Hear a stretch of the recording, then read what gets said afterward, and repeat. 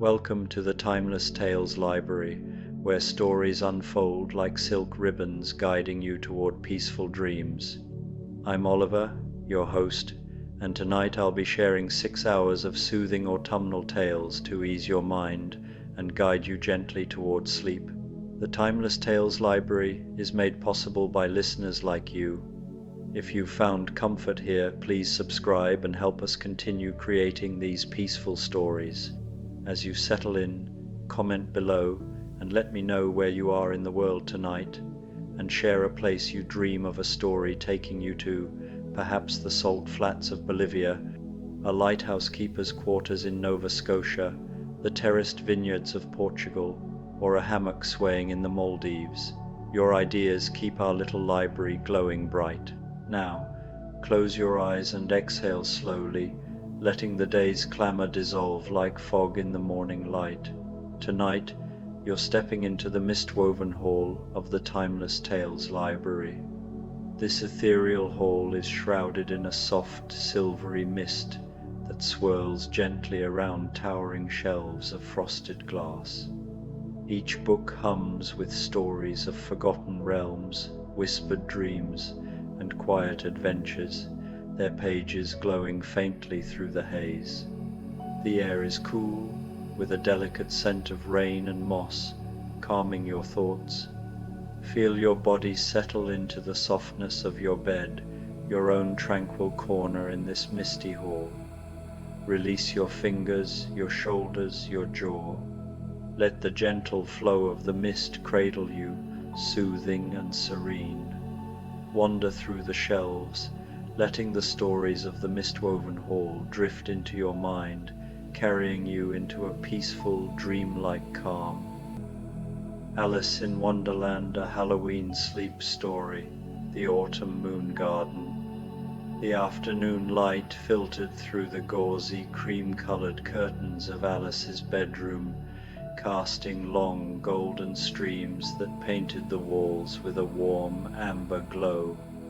The crisp scent of October air seeped through the slightly open window, carrying hints of fallen leaves, distant wood smoke, and the faint sweetness of ripe apples from the orchard nearby.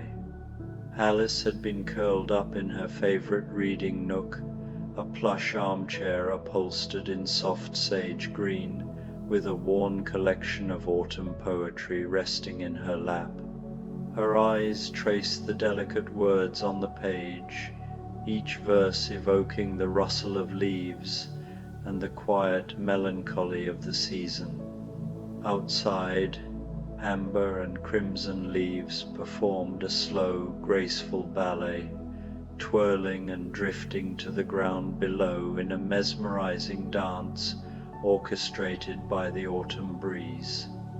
As the warmth of the afternoon sun caressed her face, drowsiness began to tug at her eyelids, gentle as a mother's touch, coaxing her toward sleep.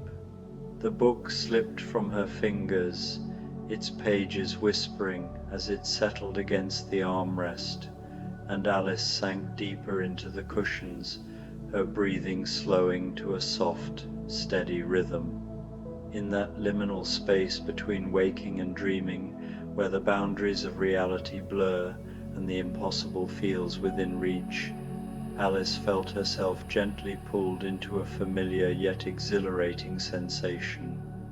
It was as if she were adrift on a tranquil river, the current carrying her effortlessly downstream toward a destination that shimmered with promise and mystery. The golden light in her room seemed to pulse and ripple like sunlight reflecting off water, and the air grew thick with an otherworldly energy that tingled against her skin. Before she could fully register the strangeness of it all, the world around her shifted, and she found herself standing in a place that was both utterly foreign and deeply familiar, as if her heart had always known it existed. The transition was seamless, like stepping through a doorway she hadn't noticed was there, and she stood, wide-eyed, at the edge of a scene so breathtaking it seemed to belong to a dream crafted just for her. The place before her could only be described as an autumn moon garden, though the term felt inadequate to capture the enchantment that unfolded in every direction. Above the sky was a deep, velvety twilight purple, a canvas of rich indigo that seemed to hum with quiet magic. Stars dotted the heavens, each one larger and more luminous than any Alice had ever seen, their silver light casting a soft, ethereal glow over the landscape below. A full harvest moon hung low on the horizon, its golden surface so close and vivid that Alice felt she could climb the gentle hill before her, stretch out her hand, and brush her fingers against its radiant, pock-marked face. The moonlight bathed the garden in a warm, amber hue, blending with the starlight to create a scene that felt both timeless and alive, as if the very air were infused with the essence of autumn itself. The garden was unlike anything Alice had encountered, even in her previous adventures through the whimsical chaos of Wonderland. Where she might have expected to find beds of roses or tulips, there were instead rows upon rows of jack-o'-lanterns, growing as naturally as any flower. These were no ordinary pumpkins. They were alive with a gentle inner light that pulsed like a heartbeat. The smallest were no larger than her thumb, glowing with a faint, firefly-like warmth that flickered delicately in the twilight. Their tiny, carved faces bore expressions of quiet curiosity, as if they were just beginning to understand the world around them. Medium-sized jack-o'-lanterns dotted the rows, their carved features more defined, kindly eyes that seemed to follow her movements, soft smiles that radiated warmth, and cheerful grins that nodded in silent greeting. Each one seemed to possess a personality, a spark of life that made the garden feel like a gathering of old friends rather than a mere collection of plants. The largest jack-o'-lanterns were truly magnificent, towering nearly as tall as Alice herself, their surfaces etched with intricate designs that rivaled the finest portraits.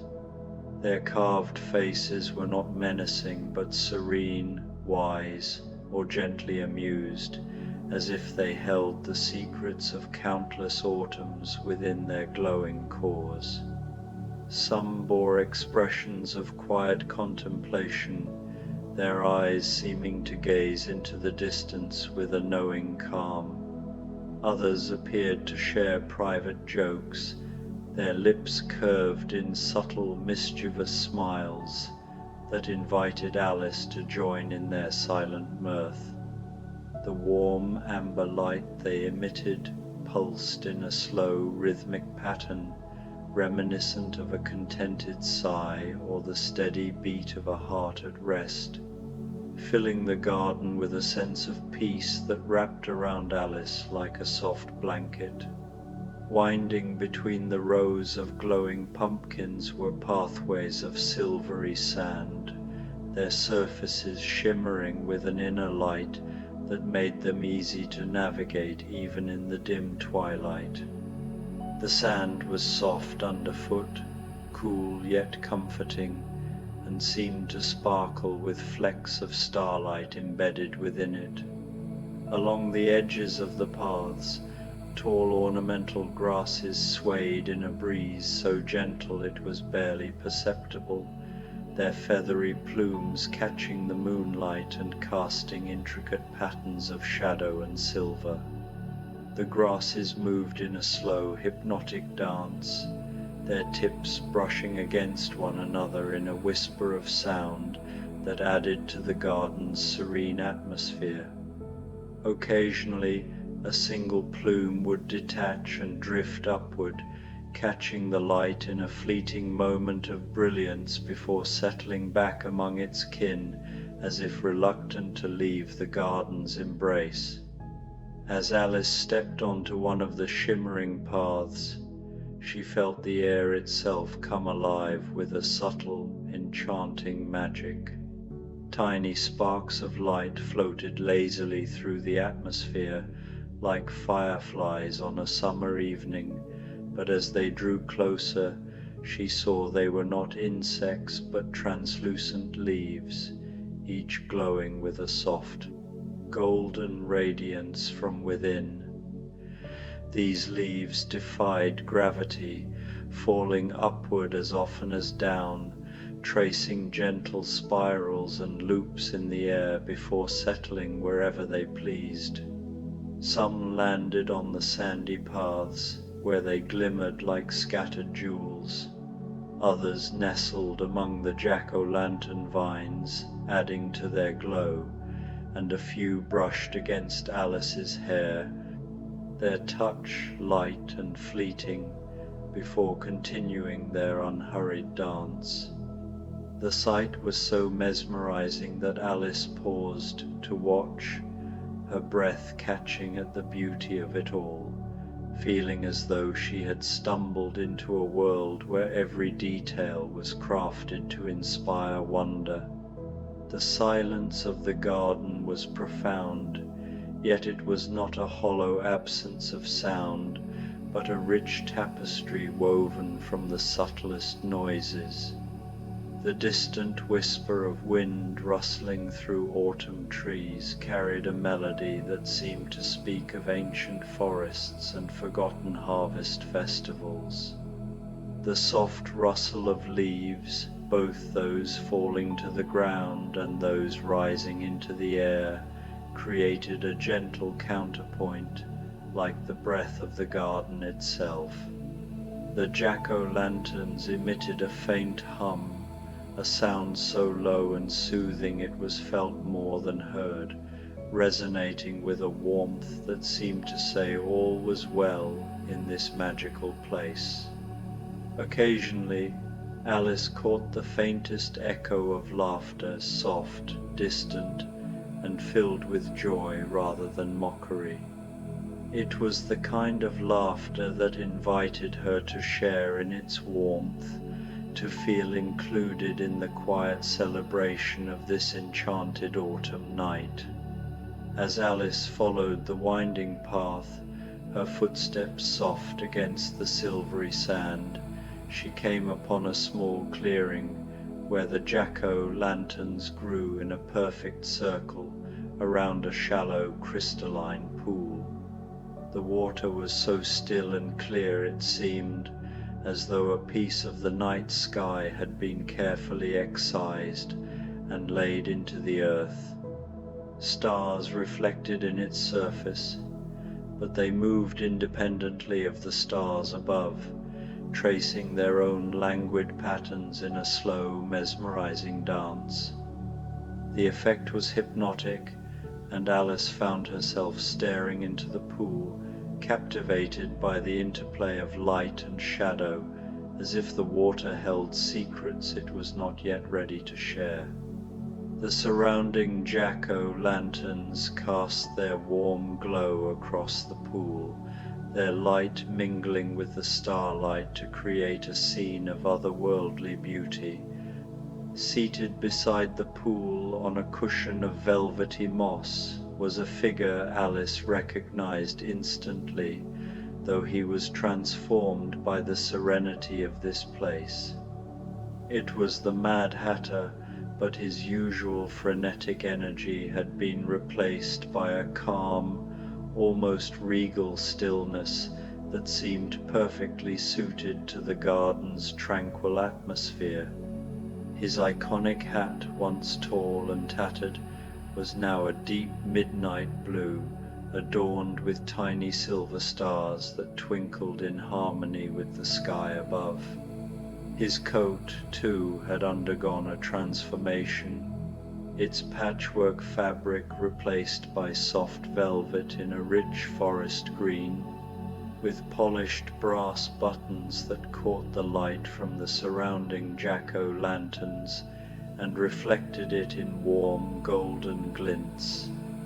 His eyes, usually wide with manic glee, now held a gentle warmth, and his smile was one of quiet contentment. "Alice," he said, his voice soft and measured, a stark contrast to his usual rapid-fire chatter. "How delightful that you've found your way to the autumn moon garden.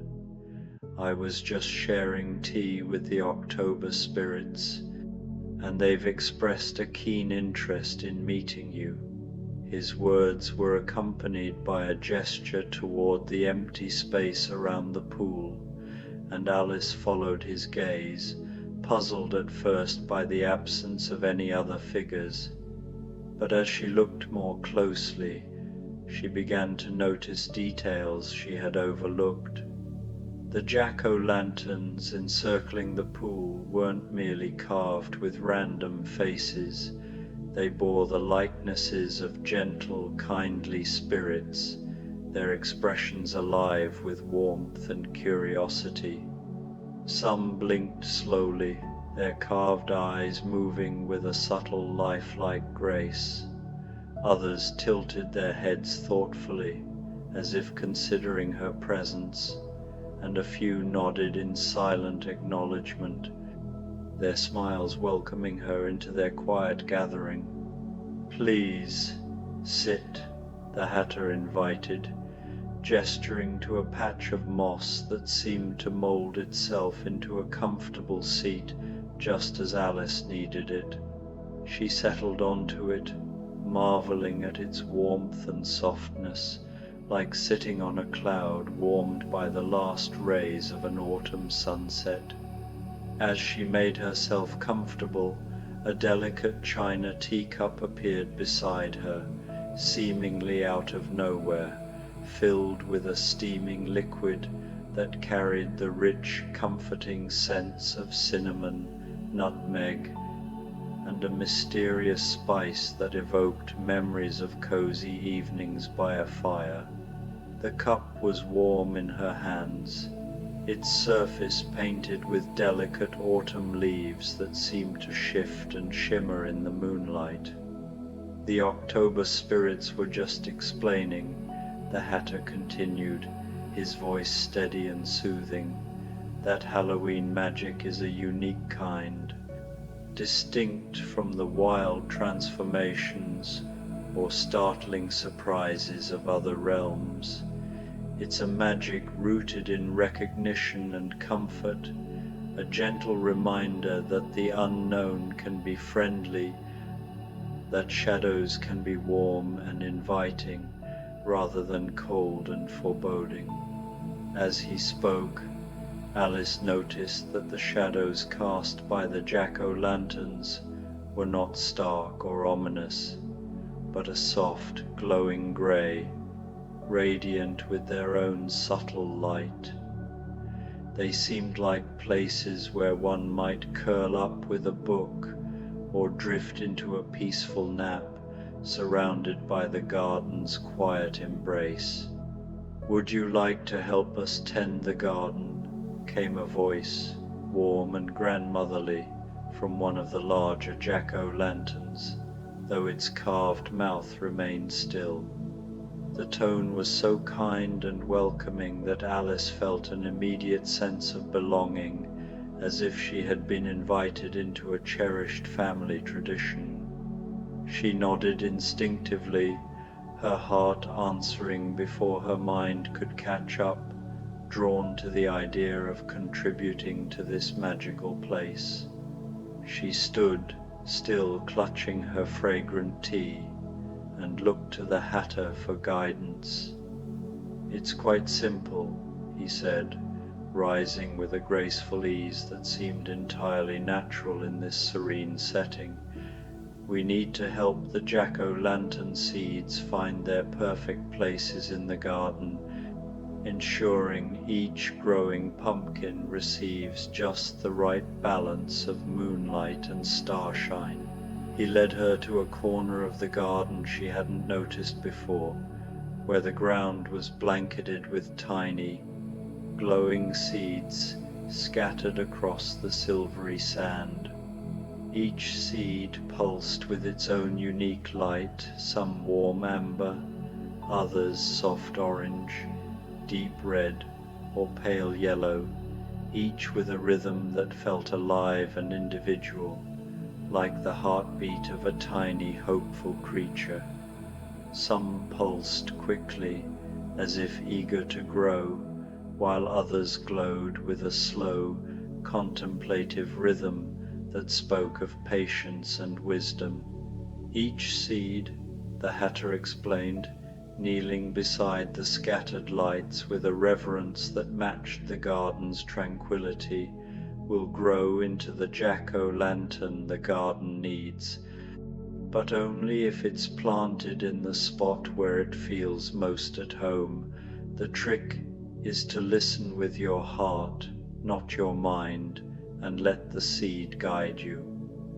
Alice knelt beside him, her eyes drawn to a small seed glowing with a particularly warm amber light, its rhythm steady and comforting, like the purr of a contented cat. As her fingers brushed against it, she felt a gentle, emotional pull, not a physical tug, but a quiet yearning, as if the seed longed for a place it had yet to discover. Trusting this feeling, Alice stood and moved through the garden, the seed cradled in her palms.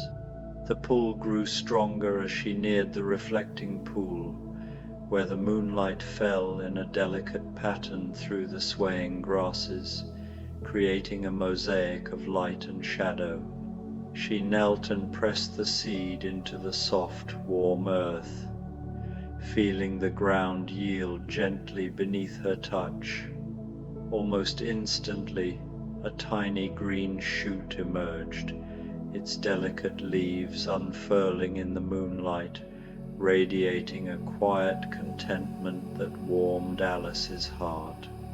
She smiled, a wave of peace washing over her, as if she had helped a small piece of the world find its rightful place. "Perfect," said the grandmotherly voice from the jack-o'-lantern, its tone filled with approval and affection. "You have the touch, my dear.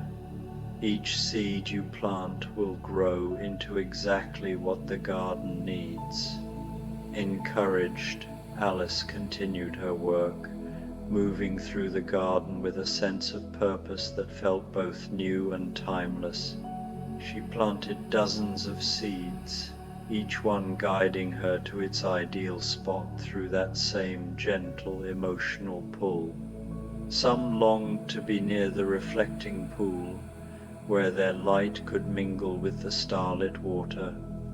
Others preferred the winding paths, where they could greet passers-by with their warm glow, and a few felt most at home on the hillside, closer to the stars that seemed to sing to them in the quiet night. As she worked, Alice's movements grew slower, more deliberate, each action a meditative act that deepened her connection to the garden. The rhythm of walking, kneeling, and planting became a soothing ritual, her breathing aligning with the gentle pulsing of the jack-o'-lanterns around her. Her mind grew quiet, free of the usual clutter of thoughts, filled instead with the simple joy of being part of this magical place. The Hatter worked beside her, his own movements graceful and unhurried, occasionally humming soft melodies that seemed to coax the seeds into settling happily into the earth. At times, she overheard him speaking quietly with the October spirits, their voices blending into the garden's symphony as they discussed the balance of colors and rhythms needed to complete the garden's harmony. The hours slipped by, though time seemed to flow differently in the autumn moon garden, stretching and contracting like a dream. Alice felt no fatigue, only a deep sense of fulfillment as she tended to the seeds, each one a small promise of light and warmth. The garden seemed to respond to her efforts, its glow growing brighter, its hum more resonant, as if it were thanking her for her care. And as she worked, she couldn't help but feel that she, too, was finding her place in this enchanted world, her heart aligning with the quiet magic of the October night. As the evening deepened, Alice's senses sharpened, and she began to notice subtle movements in the garden's soft twilight that she had initially mistaken for mere shadows cast by the glowing jack-o'-lanterns. At first they appeared as fleeting flickers, dancing at the edges of her vision, but as she focused, she realized they were not shadows at all, but gentle, translucent spirits, ethereal inhabitants of the garden itself. These figures moved with a grace that seemed almost choreographed, their motions fluid and deliberate, like dancers performing a silent ballet under the harvest moon. They tended to the growing jack-o'-lanterns with delicate touches, adjusting vines, brushing silvery sand from leaves, or gently coaxing a seedling to stand a little taller. Though they never spoke, their presence was warm and welcoming, and occasionally one would pause to nod at Alice, their translucent faces radiating quiet approval. The acknowledgement filled her with a profound sense of connection, as if her careful work planting seeds was not just appreciated but woven into the very fabric of this magical place, a shared effort that transcended time and space.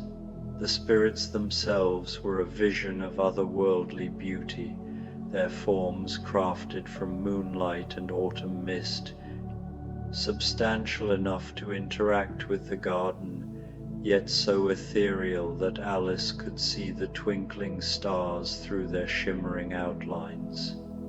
Their garments flowed like liquid night, as if woven from the deep indigo of the twilight sky, adorned with intricate patterns of constellations that shifted and reformed with every movement. Some bore the faint outlines of Orion or the Pleiades, while others displayed unfamiliar star formations that seemed to tell stories of forgotten skies. Their faces were serene, ageless, and imbued with a timeless quality that suggested they had been tending this enchanted garden for centuries, perhaps millennia, their presence as constant as the turning of the seasons, their eyes, glowing softly with the same silver light as the stars above, held a kindness that made Alice feel instantly at ease, as if she were among old friends who had known her long before she arrived in this magical place.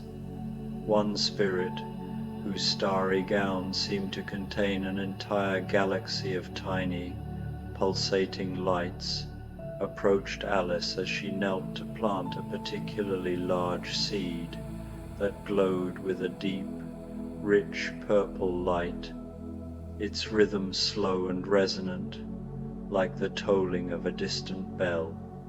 The spirit knelt beside her, its translucent hands hovering over Alice's own, guiding them with a gentle, almost imperceptible touch to press the seed to the perfect depth in the warm, yielding earth. As their hands moved together, Alice felt a surge of warmth and gratitude, a profound sense of belonging that enveloped her like a soft embrace. It was as if she had been welcomed into an ancient lineage of gardeners, a sacred tradition that stretched back through countless autumns, each caretaker adding their love and care to the garden's enduring magic. The spirit's touch was cool yet comforting, and its presence seemed to whisper of shared purpose, of a bond forged in the quiet act of nurturing life in this enchanted place. When the seed was planted, a tiny sprout emerged almost instantly, its leaves unfurling with a soft glow that mirrored the purple light of the seed. The spirit stood, its starry gown shimmering with a cascade of light, and gestured toward a part of the garden Alice had yet to explore. Intrigued, she followed the silent invitation, her footsteps soft against the silvery sand as she wound through the glowing rows of jack-o'-lanterns. The path led her to a grove of trees, their branches heavy with hanging lanterns that were not made of glass or metal but of hollow gourds and small pumpkins, each carved with intricate lace-like patterns. These natural lanterns glowed with a warm golden light, casting delicate shadow pictures onto the ground below that shifted gently in the breeze. The patterns were mesmerizing, their designs so precise and detailed that they seemed to hold stories within their flickering forms, inviting Alice to pause and lose herself in their quiet beauty. The shadow pictures were not the eerie or unsettling images one might expect in a moonlit grove, but gentle, heartwarming scenes that spoke of the joys of autumn. Alice saw vignettes of harvest festivals, with villagers dancing around bonfires, their faces alight with laughter and camaraderie.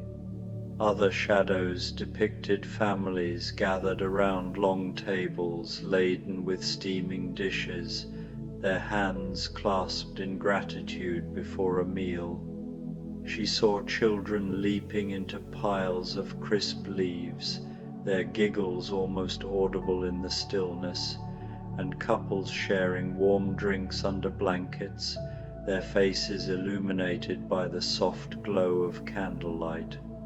The scenes moved slowly, like a dream unfolding at its own leisurely pace, each one a celebration of the ways autumn brought people together in moments of comfort, connection, and quiet joy. Alice stood transfixed, her heart swelling with a longing to be part of those scenes, to share in the warmth and togetherness they depicted. At the heart of the grove stood a tree that commanded reverence, its presence ancient and wise, its trunk so broad that Alice imagined it would take a dozen friends holding hands to encircle it. Its bark gleamed silver-white in the moonlight, smooth yet textured with the wisdom of countless seasons, and its branches stretched upward, their tips brushing the stars as if in quiet conversation with the heavens. From its lower branches hung dozens of jack-o'-lanterns, each one unique in size, shape, and design, their carved faces glowing with expressions ranging from serene contemplation to gentle amusement. Some were tiny, their light delicate and flickering, while others were large, their intricate carvings resembling portraits of forgotten autumn spirits. The tree seemed to pulse with a quiet energy, as if it were the heart of the garden, anchoring its magic and radiating a sense of timeless peace. Nestled among the great roots of the tree, like a throne carved by nature itself, sat the largest and most magnificent jack-o'-lantern Alice had ever seen. It towered over her, easily twice her height, its surface carved with such intricate artistry that it transcended its humble origins as a pumpkin and became a masterwork of sculpture. The face etched into its glowing surface was benevolent and wise, its kind eyes seeming to hold the accumulated wisdom of countless autumns, their depths reflecting the light of stars and moons long past. Its gentle smile radiated a warmth that enveloped Alice, dispelling any lingering doubts or fears and filling her with an immediate sense of peace. The jack-o'-lantern's light pulsed slowly, its rhythm steady and comforting, like the heartbeat of the garden itself, inviting all who stood before it to rest in its embrace. "Welcome, Alice," said the great jack-o'-lantern, its voice deep and resonant, like the sound of wind rustling through a forest of autumn leaves, carrying with it the scents of earth and spice. "We have been waiting for you to join us for the Halloween moon ceremony, a moment when the garden comes alive with the magic of this sacred night." The words were spoken with such warmth and sincerity that Alice felt as though she had been personally invited to a gathering of great importance, her presence not just welcomed but essential to the harmony of the event. She looked around and saw that the garden spirits had gathered in the grove, their translucent forms shimmering in the moonlight, their starry garments twinkling in unison with the jack-o'-lanterns. The hatter stood among them, his forest green coat now adorned with a crown of autumn leaves that shimmered with stardust, his serene smile reflecting the garden's tranquil magic. "What is the Halloween moon ceremony?" Alice asked, her voice soft and reverent, instinctively matching the peaceful tone of the gathering. She felt a quiet awe, as if she were standing on the threshold of something ancient and profound, a moment that connected her to a timeless tradition.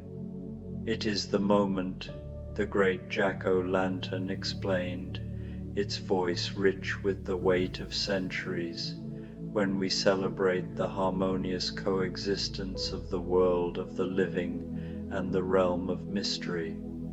Tonight, under the radiant full autumn moon, we honor the truth that the unknown need not be feared, that differences can be a source of wonder, and that the boundary between the everyday world and the world of magic is not a barrier but a doorway, inviting us to step through with open hearts." Its words resonated deeply, filling Alice with a sense of clarity and purpose, as if she had always known this truth but needed the garden's wisdom to fully understand it. As if in response to the great jack-o'-lantern's words, the full moon above seemed to blaze with newfound intensity, its silver light flooding the garden with a brilliance that illuminated every detail. The carved faces of the jack-o'-lanterns glowed with warm contentment, their expressions radiating a quiet joy that seemed to echo the moon's light. The spirits shimmered with an ethereal grace, their starry garments sparkling like a celestial tapestry, and the growing plants reached upward, their leaves trembling with gratitude as they bathed in the celestial glow. The entire garden seemed to hum with a shared energy, a collective celebration of the magic that bound it together under the autumn moon. The ceremony itself was unlike any ritual Alice had ever witnessed, its simplicity profound and moving. There were no grand speeches or elaborate gestures, only a shared moment of quiet reverence as everyone in the garden stood together, basking in the moonlight. The spirits, the hatter, and the jack-o'-lanterns all seemed to breathe as one, their presence unified by a deep sense of connection to the magic surrounding them. Alice felt it too, a profound sense of belonging, as if she were part of an ancient lineage that stretched back through generations of gardeners, spirits, and wise jack-o'-lanterns, all united by their love for this enchanted place. The silence was filled with a music born not of instruments but of harmony, the soft hum of the jack-o'-lanterns, the whisper of the autumn breeze through the trees, the gentle laughter of the spirits, and the slow, steady breathing of the earth itself, resting peacefully under the moon's tender care. As Alice stood in the grove, enveloped by the garden's gentle magic, a wave of drowsiness washed over her, warm and comforting, like a soft blanket draped over her shoulders. The moonlight seemed to wrap around her, its silver glow soothing her senses, while the warm light from the jack-o'-lanterns made her eyelids grow heavy with contentment. The ceremony continued around her, its quiet rhythm requiring no effort beyond the simple joy of being present, of sharing in the garden's peace. She felt herself swaying slightly, her body relaxing into the moment, carried by the gentle pulse of the garden's magic. "Alice," the Hatter said softly, appearing beside her with his serene smile, his crown of leaves catching the moonlight in a delicate shimmer. "Would you like to rest in the moon garden's most special sleeping place? The ceremony will continue through the night, and you can sleep peacefully, cradled by the gentle magic that surrounds us." His voice was warm and inviting, promising a rest unlike any she had known. Alice nodded, her eyes heavy with the weight of the day's work and the garden's soothing enchantment. The hours spent tending the seeds, combined with the profound peace of this place, had left her in a state of perfect relaxation, her mind quiet and her heart full. The Hatter led her to a small hill nearby, its surface covered in the softest moss she had ever felt, warm and yielding like a bed crafted by the garden itself. The moonlight fell in a gentle pattern across the hill, filtered through the swaying grasses, and the surrounding jack-o'-lanterns cast warm, comforting shadows that seemed to embrace her. A bed formed itself from the moss and scattered leaves, perfectly shaped to her body, its surface as inviting as a cloud warmed by autumn sunlight. As Alice lay down, the earth beneath her radiated a gentle warmth, as if the garden itself were cradling her in its care. The great oak tree stretched one of its lower branches over her, and from it hung a small, exquisitely carved jack-o'-lantern, its light glowing with the softest, most comforting warmth, bright enough to reassure her, yet dim enough to lull her toward sleep. The light pulsed slowly, its rhythm aligning with her own slowing breaths, guiding her gently toward rest.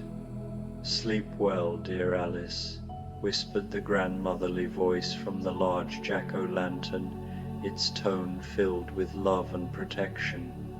"You are safe and cherished in the moon garden, and we will all watch over your dreams." The words wrapped around her like a lullaby, their warmth settling into her heart as she sank deeper into the mossy bed. The sounds of the ongoing ceremony enveloped her, quiet humming from the spirits, the hatter's soft conversation with the October spirits, and the gentle creaking of the ancient oak as it swayed in the breeze.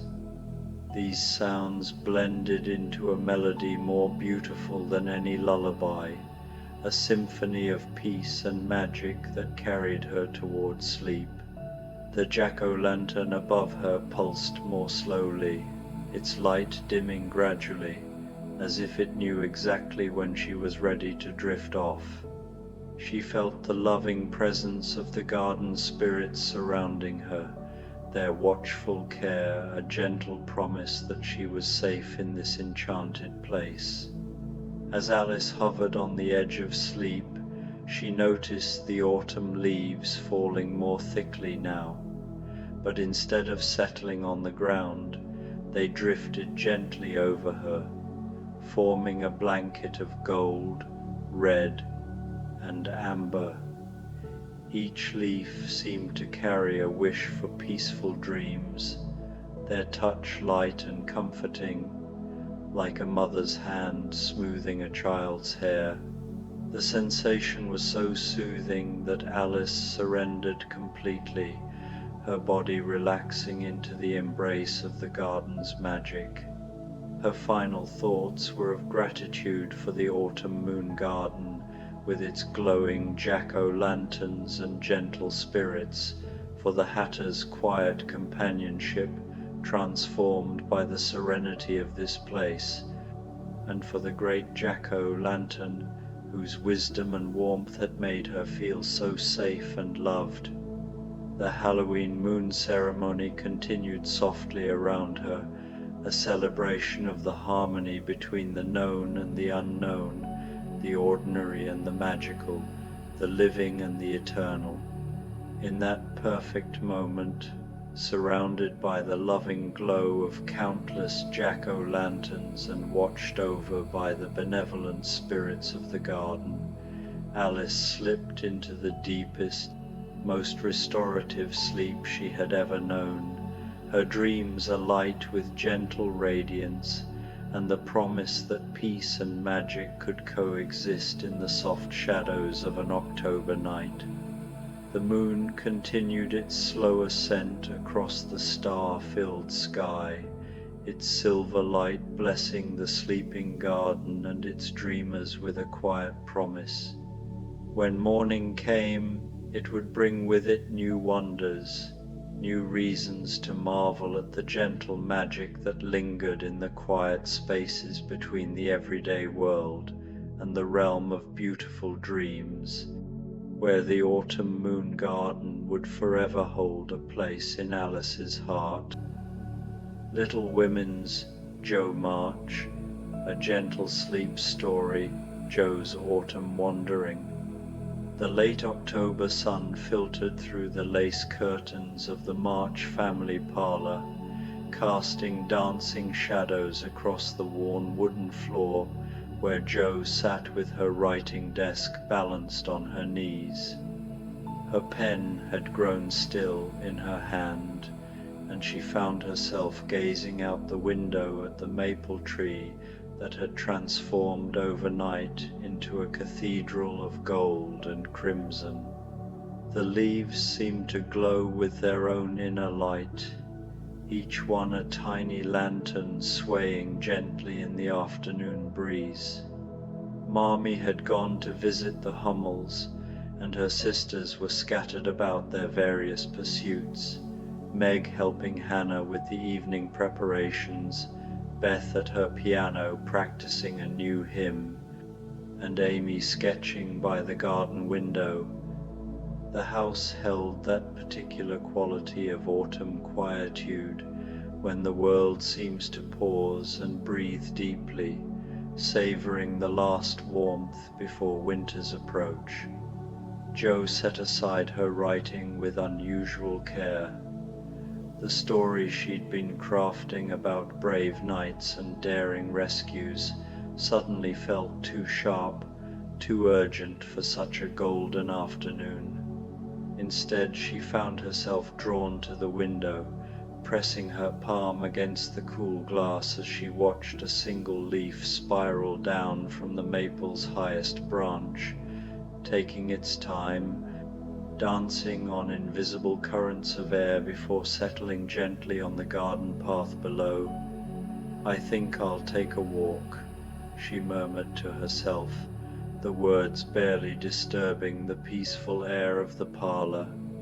It wasn't like Joe to speak so softly, but something about the autumn light seemed to call for whispers and gentle movements.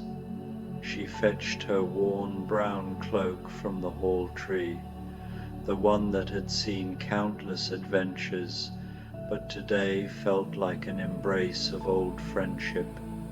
As she stepped outside, the air greeted her with the scent of wood smoke from a distant chimney, the earthy sweetness of fallen apples, and something else, something indefinable that spoke of change and peace and the quiet satisfaction of harvest time.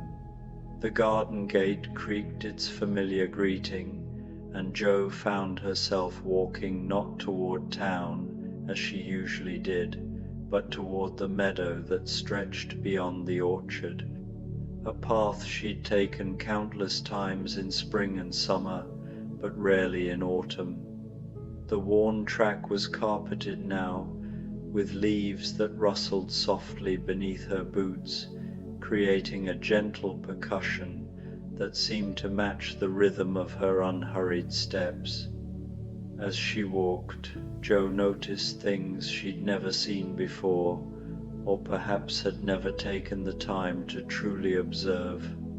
The way the afternoon light caught in spider webs stretched between fence posts, turning them into delicate works of art more beautiful than any lace Amy might embroider. The sound of her own breathing, steady and peaceful, harmonizing with the whisper of leaves above her head. The feeling of her cloak settling around her shoulders like the wings of some benevolent creature, protecting without constraining. The familiar meadow opened before her, but it seemed transformed. Where summer had brought wild grasses that reached her waist in green abundance, autumn had painted the world in shades of amber and rust. The grass had grown soft and fine, bending gracefully before the breeze like dancers in some grand, slow ballet performed for an audience of one. Jo found herself slowing even more, her usual brisk stride settling into something more like a meditation. Each step seemed to sink slightly into the earth, as if the meadow were welcoming her home after a long absence.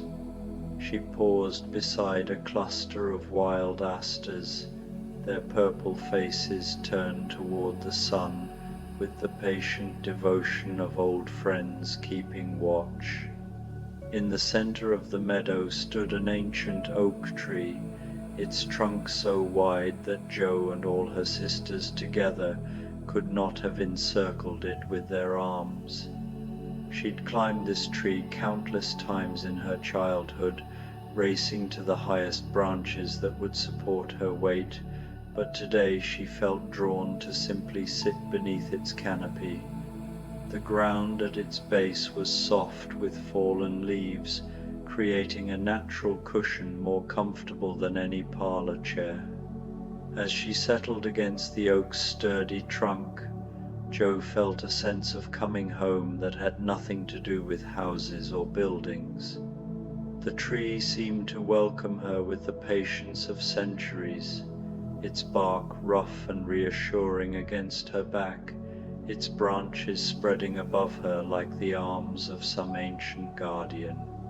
She pulled her cloak around herself and simply breathed, letting the peace of the place seep into her bones. Time seemed to slow and stretch, becoming something more fluid than the tick of clocks or the chiming of hours.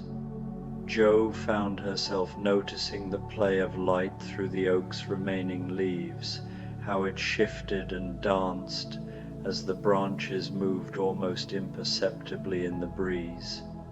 Golden coins of sunlight scattered across her lap, warm despite the cool air, and she watched them flicker and dance like living things. A red squirrel appeared at the base of a nearby tree, its tail a banner of russet fur as it sat up on its haunches and regarded her with bright, curious eyes. Jo remained perfectly still, hardly daring to breathe, and after a long moment the creature began to gather acorns, moving with efficient grace as it prepared for winter. There was something deeply satisfying about watching this simple, age-old ritual, this quiet preparation for the seasons to come. As she watched, more woodland creatures began to reveal themselves. A pair of chickadees flitted through the lower branches of the oak, their soft calls creating a gentle symphony with the rustle of leaves. A chipmunk appeared and disappeared among the roots, its cheeks bulging comically with seeds. These small beings went about their business with a peaceful purpose that Jo found deeply soothing, as if she were witnessing some secret ceremony of preparation and contentment. The sun continued its lazy journey across the sky, and Jo felt no urge to hurry or to move from her spot beneath the oak. Her usual restlessness, the energy that drove her to pace and gesticulate when she spoke, to fill every moment with activity and purpose, seemed to have been gently dissolved by the autumn air. Instead, she found herself content simply to exist in this moment, to be present without needing to do anything at all. She began to notice sounds she'd never heard before, or perhaps had never listened for. The soft whisper of wind through dry grass, the distant call of geese passing overhead on their long journey south, the creak of tree branches settling in the afternoon warmth. Each sound seemed to layer upon the others, creating a symphony of perfect peace that needed no conductor, no audience, only the simple act of being. As the afternoon progressed, Jo found her eyes growing heavy in the most pleasant way. Not the desperate tiredness that came after long days of helping Mommy with her charitable works, or the exhaustion that followed her passionate battles with particularly stubborn stories, but a gentle drowsiness that felt like a gift. She let her eyelids flutter closed and simply listened to the world around her, feeling more connected to the earth and sky than she ever had before. In this half-dreaming state, Jo began to imagine she could hear the very breath of the forest itself, the slow inhale and exhale of seasons changing, of leaves preparing to let go and settle into winter sleep. The patient heartbeat of the oak tree, steady and ancient, marking time in years rather than moments. The whispered conversations of creatures preparing for winter, sharing news and comfort in languages older than words. A warm breeze stirred the air, carrying with it the scent of distant wood smoke and the rich, loamy smell of earth settling into rest. Jo pulled her cloak closer and smiled without opening her eyes. This was what peace felt like, she realized. Not the absence of activity or excitement, but the presence of perfect contentment, of being exactly where she belonged at exactly the right moment.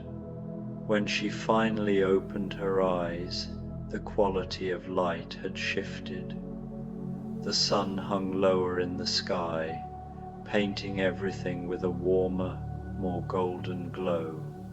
The shadows had grown longer, stretching across the meadow like gentle fingers, and the air had taken on the crisp edge that spoke of evening approaching. But there was no urgency in this recognition, no sudden panic about the time.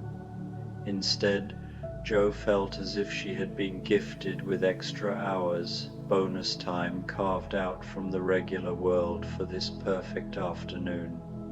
She became aware of a new sound, the soft flutter of wings, and looked up to see a great blue heron settling by the small creek that bordered the far edge of the meadow. The magnificent bird stood motionless for a long moment, its reflection wavering in the slow-moving water, before beginning to wade with careful, deliberate steps. Jo watched in wonder as the heron paused, head cocked with infinite patience, before striking quick as lightning at some unseen fish beneath the surface. The grace and deliberation of the heron's movements seemed to embody everything Jo had been feeling about this afternoon. There was no hurry, no wasted motion, only perfect presence and attention to the moment at hand. She found herself breathing in rhythm with the bird's careful steps, her own heartbeat slowing to match the patient rhythm of this wild, beautiful creature. As she watched, the heron lifted its great wings and took flight, its movements so smooth and powerful that it seemed to float rather than fly. Jo followed its progress across the meadow and over the distant trees until it disappeared into the golden distance, leaving her with a sense of having witnessed something sacred, a reminder of the wild grace that lived at the heart of the world. The afternoon light was beginning to take on the honeyed quality that came just before sunset, and Jo knew she should think about heading home. But the thought held no anxiety, no sense of duties left undone or time wasted. Instead, she felt full to overflowing with the richness of these quiet hours, as if she'd been fed some essential nourishment she hadn't even known she'd been missing. She rose slowly from her place beneath the oak, taking a moment to brush the leaves from her cloak, and to place her hand once more against the tree's sturdy trunk. "Thank you," she whispered, and though she couldn't have said exactly what she was thanking the tree for, the words felt necessary and right. As she began to walk back across the meadow, Jo found that her steps had taken on a new quality. She moved more slowly than usual, not from tiredness, but from a desire to savor each moment of the journey home. The grass whispered different stories to her now, tales of summer's abundance and winter's coming rest. The air carried different messages, speaking of change and continuation, of the eternal cycle of seasons that connected all things. The path through the orchard felt like walking through a gallery of masterpieces. Each apple tree was heavy with fruit, the apples glowing like lanterns in the slanted light. Some had fallen to the ground, where they lay among the fallen leaves like gifts left by generous spirits. Jo paused to pick up one that had just fallen, its skin still warm from the sun, and took a small bite. The juice was sweet and sharp at once, tasting of sunshine and rain, of all the patient months of growing and ripening. As she walked, Jo began to notice details she'd somehow missed on her way out, despite taking the same path. The way the light caught in the windows of distant farmhouses, making them glow like eyes full of warm welcome. the smoke rising straight up from chimneys, creating delicate columns that dissolved into the clear air. The way the fence posts were decorated with wisps of sheep's wool left behind from spring pasturing, now weathered to the softness of clouds. A barn cat appeared on the stone wall that bordered the lane, a ginger Tom with white mittens who regarded her passage with calm green eyes. Jo paused to speak to him, and to her delight he responded with a rumbling purr and rubbed his head against her outstretched hand. His fur was warm from sunbathing, and his purr seemed to vibrate through her entire being, adding another layer to the peace that had been building in her heart all afternoon. "Have you been having as lovely an afternoon as I have?" she asked him softly, and he responded by sitting down and beginning to wash his face with careful precision, as if to demonstrate that every moment could be lived with such deliberate grace. This afternoon walk wasn't just a physical journey for Jo, it was a profound emotional and spiritual one. The stillness of the meadow provided a counterpoint to the internal landscape she so often navigated, a world of ambition, frustration, and fiery emotion. Jo, a character defined by her energetic, sometimes chaotic, drive, was a force of nature in the March household. Her passions burned bright, whether they were for a new story, a debate with Amy, or a spirited game of charades. But in the hushed, golden light of this autumn day, that inner fire was banked, replaced by a quiet, steady warmth. This shift in her state of being was a gift from the season itself. Autumn, with its gentle decline and sense of a world preparing for rest, invited a different kind of existence. It was a season of introspection, of looking inward rather than outward. For Jo, whose gaze was usually fixed on the future, on the next story she would write, the next great adventure she would have, this was a rare and valuable opportunity.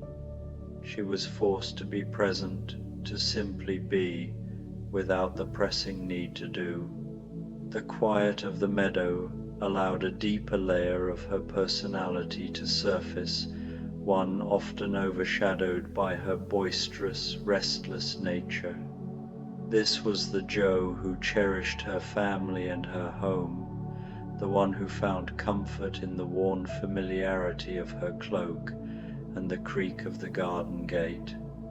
The Jo who, for all her ambition to escape her small-town life, was deeply rooted in the soil of her childhood.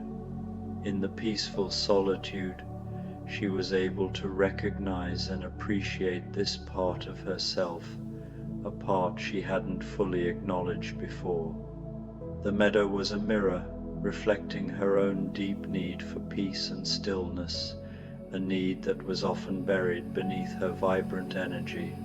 As Jo delved deeper into her walk, the world around her began to reveal itself in a new and intimate way.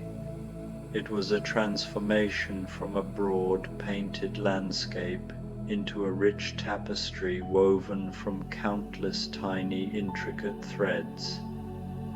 Before, the meadow was simply the meadow, a space for running and games. Now, it was a living, breathing entity, a collection of small miracles she had been too busy to notice. The spider webs, once invisible, became glittering works of art, each thread a testament to quiet, patient labor. The leaves that had been a simple carpet beneath her feet were now a gentle percussion, a musical accompaniment to her unhurried steps. The wild asters were not just flowers, but old friends, their purple faces turned to the sun with a quiet devotion that resonated with Joe's own growing sense of peace. Each detail was a note in the symphony of the afternoon, and Joe, by slowing down, had finally learned to listen to the music. This focus on the small things was a lesson in mindfulness.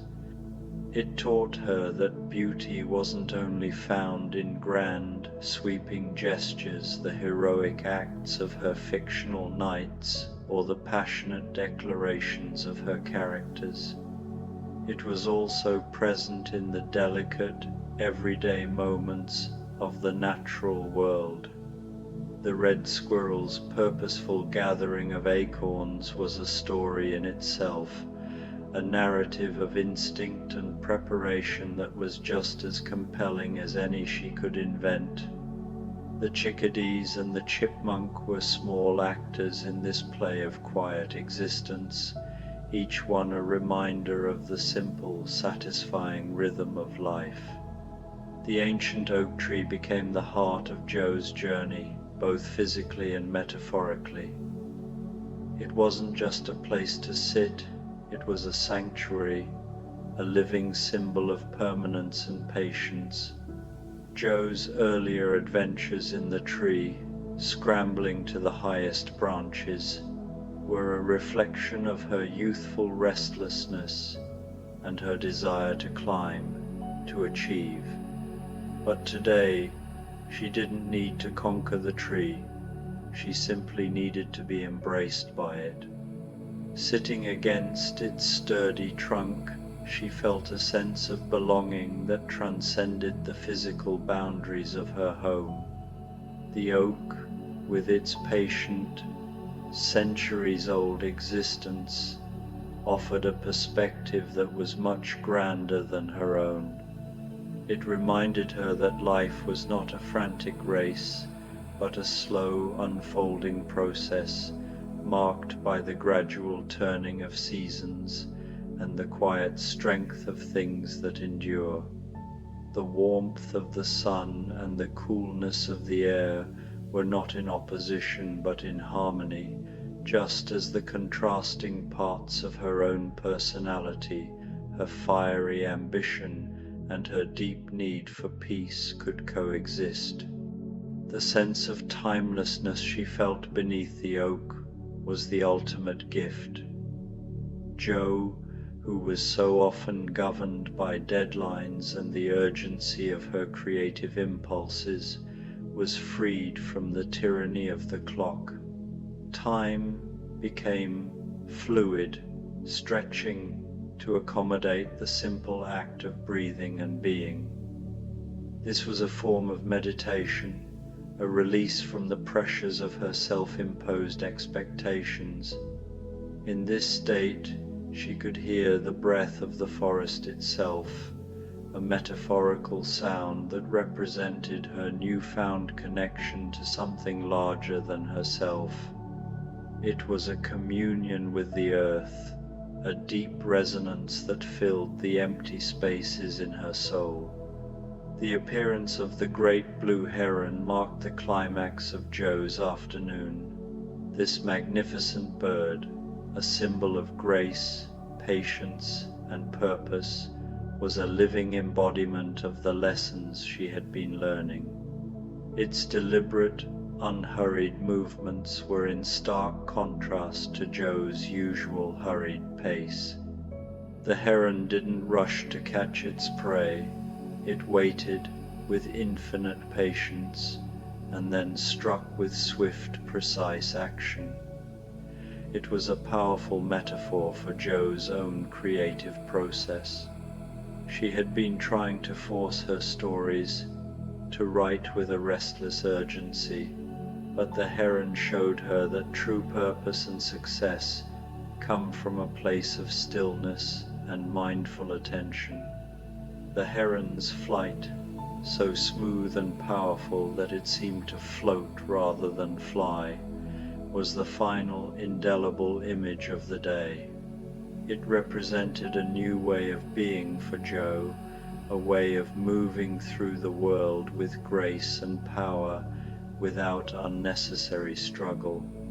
Watching the bird disappear into the golden light left her with a sense of having witnessed something sacred, a moment of profound revelation. She hadn't found what she was looking for on this walk. She hadn't even been looking for anything, but she had found what she needed. The final leg of her journey home was not a return to the ordinary, but a continuation of her newfound grace. The details she noticed now, the apple trees glowing like lanterns, the smoke rising like delicate columns, were not just observations, but affirmations of the beauty she was now capable of seeing. The sweet and sharp taste of the fallen apple was a microcosm of her own life, full of both challenging and delightful moments, each one necessary for a full and rich experience. Even the barn cat became a teacher, its careful, deliberate movements demonstrating the dignity in simple daily tasks. Jo's walk was a gentle pilgrimage of the soul. She had left her home a restless, ambitious girl, and returned a soul full of a quiet, abiding peace. She had learned that the most important stories were not always the ones written with a pen, but the ones lived in moments of stillness and grace, in the quiet golden light of an autumn afternoon. The world outside had not changed, but her perception of it had been forever transformed. The lane led her past the Moffat house, where she could see Mrs. Moffat working in her kitchen garden, harvesting the last of the winter squash. The older woman looked up and waved, her face creased in a smile that spoke of her own satisfaction with the autumn afternoon. Jo waved back, feeling connected to this neighbor in a new way, as if they were both part of some quiet conspiracy of contentment. As she approached home, Jo could see the warm glow of lamplight beginning to appear in the windows of the March house. The sight filled her with a different kind of happiness than she'd felt in the meadow, not the wild, expansive joy of being at one with the natural world, but the warm, gathering joy of family and belonging. Both feelings seemed to complement each other perfectly, like two notes in a harmony she was only just beginning to understand. The garden gate welcomed her with its familiar creak, and Jo paused for a moment on the garden path to look back toward the meadow. She couldn't see it from here, but she could feel its presence, like a secret she carried in her heart. The memory of the afternoon glowed within her, warm and golden, a treasure she could return to whenever the world seemed too harsh or hurried. Beth's music drifted through the parlor window, not the hymn she'd been practicing earlier, but something softer, more improvised. The melody seemed to capture something of Jo's afternoon mood, gentle and wandering, full of quiet joy.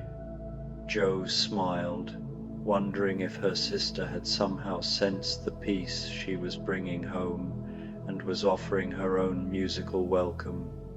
As she reached the front door, Jo paused with her hand on the handle. She didn't want this feeling to end, didn't want to return to the ordinary world of conversations and duties and the bright urgency of family life. But as she stood there, she realized that the peace she'd found wasn't something that would disappear the moment she stepped inside. It had become part of her, woven into her very being during those golden hours beneath the oak tree. The door opened before she could turn the handle, and there was Marmee, her face glowing with the warmth that always surrounded her like a visible blessing.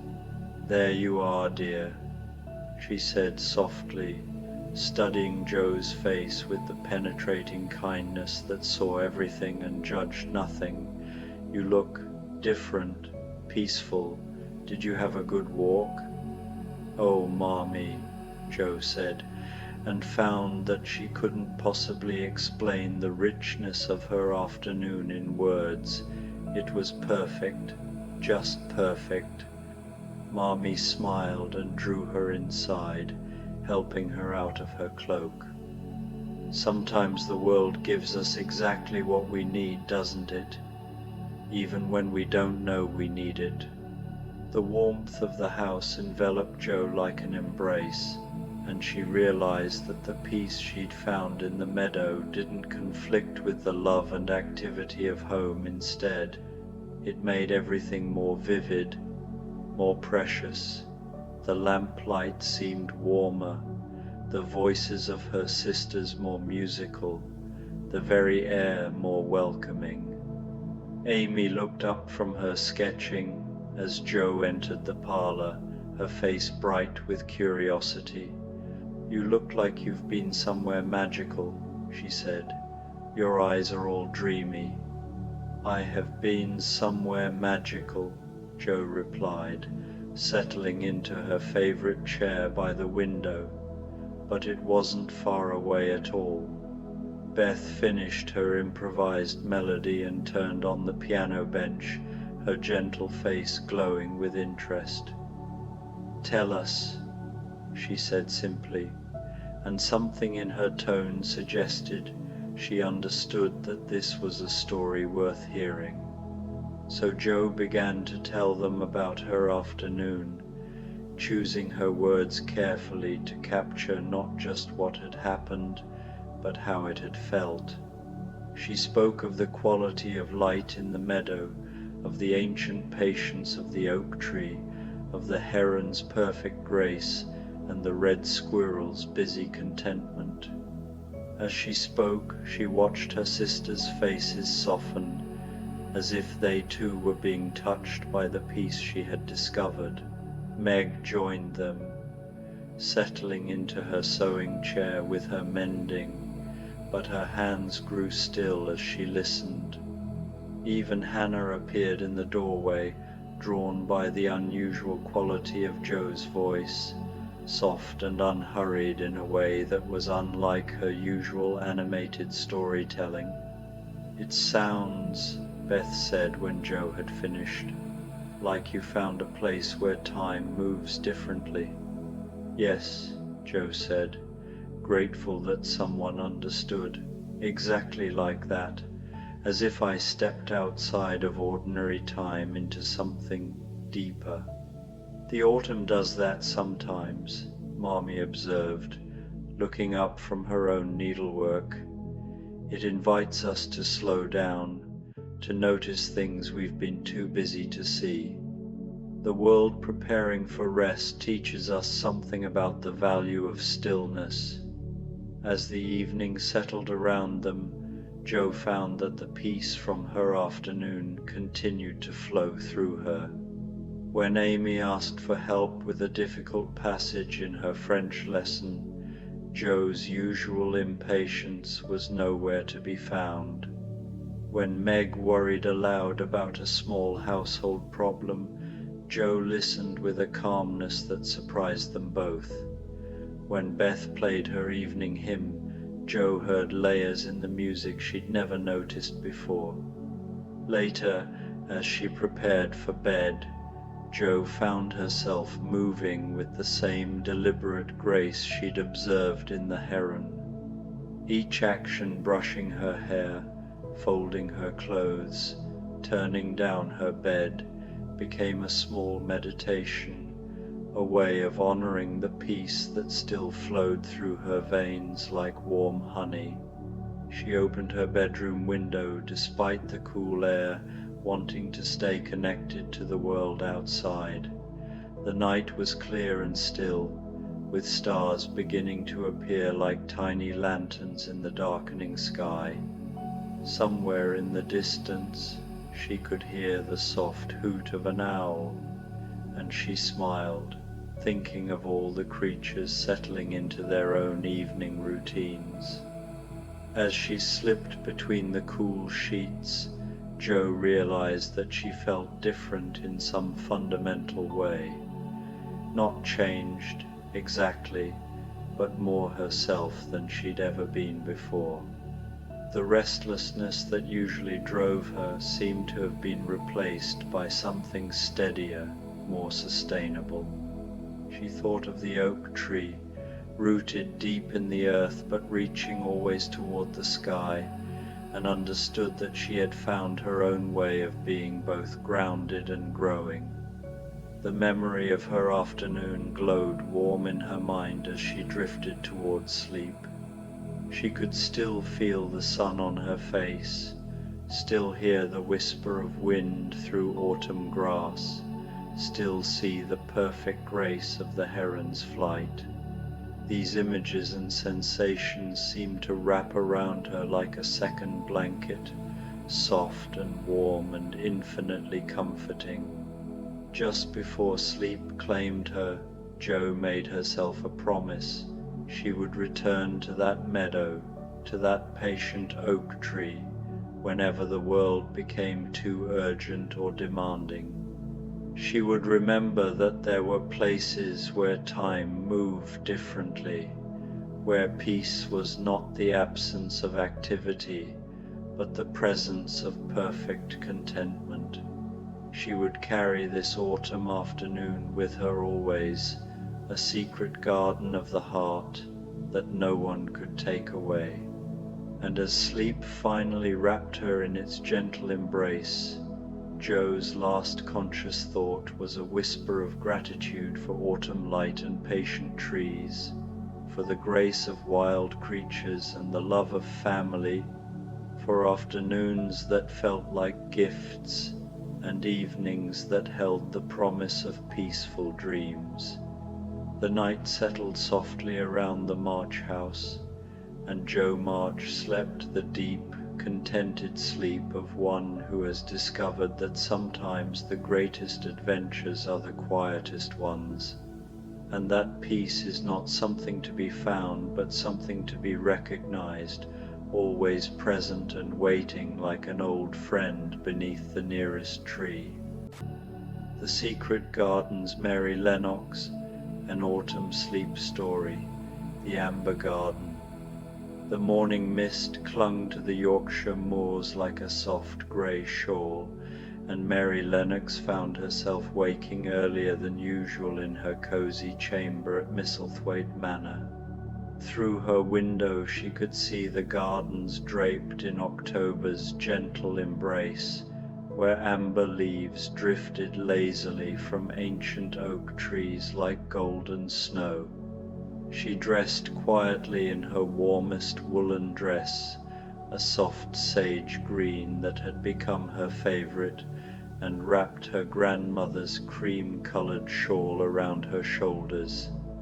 The manor was still sleeping, save for the gentle sounds of Martha preparing breakfast in the kitchen below. Mary had grown to love these quiet morning hours, when the world seemed to breathe more slowly and everything felt touched by magic. As she made her way through the corridors, her feet found their familiar path without conscious thought, past the portraits of stern-faced ancestors, down the stone steps that had worn smooth under centuries of footsteps, and through the side door that led to the gardens. The key to the secret garden hung on a ribbon around her neck, warm against her heart, a talisman that had become as natural to her as breathing. The October air was crisp but not cold, carrying the sweet scent of wood smoke from a distant chimney and the earthy perfume of fallen leaves. Mary pulled her shawl closer and walked slowly along the ivy-covered walls, her footsteps muffled by the thick carpet of rust and gold that autumn had laid upon the path. When she reached the hidden door, nearly invisible beneath its curtain of ivy, Mary paused to listen. The garden seemed to be humming with a different energy this morning, quieter than summer's vibrant chorus, but deeper somehow, like the low notes of a distant organ played in a cathedral made of trees. She turned the key in the ancient lock, pushed open the door, and stepped into her sanctuary. The secret garden in autumn was a place transformed. Where once roses had bloomed in riotous abundance, now graceful stalks stood adorned with bright red hips that gleamed like rubies in the morning light. The climbing roses that covered the walls had turned their leaves to shades of copper and wine, creating tapestries more beautiful than any hanging in the manor's great hall. But it was the trees that took Mary's breath away. The ancient apple trees at the garden's heart had become towers of gold, their branches heavy with fruit that glowed like lanterns. Leaves drifted down in a constant, gentle rain, spinning and dancing on air currents she could barely feel. Each leaf seemed to catch the light as it fell, creating tiny flashes of amber and bronze against the soft grey sky. Mary walked slowly along the gravel paths that Dickon and Colin had helped her restore years ago. The garden had grown and changed since then, but it remained a place apart from the world, a pocket of wonder where time moved differently and magic felt as natural as breathing. As she rounded the corner near the old sundial, Mary noticed something she had never seen before. At the base of the largest apple tree, where the roots emerged from the earth like the fingers of an ancient hand, the fallen leaves had arranged themselves in perfect spirals. Not scattered randomly as leaves should be, but laid out in intricate patterns that seemed to pulse gently with their own inner light. Mary knelt beside one of these leaf spirals, her fingers hovering just above the golden surface. The leaves were warm to the touch, warmer than they should have been in the cool morning air. As her fingertips brushed the topmost leaf, a perfect maple leaf the color of honey, she felt a gentle tingling sensation, like the whisper of electricity before a summer storm. The sensation spread up her arm and through her body, not unpleasant but surprising in its intensity. The garden around her seemed to shimmer for a moment, as if she were seeing it through water, and then everything settled back to normal, except that the morning light seemed warmer, more golden, and the air hummed with an almost musical quality.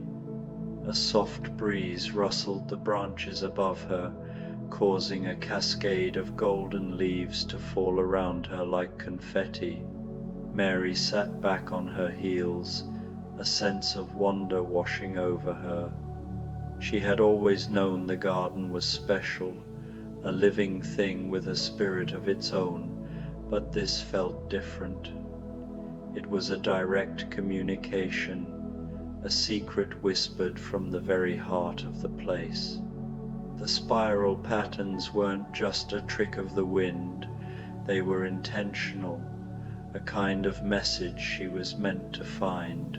She looked more closely at the intricate design. It reminded her of the patterns in seashells, of the way a fern frond uncurls, and of the twisting tendrils of ivy that clung to the walls. It was a pattern found everywhere in nature, a fundamental blueprint for growth and life.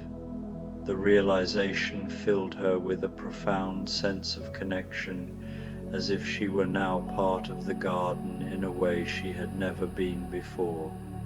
She was no longer just its caretaker, but a part of its very being, connected to its ancient rhythm. Mary stood and walked to the other side of the apple tree. There, at the base of another gnarled root, was a similar spiral, slightly larger than the first, and another, all leading away from the tree like a trail of golden breadcrumbs. Her heart beat with a quiet excitement. This wasn't just a single magical moment, it was a path.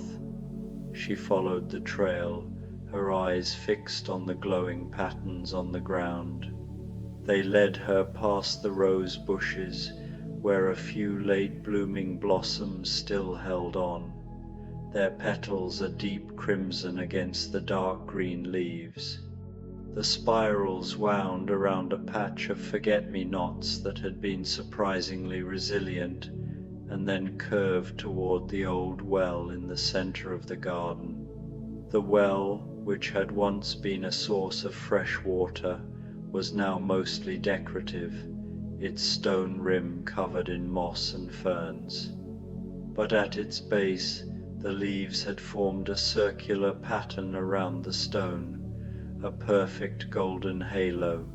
Mary knelt once more, her fingers tracing the edge of the pattern. The warmth was stronger here, a gentle heat that seemed to radiate from the very stone itself. She felt a gentle pull, a current of energy drawing her closer to the well's opening. Curiosity overcame her caution. She peered into the darkness of the well, expecting to see her reflection or a glimpse of the water far below. Instead, a soft light emanated from the depths, a diffused silvery glow that pulsed in time with the hum in the air. It wasn't a reflection of the sun, but an inner light, as if the well were a lantern filled with captured moonlight. Mary sat back, her mind reeling. The garden was truly alive, more so than she had ever imagined. The spiral patterns, the warmth, the light from the well, all of it pointed to a deeper magic, a secret life that was now revealing itself to her. It was a testament to the power of nature, to the quiet resilience of life that could flourish even after years of neglect. The garden was not just a place of healing for her and Colin, it was a source of its own healing, a place that was now regenerating itself in a new and profound way. She reached out and dipped her hand into the light emanating from the well.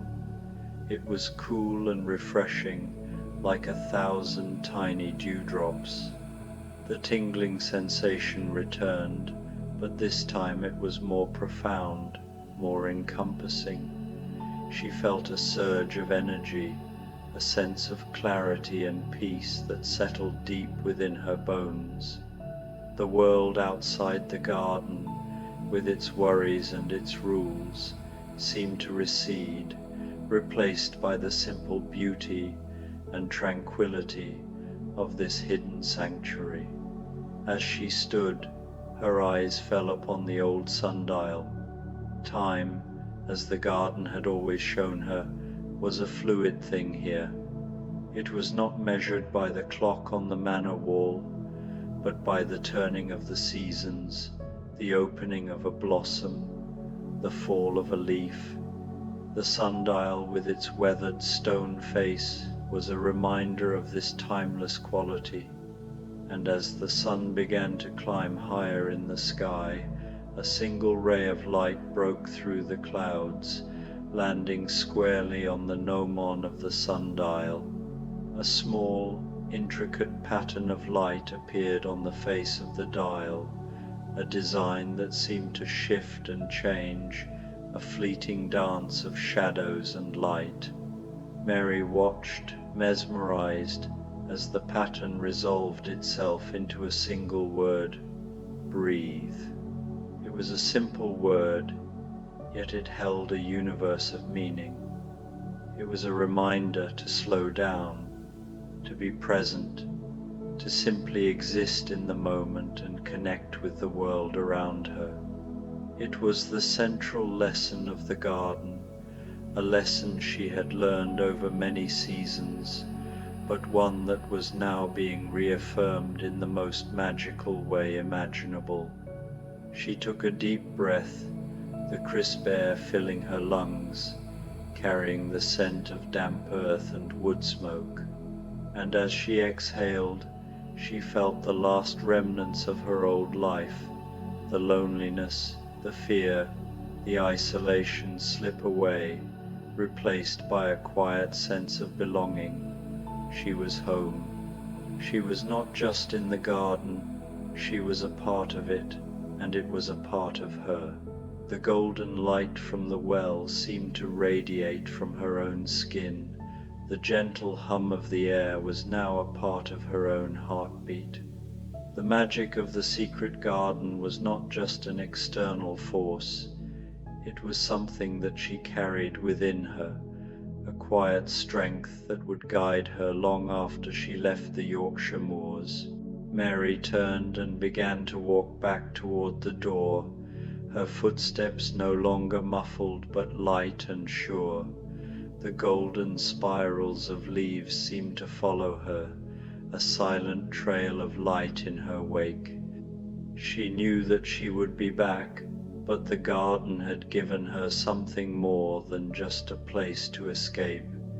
It had given her a sense of purpose, a connection to the world that went beyond words.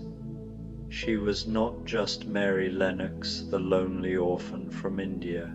She was the keeper of the garden, the one who had unlocked its secrets and, in doing so, had unlocked her own. And as the door swung shut behind her, she knew that the garden's magic would be with her always. Mary sat back on her heels, watching the leaf spirals with growing wonder. As she observed them, she began to notice that they were moving so slowly that she had to focus intently to perceive the motion. The spirals were turning, clockwise, like great wheels made of autumn's treasury. With each barely perceptible rotation, a few leaves would detach from the outer edge and drift away on unfelt breezes, while new leaves settled gently onto the inner curves. The sight was mesmerizing. Mary found herself breathing in rhythm with the spiral's rotation, her heartbeat slowing to match their ancient tempo. She had no idea how long she sat there, watching the leaves dance their stately dance, but gradually she became aware that she was no longer alone in the garden. A small robin had alighted on a branch just above her head, but this was not the familiar robin who had been her companion in the garden's early restoration. This bird's feathers held an unusual sheen, as if they had been brushed with the same golden light that touched the leaves. It cocked its head at Mary and trilled a few notes that seemed to harmonize with the garden's gentle humming. "Hello, little friend," Mary whispered, not wanting to disturb the garden's peaceful spell. "Are you watching the leaves too?" The robin responded with a longer song, complex and melodious, and Mary could have sworn she heard actual words woven through the notes. Not words in any language she knew, but sounds that carried meaning nonetheless, something about seasons turning, about the earth's deep wisdom, about the magic that flowed beneath the surface of all growing things. As if summoned by the robin's song, other creatures began to appear. A red squirrel emerged from behind the sundial, its tail particularly fluffy and touched with the same golden sheen as the robin's feathers. 2 grey rabbits hopped out from beneath the rose bushes, their eyes bright and knowing. Even a small hedgehog waddled into view, seemingly unperturbed by Mary's presence.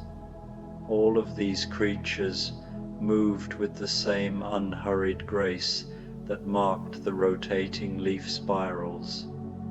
They took their places around the base of the apple tree, forming a loose circle that included Mary within its boundaries. None of them seemed afraid, and all of them watched the leaf patterns with the same fascination that had captured Mary's attention.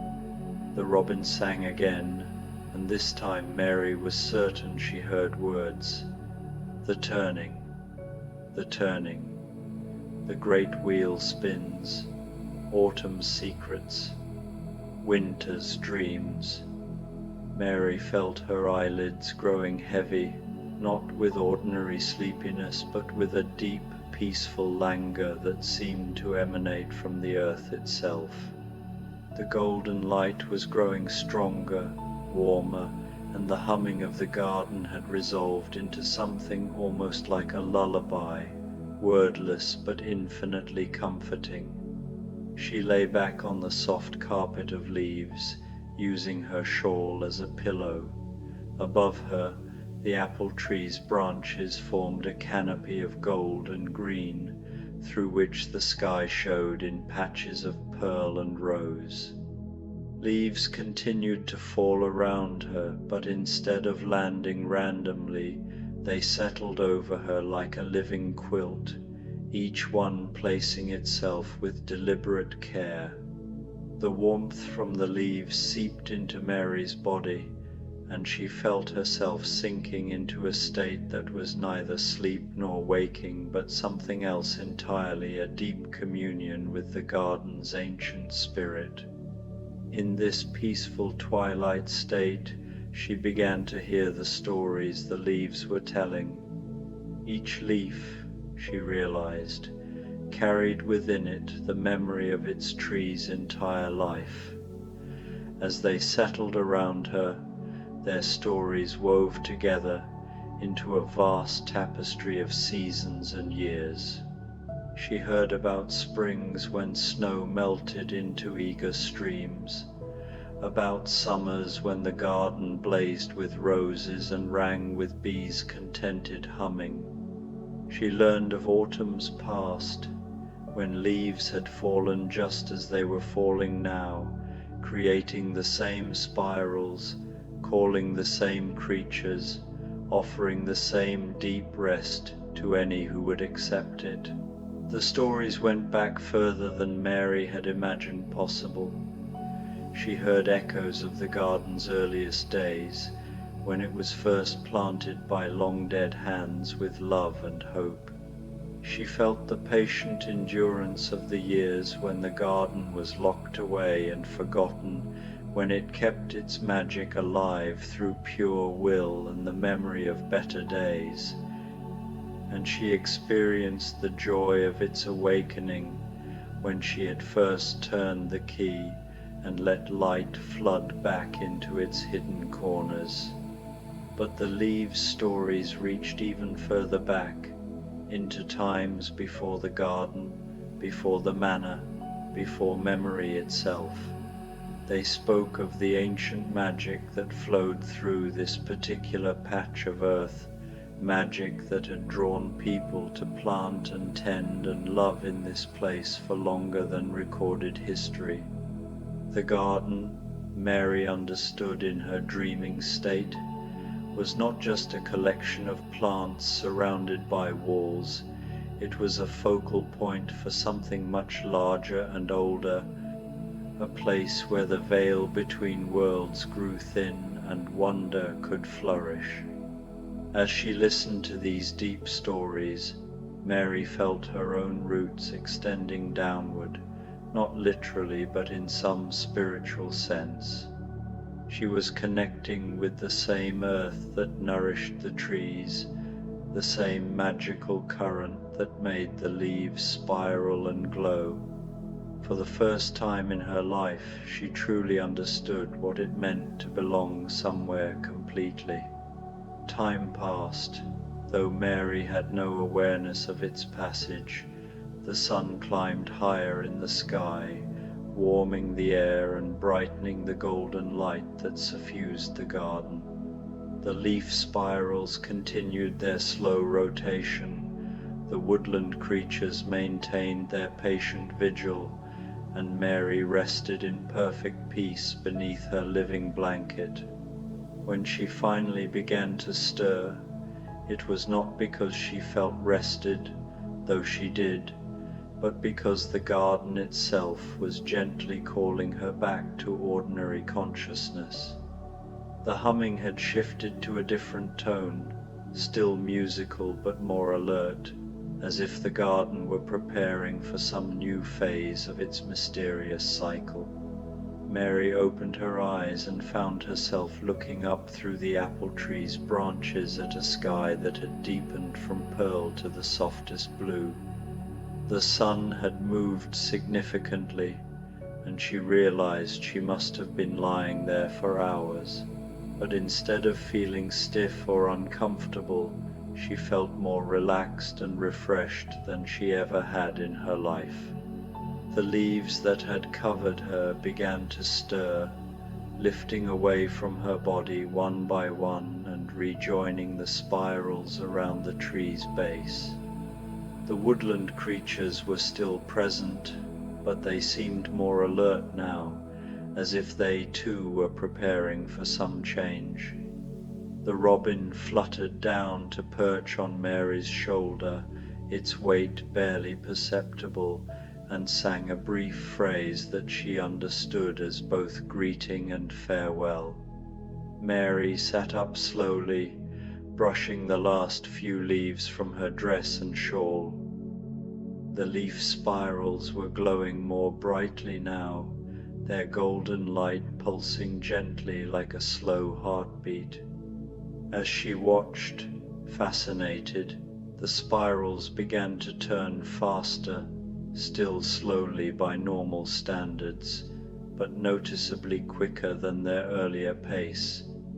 With each rotation, more leaves detached from the outer edges and rose into the air, but instead of scattering randomly, they began to form new patterns, great spirals in the air above the garden, turning and dancing in 3 dimensions. The sight was breathtakingly beautiful, like a ballet performed by autumn itself. The aerial spirals grew larger and more complex, involving not just the apple tree's golden leaves, but contributions from every tree and bush in the garden. Copper beech leaves joined the dance, along with the crimson foliage of the climbing roses, the bright yellow of the birch trees, and the deep purple of the ornamental plum. Soon the entire garden was filled with slowly spinning galaxies of leaves, each one catching and reflecting the golden light until the air itself seemed to sparkle. Mary stood up, turning slowly to take in the full spectacle. The woodland creatures had also risen and were moving now, not fleeing but participating in some way she couldn't quite understand. The squirrel ran up the trunk of the apple tree and began chattering excitedly, while the rabbits hopped in small circles that seemed to echo the patterns above. Even the hedgehog was moving, trundling purposefully around the base of the tree in the same clockwise direction as the leaf spirals. The robin on Mary's shoulder sang again, and this time she heard the words clearly. The harvest, the harvest, the garden gives its gift. The wheel turns, the wheel turns, as if summoned by the robin's song, a new figure appeared in the garden. Mary felt no alarm, for the presence radiated the same gentle warmth as everything else in this magical space. It was a woman, tall and graceful, with silver-streaked hair that seemed to move in the same unfelt breeze that carried the leaves. She wore a dress the color of autumn, twilight deep purple shading to bronze, and her eyes held the same golden light that touched everything else in the garden. The woman smiled at Mary, an expression of such kindness and understanding that Mary felt tears of joy prick her eyes. Without speaking, the woman extended her hand, and Mary found herself walking forward to take it. The woman's touch was warm and solid, yet somehow ethereal, like sunlight given form. Together, they walked to the center of the leaf spirals, where the woman gestured upward at the dancing patterns above their heads. "Do you see?" she asked, her voice musical and soft as wind chimes. "Do you understand what the garden is showing you?" Mary looked up at the spirals of leaves, and suddenly she did understand. The patterns were not random or merely beautiful, they were a map, a diagram of the garden's deep magic made visible. Each spiral represented a different aspect of the garden's power: growth and rest, memory and hope, the connection between all living things, the eternal cycle of seasons and years. "It's showing me how everything is connected," Mary whispered, still gazing upward in wonder. "How the magic flows through all of it." "Yes," the woman agreed, "and more than that, it's showing you your place in the pattern. You, Mary Lennox, who brought life back to this garden, are part of its magic now. Your love and care have woven you into its very essence." As she spoke, one of the great spirals above them began to descend, settling gently around Mary and the mysterious woman. The leaves brushed against Mary's skin like gentle fingers, and each touch brought a flash of understanding. She saw herself as the garden saw her, not as a separate person who happened to tend it, but as an integral part of its living system, as necessary to its health as rain and sunlight. "Who are you?" Mary asked, though part of her already knew the answer. The woman smiled again. "I am the garden's memory, its accumulated wisdom, its love made manifest. I am every person who has ever tended this place with care, every gardener who has planted with hope, every dreamer who has found peace within these walls. And now, Mary, I am you as well." The spiral of leaves settled around them more closely, and Mary felt herself becoming part of the pattern in a literal sense. But instead of losing herself, she felt more fully herself than ever before. She was Mary Lennox, but she was also something larger, a guardian of the garden's magic, a keeper of its secrets, a bridge between the ordinary world and the realm of wonder that flourished here. The woman began to fade, her form becoming translucent and then transparent, until she was visible only as a warm shimmer in the air. But her voice remained, speaking words that Mary felt as much as heard. "Remember this day, dear child. Remember that magic is real, that love creates miracles, that the earth itself dreams, and those dreams can heal any heart.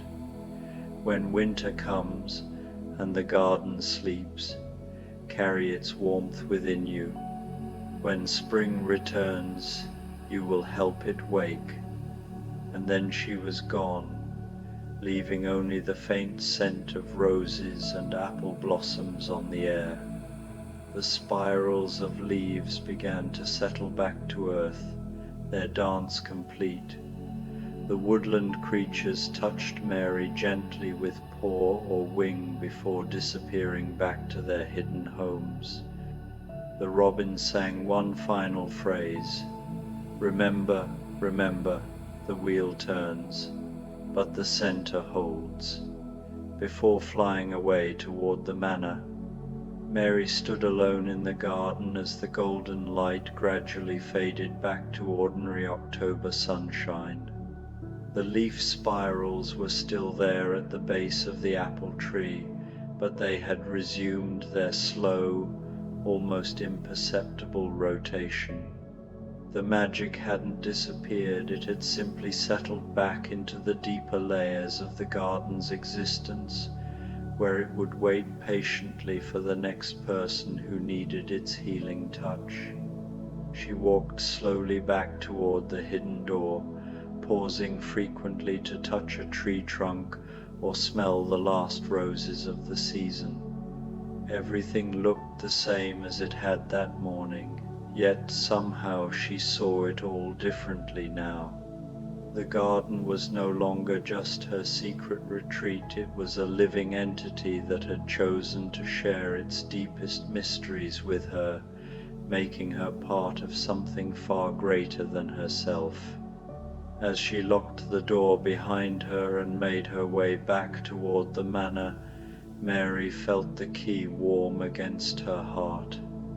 It was more than a key now, it was a symbol of her connection to the garden's ancient magic, a reminder that she would always carry a piece of that golden autumn within her soul. The manor was stirring to life as afternoon approached. She could hear Martha singing in the kitchen, Colin's laughter echoing from the library where he was reading with his tutor, and Mrs. Medlock's brisk footsteps in the corridor above. These familiar sounds felt precious to her now, threads in the same great tapestry that included the garden's magic and her own transformed understanding. That evening, as Mary sat by her bedroom window watching the sunset paint the moors in shades of rose and gold, she thought about the woman in the garden and her parting words. The wheel turns, but the center holds. Change was constant, seasons would cycle, people would come and go, even the garden itself would grow and evolve. But at the heart of everything was something unchanging and eternal, love, wonder, the magic that connected all living things. She pulled her grandmother's shawl around her shoulders and settled into her chair with a book of poetry. But instead of reading, she found herself gazing out at the darkening sky, where the first stars were beginning to appear. Each one seemed to twinkle with the same golden light she had seen in the garden, and she realized that the magic wasn't confined to that hidden space behind the ivy-covered wall. It was everywhere, woven into the fabric of the world itself, waiting for those who had eyes to see and hearts open enough to believe. As sleep began to claim her, Mary felt the garden's peace settling over her like a warm blanket. In her dreams, she danced with spirals of golden leaves beneath autumn stars, and the earth sang lullabies that spoke of eternal love and the promise that spring always, always returns. The wheel turns, but the center holds, and at the center, now and forever, was the magic of the secret garden and the little girl who had helped it bloom again, who had learned that the greatest magic of all is the love we nurture in the hidden gardens of our hearts. In the depths of the manor, clocks chimed the midnight hour, but in the secret garden, where time moved to deeper rhythms, autumn's golden magic settled into its winter sleep, carrying with it the promise of spring's eventual return and the eternal cycle of growth, rest and renewal that makes all gardens, secret or otherwise, into places of wonder and hope. And Mary Lennox, guardian of the garden's secrets, keeper of its magic, slept peacefully through the night, her dreams filled with spiraling leaves of gold and the gentle music of a world where love had transformed everything it touched into something beautiful and eternal. The wind in the willows, Mole's autumn wandering, an autumn sleep story. The first breath of autumn had arrived like a gentle sigh across the riverbank, and Mole felt it in his whiskers the moment he emerged from his burrow that morning.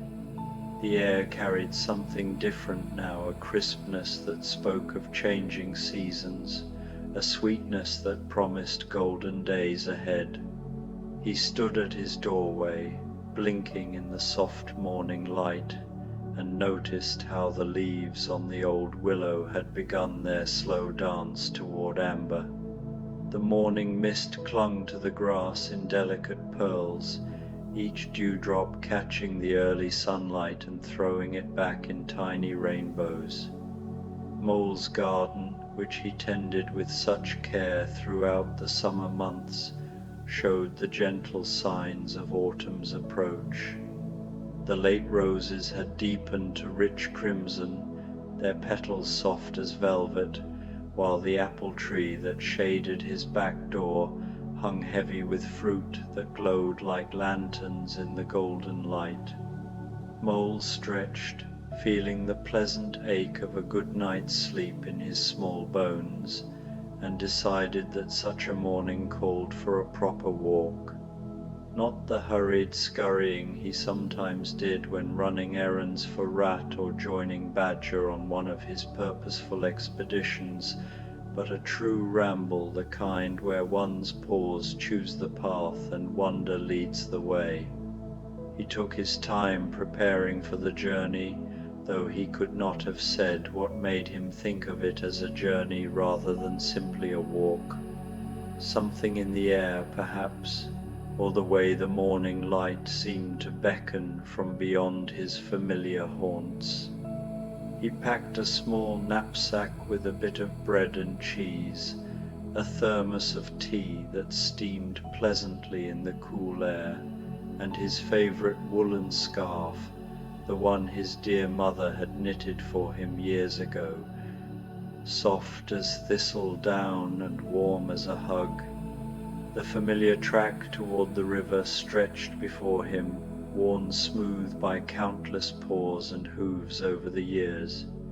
But as Mole walked, he found himself noticing details that had somehow escaped his attention before. The way the spider webs stretched between the fence posts, transformed by dew into intricate works of art that would shame the finest lace. The manner in which the morning shadows fell across the path, creating patterns that shifted and danced with each passing cloud. A robin accompanied him for part of the way, hopping from post to post and regarding him with bright, curious eyes.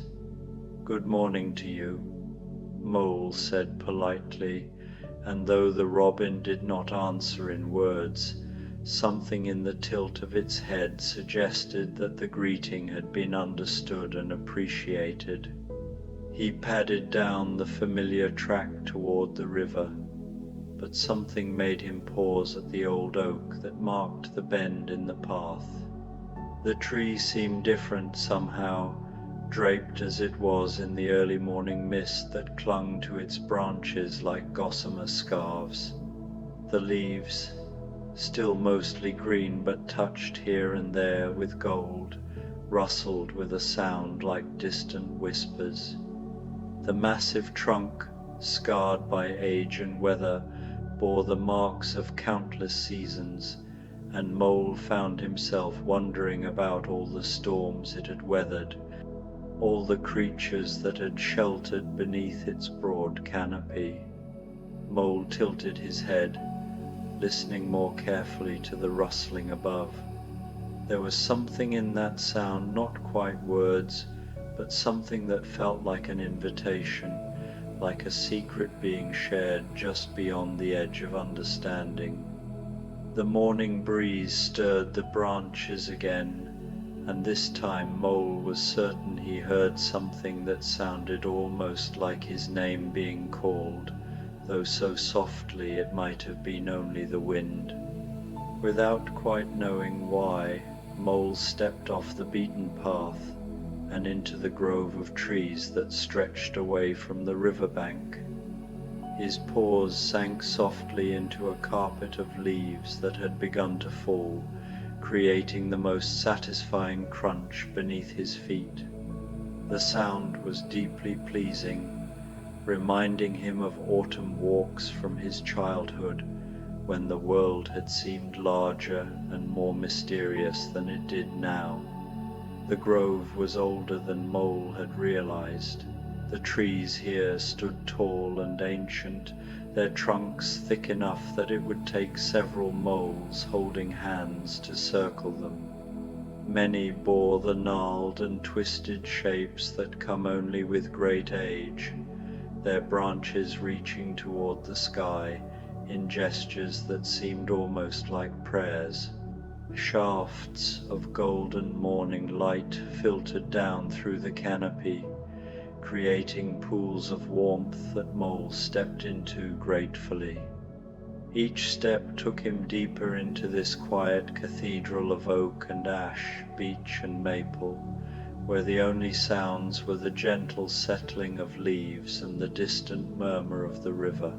As he walked deeper into the grove, Mole began to feel a curious lightness in his chest, as though he were slowly shedding some weight he hadn't realized he'd been carrying. The worries that usually occupied his mind, whether he'd remembered to water his garden, if Rat would remember their planned picnic next week, when he should begin preparing his burrow for winter, seemed to drift away like morning mist. Here, in this cathedral of trees, such concerns felt suddenly small and distant. The air itself seemed different beneath the canopy, softer somehow, and filled with scents that made Mole's nose twitch with pleasure. The rich, earthy smell of decomposing leaves mixed with the clean scent of moss and the faint sweetness of late-blooming wildflowers. Somewhere nearby, he could smell the distinctive aroma of wild mushrooms, and his stomach gave a gentle rumble of anticipation, though he had eaten a good breakfast before leaving home. As he walked, Mole began to notice things he had never seen before, though he had lived by this wood all his life. There, nestled between the roots of a particularly grand oak, was a ring of mushrooms, so perfectly formed it looked as though someone had arranged them with great care. The mushrooms glowed pale and luminous in the dappled light, their caps a creamy white that seemed to hold light within it. Some were no bigger than buttons, while others had grown to the size of dinner plates, their surfaces smooth and unmarked by the nibbling of forest creatures. Mole found himself walking more quietly as he approached the fairy ring, though he could not have said why. There was something about the perfect circle they formed, something about the way they seemed to pulse gently with their own inner light, that suggested he was looking at something sacred. He circled the ring slowly, marveling at its geometric precision, and noticed that the grass within the circle was a different shade of green, deeper, more vibrant, as though it were somehow more alive than the grass around it. A little further on, following a path that seemed to appear beneath his feet just as he needed it, he discovered a stream he had never known existed, a tiny tributary that must feed into the main river somewhere downstream. The water was crystal clear and moved with barely a sound, creating the gentlest of melodies as it flowed over smooth pebbles that had been worn to perfection by countless years of patient water. Mole knelt beside the stream and cupped the cool water in his paws, drinking deeply. It tasted of rain and earth and something indefinably sweet, like the memory of summer flowers or the promise of spring yet to come. As he drank, he watched the water flow past, carrying with it fallen leaves that spun slowly in the gentle current like tiny boats on an endless voyage. Small fish darted in the shallows, their scales catching the filtered sunlight like chips of silver. They showed no fear of Mole, swimming close to where he knelt and regarding him with eyes that seemed almost intelligent. One, braver than the rest, actually brushed against his paw as he cupped water, and Mole felt a little thrill of connection with this small, wild creature. The stream seemed to beckon him onward, and Mole found himself following its gentle course deeper into the wood. The trees grew closer together here, their branches forming a living roof overhead that filtered the sunlight into the softest green-gold glow. It was like walking through a great hall built entirely of living things, where every pillar breathed and every arch swayed gently in the breeze. The air smelled of moss and damp earth and the faintest hint of wood smoke, though Mole could see no chimney or cottage anywhere about. The scent was pleasant and homely, reminding him of evenings by his own fireside, of the comfortable ritual of lighting his pipe after supper and settling in with a good book. But here, surrounded by the living architecture of the forest, even that cozy domesticity seemed less appealing than the wild mystery that beckoned him forward. Ferns grew in abundance along the stream's banks, their fronds creating curtains of green that rustled softly as Mole passed. Some were taller than he was, their prehistoric elegance making him feel like a traveler in some ancient world where time moved differently and wonders waited around every bend. Butterflies danced among the ferns, their wings catching the filtered light, orange admirals and speckled wood butterflies, and one magnificent peacock butterfly that seemed to glow like a jewel as it fluttered past. It was then that he heard it, a sound so faint he almost thought he had imagined it. Music, if music it was, though unlike any he had heard before. It seemed to come from everywhere and nowhere, a harmony that might have been the wind moving through leaves or water flowing over stone, but which carried within it something that made Mole's heart lift with inexplicable joy. He paused, holding his breath to listen more carefully. The music was complex and layered, like a choir singing in rounds, but the voices were not human. There was something in it that sounded like the creaking of old trees, something else that resembled the babbling of the stream, and underneath it all a deep thrumming note that seemed to rise from the earth itself. Mole felt tears prick his eyes, though he could not say why. The music spoke to something deep within him, some part that had been sleeping and was now gently waking. It was the sound of contentment made audible, of peace given voice, of the deep satisfaction that comes when all things are exactly as they should be.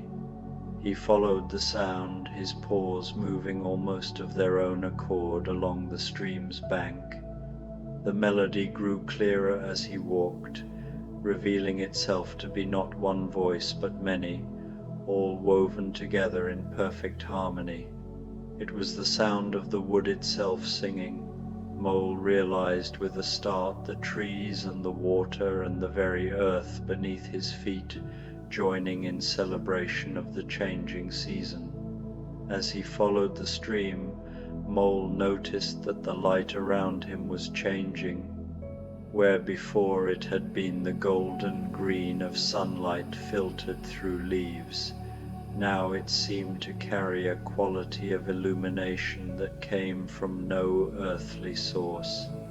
It was as though the air itself was glowing, each mote of dust and pollen transformed into a tiny star.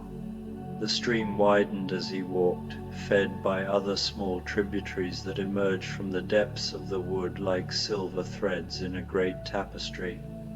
The sound of flowing water grew richer, more complex, as these various streams joined their voices to the forest's song. Mole found himself walking in time to the rhythm, his paws naturally finding the beat that seemed to pulse through everything around him. Flowers he had never seen before began to appear along the stream's banks. They were delicate things, with petals so translucent they seemed to be made of colored glass, and they swayed gently even when there was no breeze to move them. Their fragrance was unlike anything in Mole's garden, not sweet exactly, but somehow nourishing, like the smell of rain after a drought or bread baking in a distant oven. The stream continued to widen, becoming a small pool surrounded by willows whose branches trailed in the water like long green hair.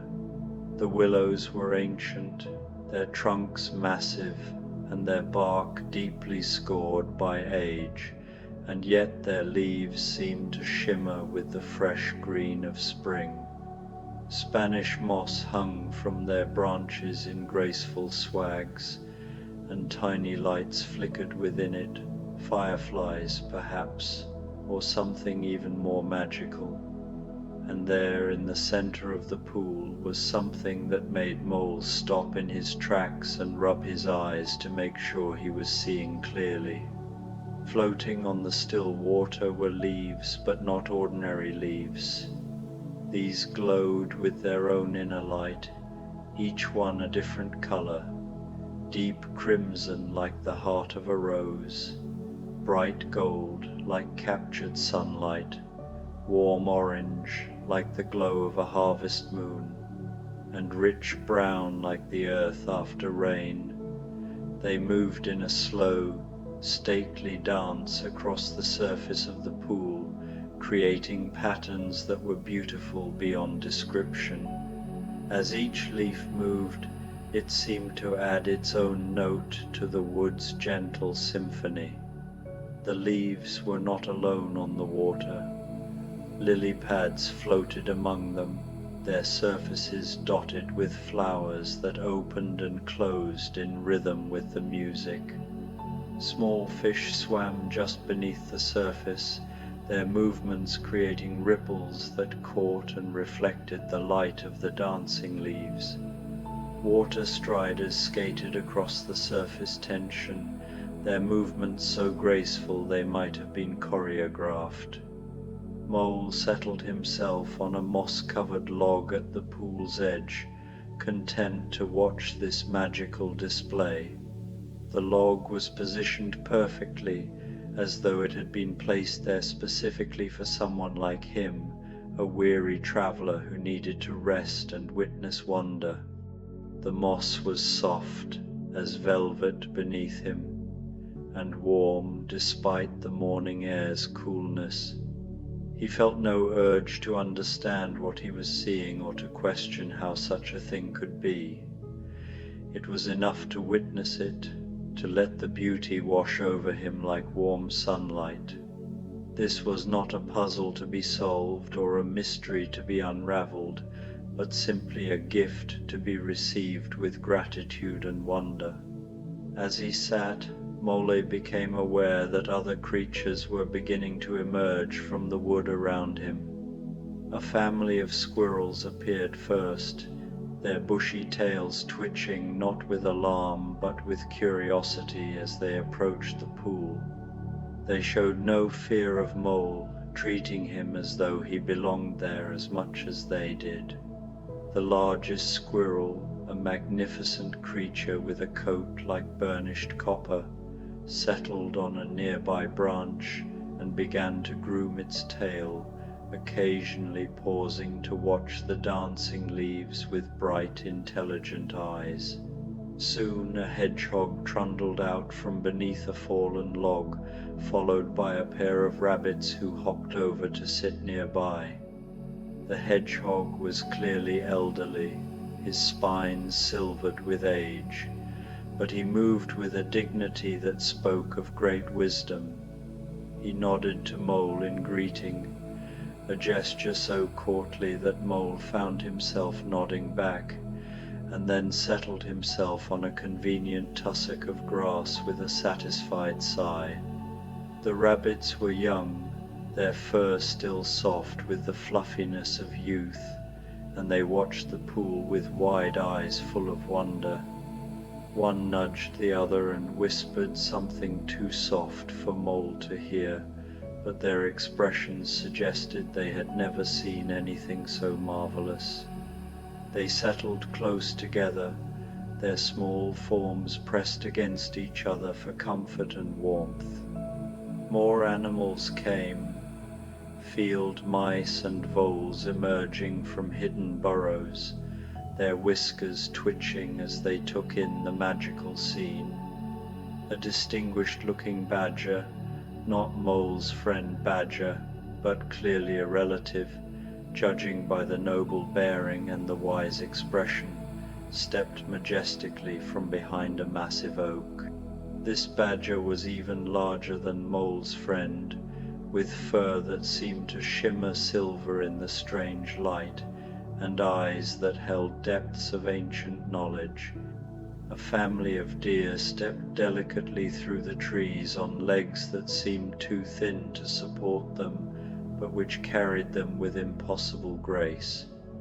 The doe led the way, her head held high and alert, while her fawn followed close behind, its spots still visible in its russet coat. They paused at the edge of the clearing, and after a moment's consideration the doe stepped forward to drink from the pool.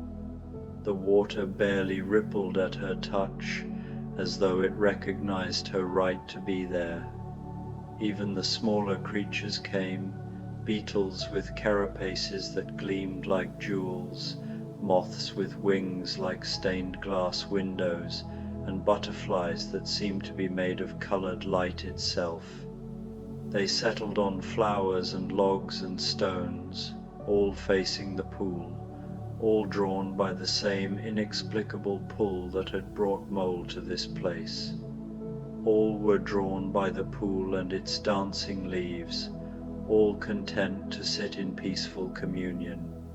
There was no sense of predator and prey here, no fear or aggression. The usual rules of the forest seemed suspended in this place, replaced by something deeper and more fundamental, a recognition that they were all participants in the same great mystery. No one spoke. There seemed no need for words in this place where the very air thrummed with contentment. The music of the wood continued, sometimes swelling to fill the clearing with harmony, sometimes dropping to a whisper that barely stirred the leaves. But it never stopped entirely, providing a constant backdrop of peace and wonder. Mole felt his eyelids growing heavy as he watched the leaves continue their eternal dance. The music of the wood wrapped around him like a soft blanket, and he found his breathing slowing to match the gentle rhythm. His usual thoughts, the small worries and plans that normally occupied his mind, seemed to drift away like dandelion seeds on a summer breeze. Time seemed to have no meaning here. The sun moved across the sky overhead, sending new patterns of light through the canopy, but the pool remained constant in its gentle magic. The leaves danced on, their glow neither dimming nor brightening, as steady and reliable as a heartbeat. Mole might have sat for minutes or hours, he could not tell, and found he did not care. The peace that filled him was unlike anything he had experienced before. It was not simply the absence of trouble, but something positive and nourishing. It was the peace that comes from being exactly where one belongs, from witnessing beauty so pure it washes away all the small griefs and disappointments that accumulate in daily life. As the day progressed, the light filtering through the canopy changed from gold to green to a rich amber that made everything glow like honey. The pool reflected these changing hues, its surface becoming a mirror that held not just the present moment, but all the moments that had ever been, all the seasons that had turned beside these waters, all the creatures that had come to witness the eternal dance of the leaves. Mole found himself thinking of his friends, Rat with his love of boats and water, Badger with his deep wisdom and fierce loyalty, even the flamboyant Toad with his endless enthusiasms and schemes. He wished they could be here to see this wonder, but at the same time he understood that this was a solitary gift, something that could only be truly experienced alone. Perhaps they had their own magical pools, their own dancing leaves, their own moments of perfect peace. The animals around him seemed to be experiencing the same deep contentment. The squirrels had stopped their usual chatter and sat in companionable silence. The rabbits dozed peacefully in the warm afternoon light. Even the deer lay down, folding their long legs beneath them with impossible grace, and closed their dark eyes. It was only when he felt a gentle touch on his shoulder that Mole realized he had begun to doze. He opened his eyes to find the distinguished Badger standing beside him, wearing an expression of great kindness. The Badger's eyes were the color of deep water, and they held within them the wisdom of countless seasons. "Time to be getting home, young Mole," the Badger said softly. His voice was deep and warm, like honey dripping from a spoon, like the sound of distant thunder on a summer evening.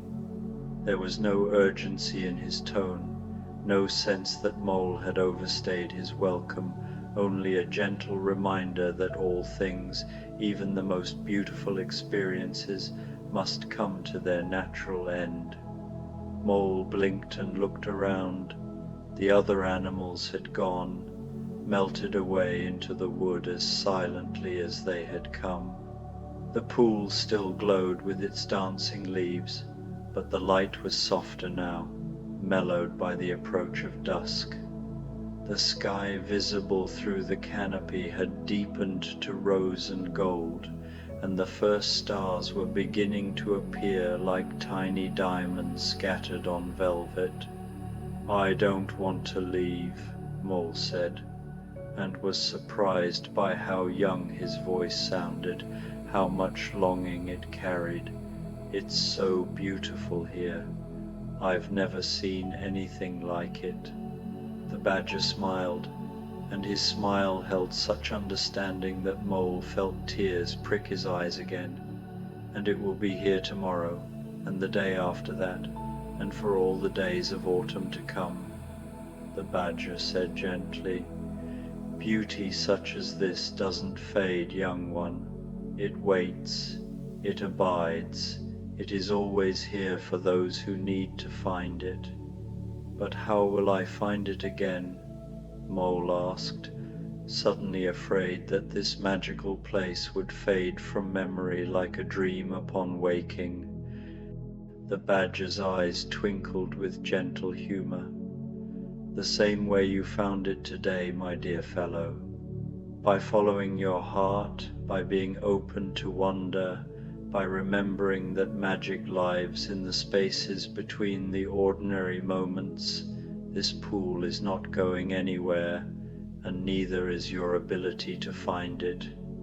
Mole nodded, understanding somehow that the badger spoke truth.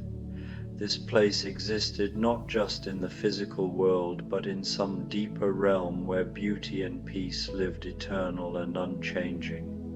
Once found, it could never truly be lost.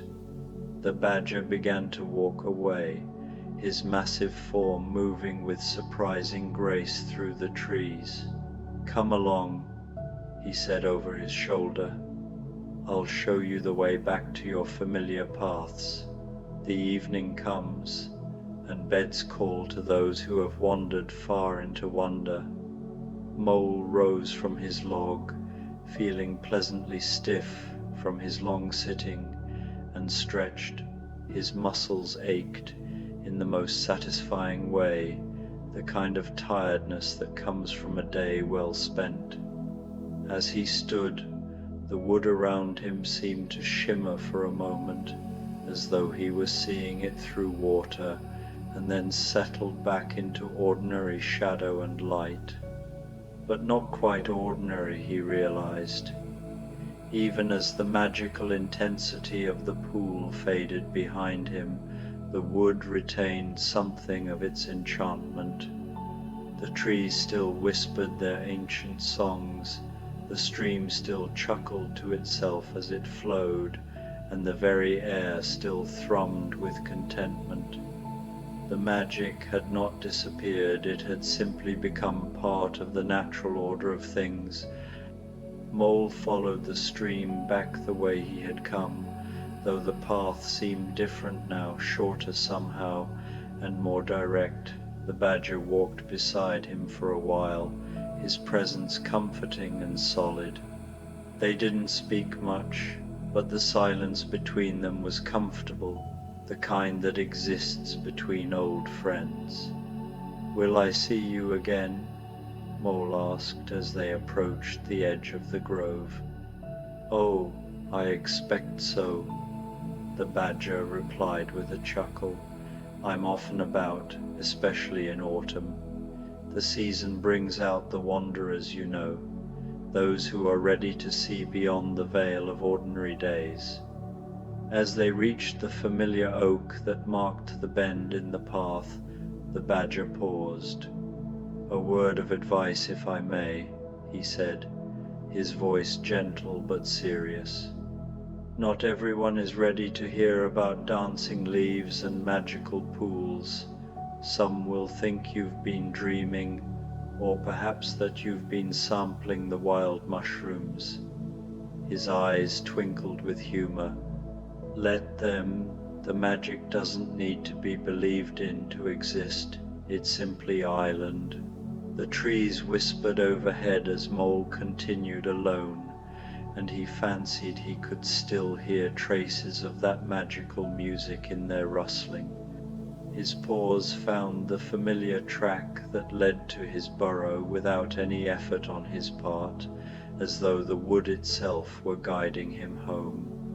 The evening air was cool and sweet, carrying the sense of autumn's approach, wood smoke from distant chimneys, the crisp smell of fallen leaves, the faint sweetness of late apples ripening on forgotten trees.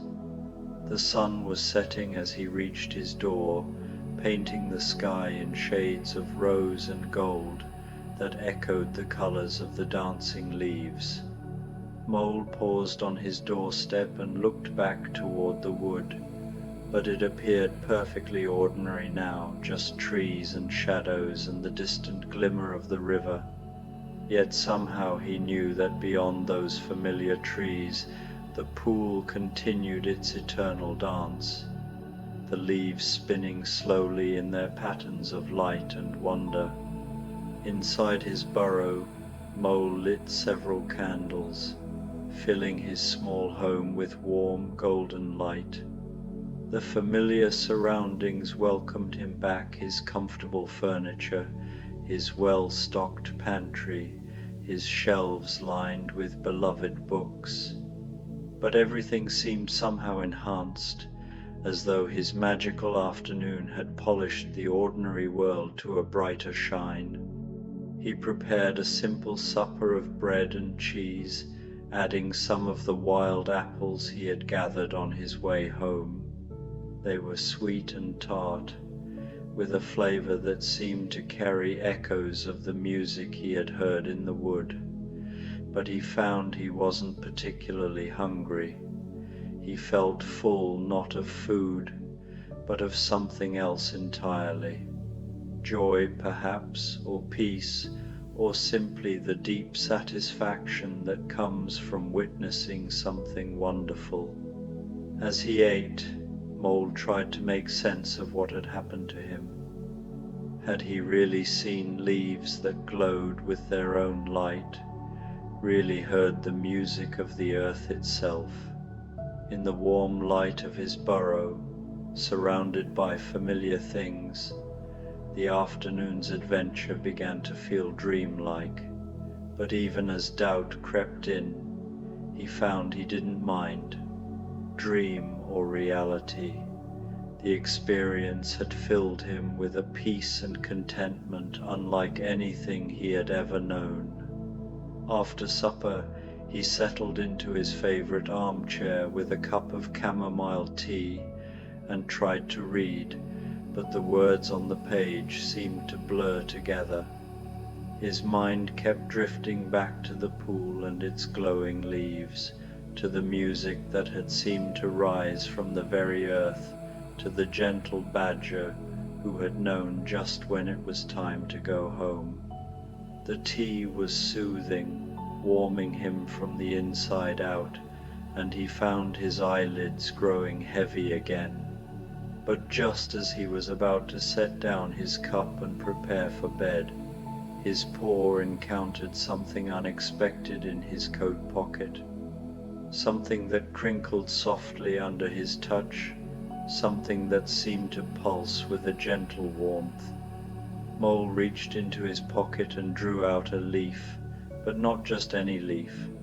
This one glowed with the same gentle inner light he had seen in the pool, its edges touched with gold that seemed to pulse with its own rhythm. It was perfectly preserved, as fresh as though it had just fallen from its tree, and it radiated the same sense of peace and wonder that had filled the magical clearing. Mole held the leaf up to the candlelight and smiled. Real or dream, the magic had followed him home. He placed the leaf carefully on his mantelpiece, where its soft glow joined the candlelight in warming his small home. As he watched, the leaf seemed to pulse gently, as though in time with his heartbeat, and in its glow he thought he could see the reflection of all the beautiful things he had witnessed that day. Outside, the wind had picked up, rustling through the trees with a sound like distant laughter. It was the same wind that even now moved through the leaves of the magical pool, the same breeze that carried the wood's eternal song from tree to tree, from season to season. Mole opened his window slightly, letting the cool night air flow into his burrow, bringing with it the scents and sounds of the autumn night. Mole finished his tea and prepared for bed, moving slowly and contentedly through his evening routine. He washed his paws and face in the small basin, the water feeling especially refreshing after his long day of wandering. He changed into his comfortable night clothes, soft flannel that his dear friend Rat had given him for his birthday, and turned back the covers on his bed. As he was about to blow out the candles, he glanced once more at the leaf on his mantelpiece. It seemed to pulse gently, as though in time with his heartbeat, and in its glow he thought he could see the reflection of all the beautiful things he had witnessed that day. The dancing leaves, the peaceful animals, the music that spoke without words of the deep contentment that comes with autumn's arrival, all of it was somehow contained in this single glowing leaf. Mole blew out the candles one by one, leaving only the leaf's gentle radiance to light his burrow. The soft glow was enough to see by, and it filled his home with the same sense of peace he had felt by the pool. He settled into his bed, pulling the soft blankets up to his chin, and let out a long, contented sigh. Through his small window he could see the stars beginning to appear in the darkening sky, each one twinkling like a distant firefly. The wind continued to move through the trees, carrying with it the faintest echo of the wood's song. And somewhere, not so very far away, the magical pool continued its eternal dance, waiting for the next wanderer to discover its secrets. As he lay there, suspended between waking and sleep, Mole felt a deep gratitude wash over him, for his comfortable home, for the magic he had witnessed, for the promise that such wonders waited for him whenever he was ready to seek them out. The leaf on his mantelpiece continued to glow softly, a gentle reminder that beauty and mystery lived just beyond his door, patient and eternal as the changing seasons themselves. Sleep came to Mole gradually, like a gentle tide. In his dreams, he danced with glowing leaves on still water, while a chorus of friendly voices sang him deeper into rest. The music followed him down into slumber, promising that tomorrow would bring new wonders, new paths to explore, new moments of quiet magic to treasure. And in the wood beyond his burrow, the pool continued its eternal dance, the leaves spinning slowly in patterns of gold and crimson, waiting for the next wanderer to discover their secret. The trees whispered their ancient songs to the stars, and autumn settled more deeply over the land, bringing with it the promise of transformation and the deep peace that comes when one learns to move in harmony with the turning of the year. The badger who had guided Mole home sat for a while on a fallen log, watching over the wood and all its sleeping creatures. His eyes were kind and ancient, holding within them the memory of countless autumns, countless wanderers who had found their way to the dancing pool and carried its light back into the world. When all was quiet and peaceful, when even the night birds had settled into silence, the badger rose and made his way deeper into the wood, where other mysteries waited and other wonders kept their patient vigil. Behind him, the pool glowed softly in the moonlight, its leaves continuing their eternal dance, ready for tomorrow's seekers and all the autumn days yet to come. And Mole slept on in his cozy burrow, the magical leaf keeping watch over his dreams, while outside the wind sang lullabies to the turning world, and autumn spread its gentle blessing over all who dwelt beside the river. The Legend of Sleepy Hollow, a Halloween sleep story, the gentle scholar's autumn evening. The amber light of October's late afternoon filtered through the tall windows of the one-room schoolhouse, casting long, gentle rectangles across the worn wooden floor.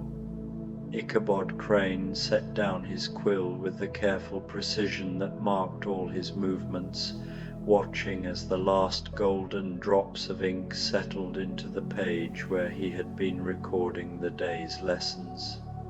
Outside, the ancient maples that surrounded Sleepy Hollow swayed in a breeze so soft it barely stirred the curtains.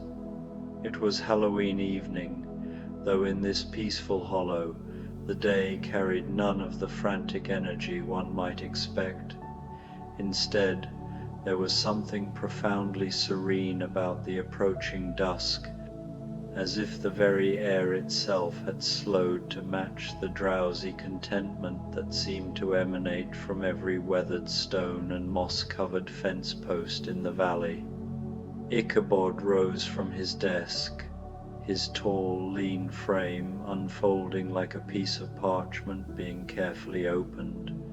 At 32, he had found his rhythm in this place, teaching the children of Dutch farmers during the day, and in the evenings, allowing himself to wander the quiet lanes and hidden paths that wound through the hollow like the chapters of a beloved, well-worn book.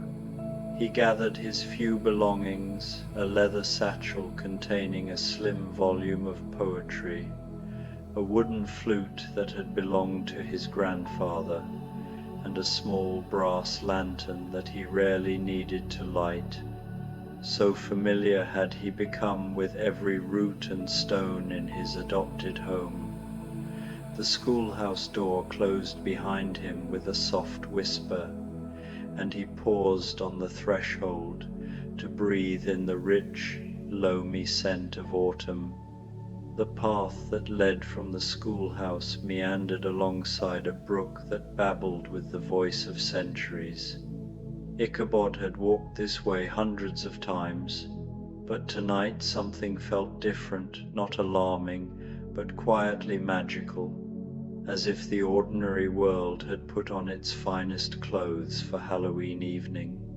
The water caught the last rays of sunlight and threw them back in gentle sparkles, each one lasting just long enough to register in his vision before dissolving into the next. He decided to take the longer route home, the one that wound past the old Van Tassel farm and through the grove of ancient oaks that the locals called the Cathedral Grove, for the way their branches intertwined overhead like the vaulted ceiling of a church.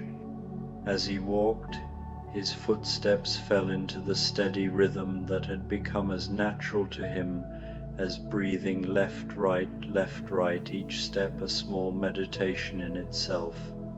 The farmhouses he passed glowed with warm yellow light, and through their windows he could see families gathering around dinner tables, their faces soft with contentment in the lamplight. Smoke rose straight up from chimneys in the still air, carrying with it the mingled scents of applewood fires and roasting chestnuts. Mrs. Vanderberg waved to him from her garden where she was harvesting the last of the season's pumpkins, their orange surfaces so perfectly round they looked like small suns that had decided to rest among the dying vines. "Good evening, Master Crane," she called, her voice carrying the gentle accent of her Dutch heritage. "Fine night for a walk, isn't it?" "Indeed it is, Mrs. Vanderberg," Ichabod replied, tipping his hat politely. "The air seems to shimmer tonight, as if the very autumn itself is dreaming." She laughed, a sound like wind chimes on a summer evening. "You scholars see magic where the rest of us just see weather. But I won't disagree, there's something special about Halloween in our little hollow."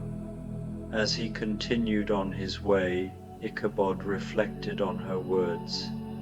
Perhaps it was true that his scholarly nature made him more inclined to notice the subtle enchantments that others might overlook.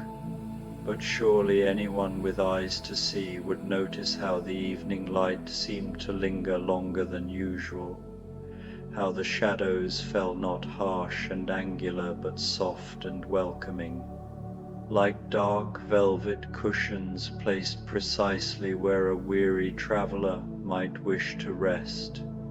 The path began to climb gently as it approached the cathedral grove, and Ichabod's breathing deepened to match the increased effort. But it was not an unpleasant exertion, rather, it felt like his body was naturally synchronizing with the rhythm of the earth itself, his heartbeat echoing the slow pulse of sap in the ancient trees. As he entered the grove, the world transformed. The massive oak trees rose around him like the pillars of a natural cathedral, their trunks so wide that 3 men holding hands could not encircle them. Their branches met overhead, in a complex tapestry of wood and leaf that filtered the dying light into patterns of gold and amber and deep forest green. The air was cooler here, and thick with the scent of moss and old wood, and the sweet decay of leaves returning to earth. Ichabod paused in the center of the grove, where a natural clearing formed a perfect circle. He had discovered this spot early in his time at Sleepy Hollow, and it had become his favorite place for quiet contemplation.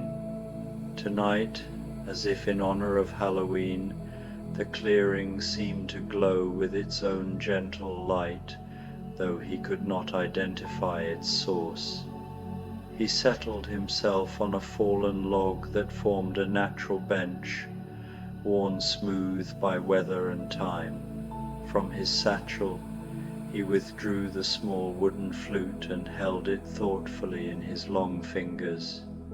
The instrument had been his grandfather's, and before that, his great-grandfather's, a simple thing of maple wood, darkened with age and smooth from generations of handling. The first notes that emerged were soft and low, barely more than whispers of sound that seemed to blend naturally with the evening breeze in the leaves overhead. He played no particular melody, instead allowing the music to flow from some deep, wordless place within him, each note finding its way to the next as naturally as water finds its way downhill.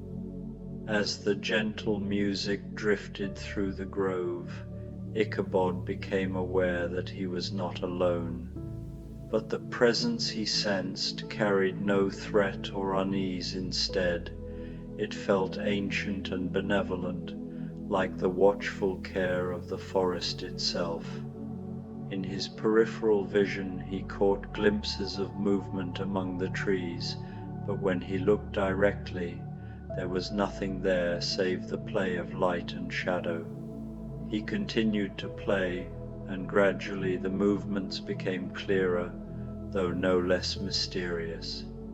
Will-o'-the-wisps danced between the oak trunks, tiny lights no larger than fireflies, but with a steady, unwavering glow that spoke of something far older than any mere insect. They moved in slow, graceful spirals, weaving patterns in the air that seemed to follow the contours of his music. One of the lights drifted closer, hovering just at the edge of his vision like a curious listener. Ichabod found himself smiling as he played, adjusting his melody to welcome this ethereal audience.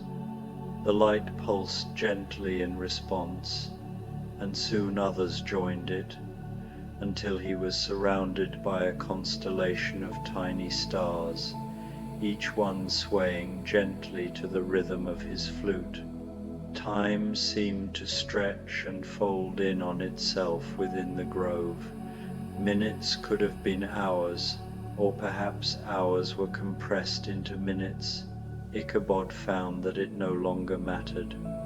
The music flowed through him and around him, connecting him to something vast and timeless, while the will-o'-the-wisps danced their ancient dance among the cathedral pillars of the oaks. When at last he lowered the flute, the lights lingered for a moment longer, as if reluctant to break the spell that had woven itself around the clearing.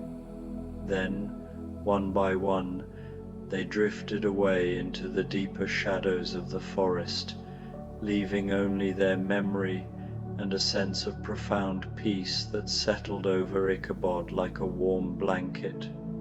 He packed the flute carefully back into his satchel and rose from the log, his joints pleasantly stiff from sitting so long in contemplation. The light had faded while he played, and now the grove was filled with the deep blue shadows of true dusk.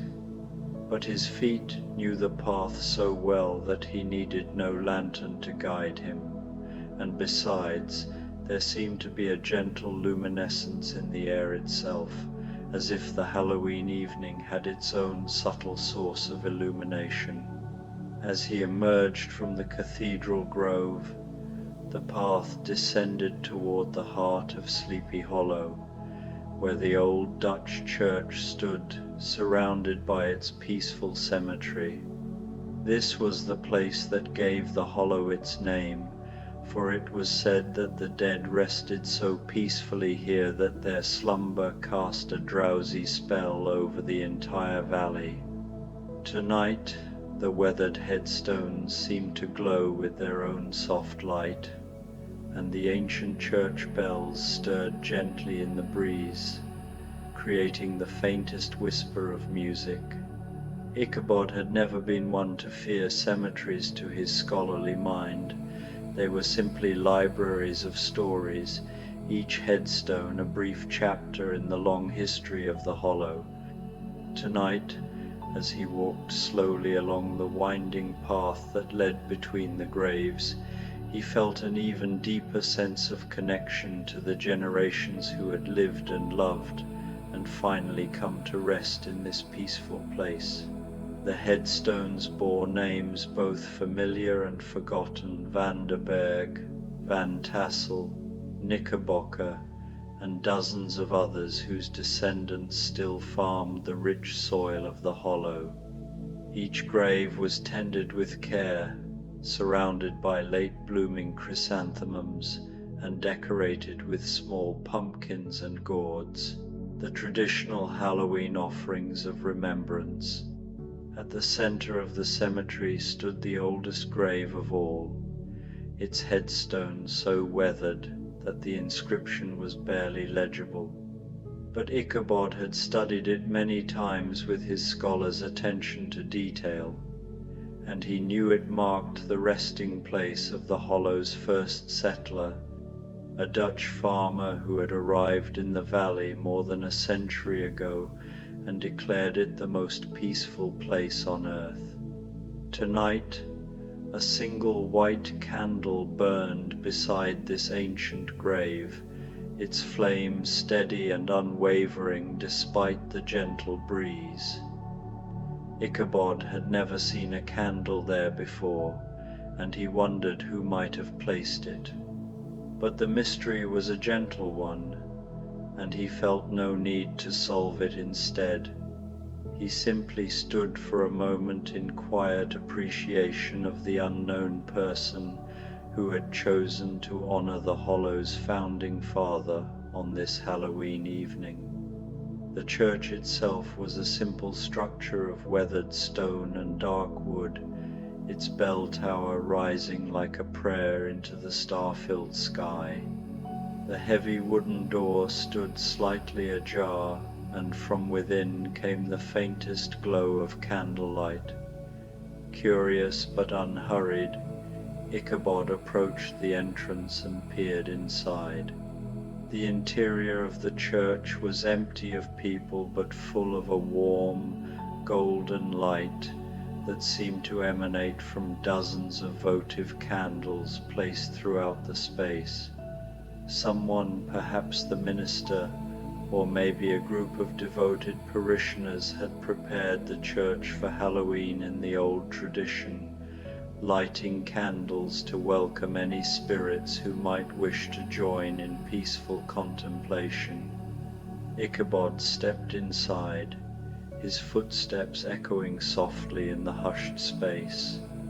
The pews were worn smooth by generations of worshippers, and the air carried the mingled scents of old wood, candle wax, and the lingering fragrance of autumn flowers. He made his way to a pew near the front and settled himself comfortably, allowing the profound peace of the place to wash over him. In the flickering candlelight, the church's simple decorations took on a magical quality. Corn stalks were bundled in the corners, their dry leaves rustling with the faintest whisper of sound. Pumpkins and gourds of every size and shape created a colorful display along the altar rail, while garlands of autumn leaves draped the windows and doorways. It was clear that the people of Sleepy Hollow had prepared their church not for Halloween as a night of fear and fright, but as a celebration of the peaceful transition from autumn into winter. As he sat in quiet meditation, Ichabod became aware of a presence beside him, but this was not the ethereal magic of the willow, the wisps. This felt distinctly human, warm and familiar. He turned slowly and found himself looking at an elderly woman he did not recognize, though her face had the kindly, weathered appearance of someone who had spent many years in the hollow. She was dressed in the traditional Dutch clothing of the region's early settlers, but her garments seemed to shimmer slightly in the candlelight, as if woven from moonbeams and memories. Her eyes were bright and kind, and when she smiled at him, Ichabod felt a warmth spread through his chest like the comfort of hot cider on a cold evening.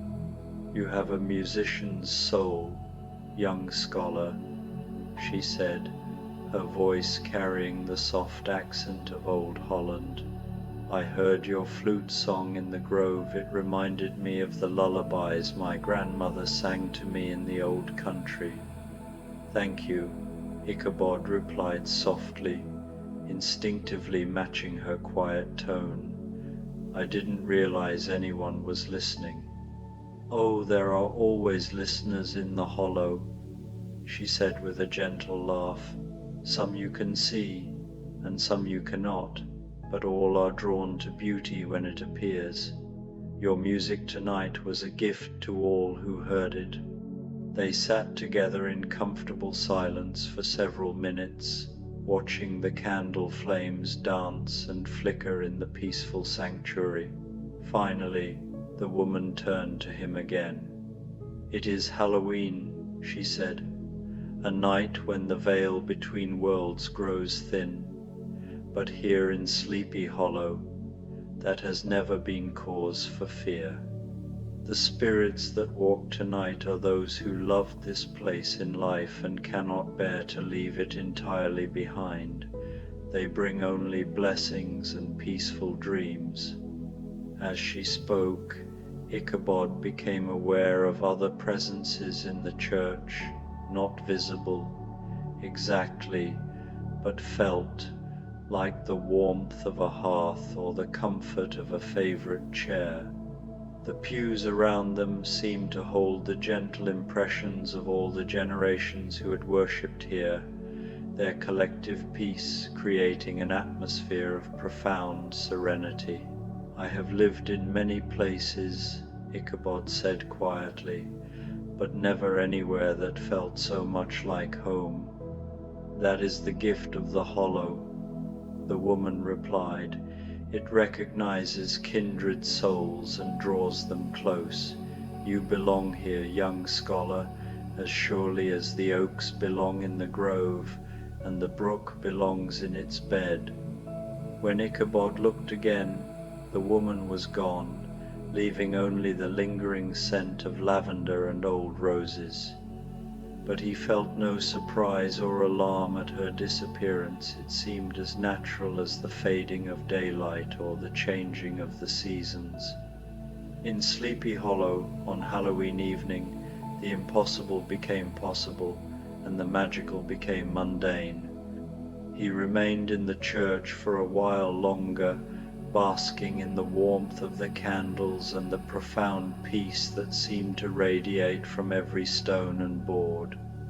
When at last he rose to leave, he moved slowly and quietly, reluctant to disturb the sacred atmosphere with any unnecessary sound. Outside, the night had fully settled over the hollow, but it was not a darkness that brought unease. Instead, the moonlight that filtered through the clouds seemed to make everything glow with a soft silver luminescence. The path that led from the church wound through a small copse of birch trees whose white bark gleamed like candles in the gentle light. As he walked, Ichabod found himself thinking about the mysterious woman in the church and her words about spirits who could not bear to leave the hollow. The idea filled him not with fear but with a deep sense of belonging. If the hollow was so beautiful that even the dead wished to linger, then surely it was exactly where he was meant to be. The path eventually led to the covered bridge that spanned the brook at the hollow's narrowest point. The bridge was old, built of weathered wood that had darkened with age, and covered with a peaked roof that sheltered travelers from rain and snow. During the day it was simply a useful piece of architecture, but at night, especially on Halloween, it took on an air of mystery and romance. Ichabod paused at the bridge's entrance, listening to the gentle sound of water flowing beneath the wooden planks. The brook was shallow here, barely knee-deep, and in the moonlight he could see trout moving lazily in the clear water, their silver sides catching and reflecting the light like living jewels.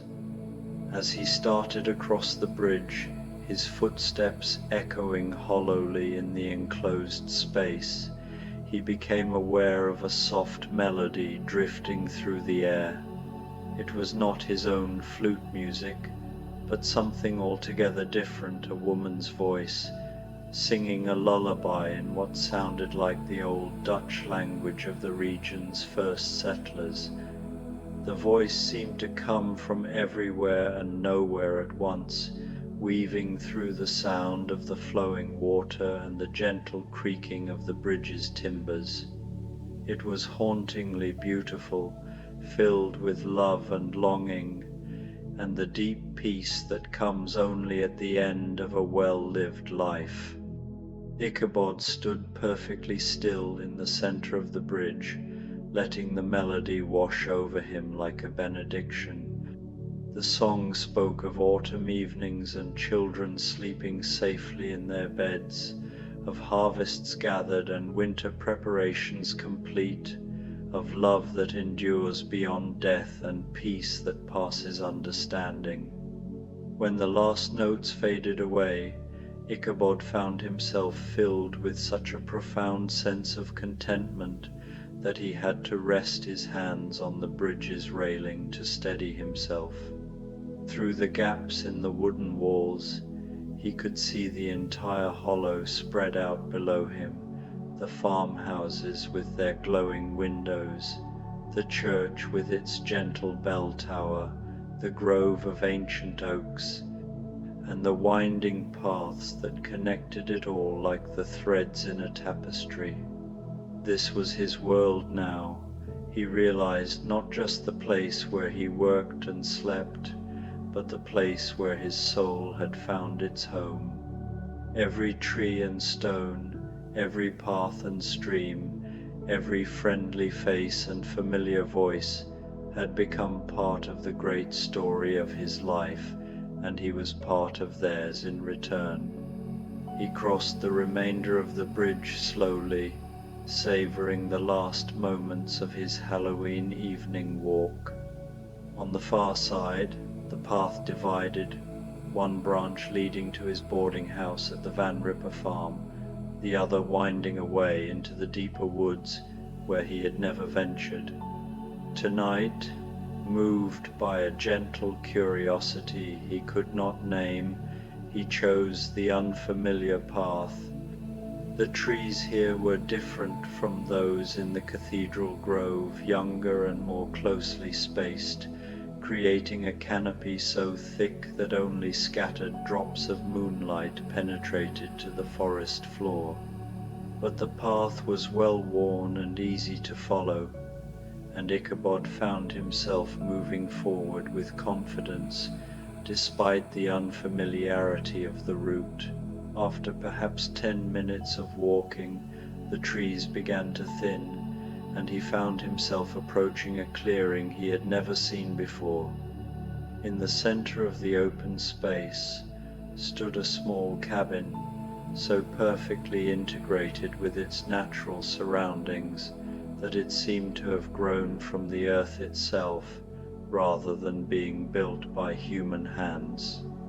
Warm yellow light glowed in the cabin's windows, and smoke rose from its chimney in a straight, steady column. Someone was clearly at home, but Ichabod felt no hesitation about approaching in Sleepy Hollow, especially on Halloween evening. All travelers were welcome at any door. He knocked gently on the weathered wooden door, and it opened immediately, as if he had been expected. The woman who greeted him was perhaps 60 years old, with silver hair braided in the traditional Dutch style and eyes that sparkled with intelligence and warmth. "Master Crane," she said, as if they were old friends meeting after a long separation, "please come in. I've been waiting for you."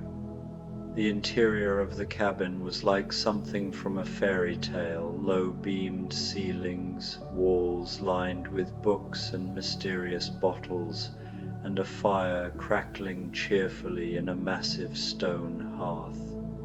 The air was filled with the scents of herbs and spices, and something else, something that reminded Ichabod of childhood and safety, and the feeling of being completely loved. "I am Katrina van der Berg," the woman said, settling him in a comfortable chair beside the fire. "My family has lived in this hollow for 5 generations, and I am the last of my line. I have been waiting for someone like you, someone who would understand and appreciate the true magic of this place." She moved with the fluid grace of someone much younger, preparing tea from herbs that filled the cabin with their fragrant steam. As she worked, she spoke of the hollow's history, not the version recorded in books, but the deeper story that lived in the hearts and memories of its people. "This place has always been special," she said, settling into a chair across from him with her own cup of the aromatic tea. "Long before the Dutch settlers arrived, the native peoples who lived here knew it as a place of peace and healing. They called it the Valley of Dreams, because those who slept here were blessed with visions of perfect contentment. The tea was unlike anything Ichabod had ever tasted, warm and soothing, with flavors that seemed to change with each sip. One moment it tasted of chamomile and honey, the next of mint and roses, then of something indefinable that reminded him of autumn afternoons and the laughter of children. The settlers who came later felt the magic too, Katrina continued. They were drawn here by something they could not name, and once they arrived, they found they could not leave. Not because they were trapped, but because they had found what every soul seeks, a place where they belonged completely. As she spoke, Ichabod felt his eyelids growing heavy. The warmth of the fire, the comfort of the chair, and the strange, wonderful tea were all conspiring to create a drowsiness so profound that he could barely keep his head upright. "You are tired, young scholar," Katrina said gently. "It has been a long and magical evening, and you have seen wonders that few are privileged to witness. Rest now, and dream of all the good things that await you in this blessed hollow." Ichabod wanted to protest that he should return to his boarding house, but the words would not come. Instead, he felt himself sinking deeper into the comfortable chair, his consciousness floating away on waves of perfect peace and contentment. His last clear memory was of Katrina covering him with a quilt that seemed to be woven from moonlight and starshine, and the sound of her voice singing softly the same lullaby he had heard on the covered bridge, now recognizable as a song about finding home and never needing to wander again. When Ichabod awoke, the sun was streaming through the windows of his room at the Van Ripper boarding house. He lay still for several minutes, trying to reconcile the vivid memories of his Halloween evening adventure with the familiar surroundings of his simple bedroom. Had it all been a dream? The mysterious woman in the church, the willow, the wisps in the cathedral grove, the cabin in the woods where Katrina Vanderberg had given him tea and told him stories of the Hollow's true history. He sat up slowly and found that he was still wearing the clothes he had put on the previous evening, and his satchel lay beside his bed, exactly where he might have placed it after returning from a long walk. But inside the satchel, alongside his flute and his book of poetry, was something that had not been there before, a small glass vial filled with dried herbs that carried the exact scent of Katrina's magical tea. That morning, as he prepared for another day of teaching, Ichabod found himself humming the melody he had heard on the covered bridge. Mrs. Van Ripper, who was preparing breakfast in the kitchen below, called up to him that she had never heard him sound so cheerful. "It must have been a fine Halloween evening," she said when he came downstairs. "You look like a man who has found exactly what he was looking for." And indeed, as Ichabod stepped out into the crisp autumn morning and began his walk to the schoolhouse, he realized that was exactly what had happened.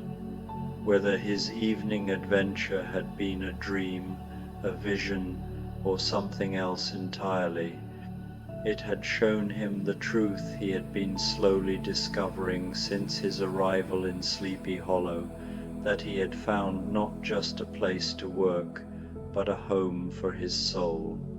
The children who arrived at school that morning found their usually serious teacher unusually animated, telling them stories of the Hollow's history with a passion and warmth they had never seen before. And when the day ended and the last student had departed, Ichabod sat at his desk and began to write not lesson plans or scholarly papers, but stories of his own, tales of magic and wonder set in a peaceful valley where spirits danced in the moonlight and every evening brought new possibilities for enchantment. As he wrote, the late afternoon sun slanted through the schoolhouse windows, casting the same golden rectangles across the floor that had marked the beginning of his Halloween adventure. Soon, he knew, the sun would set and the hollow would begin to work its gentle magic once again. Perhaps tonight he would walk the familiar paths and discover new wonders, or perhaps he would simply sit by his window and listen to the lullabies that the wind sang in the ancient oak trees. Either way, he was home not just in the geographical sense, but in the deepest meaning of the word. Sleepy Hollow had claimed him as surely as it had claimed all the generations before him, and he knew with absolute certainty that he would never want to be anywhere else. Outside, the first leaves of evening began to fall, each one catching the light for a brief moment before settling gently to the earth, where they would rest in peace until spring called them to new life. In the distance, church bells chimed the hour with voices as soft and sweet as a mother's lullaby, welcoming the night and all the gentle dreams it would bring to the blessed, drowsy inhabitants of Sleepy Hollow. And in his schoolhouse, with the golden light fading around him and the promise of another magical evening ahead, Ichabod Crane smiled and continued to write, his pen moving across the page as steadily and peacefully as a boat gliding down a quiet stream toward home. Sherlock Holmes, The Autumn Mystery of Baker Street, a Halloween sleep story. The October evening settled over London like a velvet cloak, soft and deep with the promise of autumn dreams. From his chair beside the crackling fire at 221B Baker Street, Sherlock Holmes watched the gas lamps flicker to life along the cobbled street below, each one blooming like a golden flower against the gathering dusk. The detective's long fingers were steepled before him, but tonight there was no urgent case demanding his attention, no mystery pressing at the edges of his remarkable mind. Instead, there was only the gentle whisper of wind against the windows and the comfortable weight of evening settling around him like an old, familiar coat. Mrs. Hudson had long since retired for the night, leaving behind the lingering warmth of her excellent shepherd's pie and the faint fragrance of the chrysanthemums she'd placed in a vase by the window. The flowers seemed to glow in the firelight, their bronze and amber petals catching the dancing flames like small suns captured in porcelain.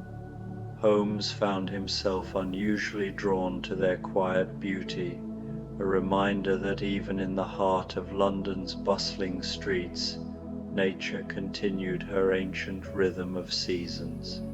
Dr. Watson had been called away to attend to a patient in Hampstead, leaving Holmes with the rare gift of solitude on this All Hallows Eve. The detective had always found Halloween to be a curious holiday, a night when the ordinary world seemed to don a mask and reveal glimpses of something altogether more mysterious. Not the harsh mystery of crime and deduction that usually occupied his days, but something softer, more whimsical, the kind of mystery that asked for wonder rather than solutions.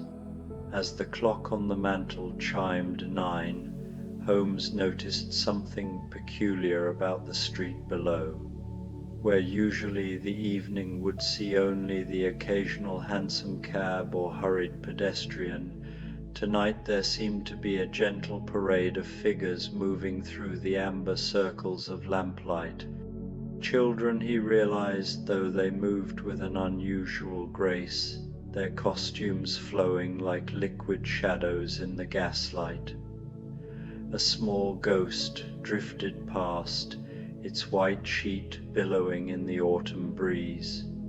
A tiny witch followed, her pointed hat bobbing as she walked, a paper lantern swinging gently from her small hand. Holmes found himself smiling, a rare expression that softened the sharp angles of his face. There was something deeply peaceful about watching these small spirits navigate their night of gentle haunting. He observed how they moved in clusters, like constellations of childhood wonder, their laughter floating up to his window like silver bells on the evening air. Rising from his chair with the fluid motion that characterized all his movements, Holmes approached the window for a closer look. The street lamp directly below cast its light in such a way that it created a perfect stage, and as he watched, more figures began to appear. A miniature vampire swept by, his cape trailing dramatically behind him, though the effect was rather spoiled by the way he paused to retie his shoelace.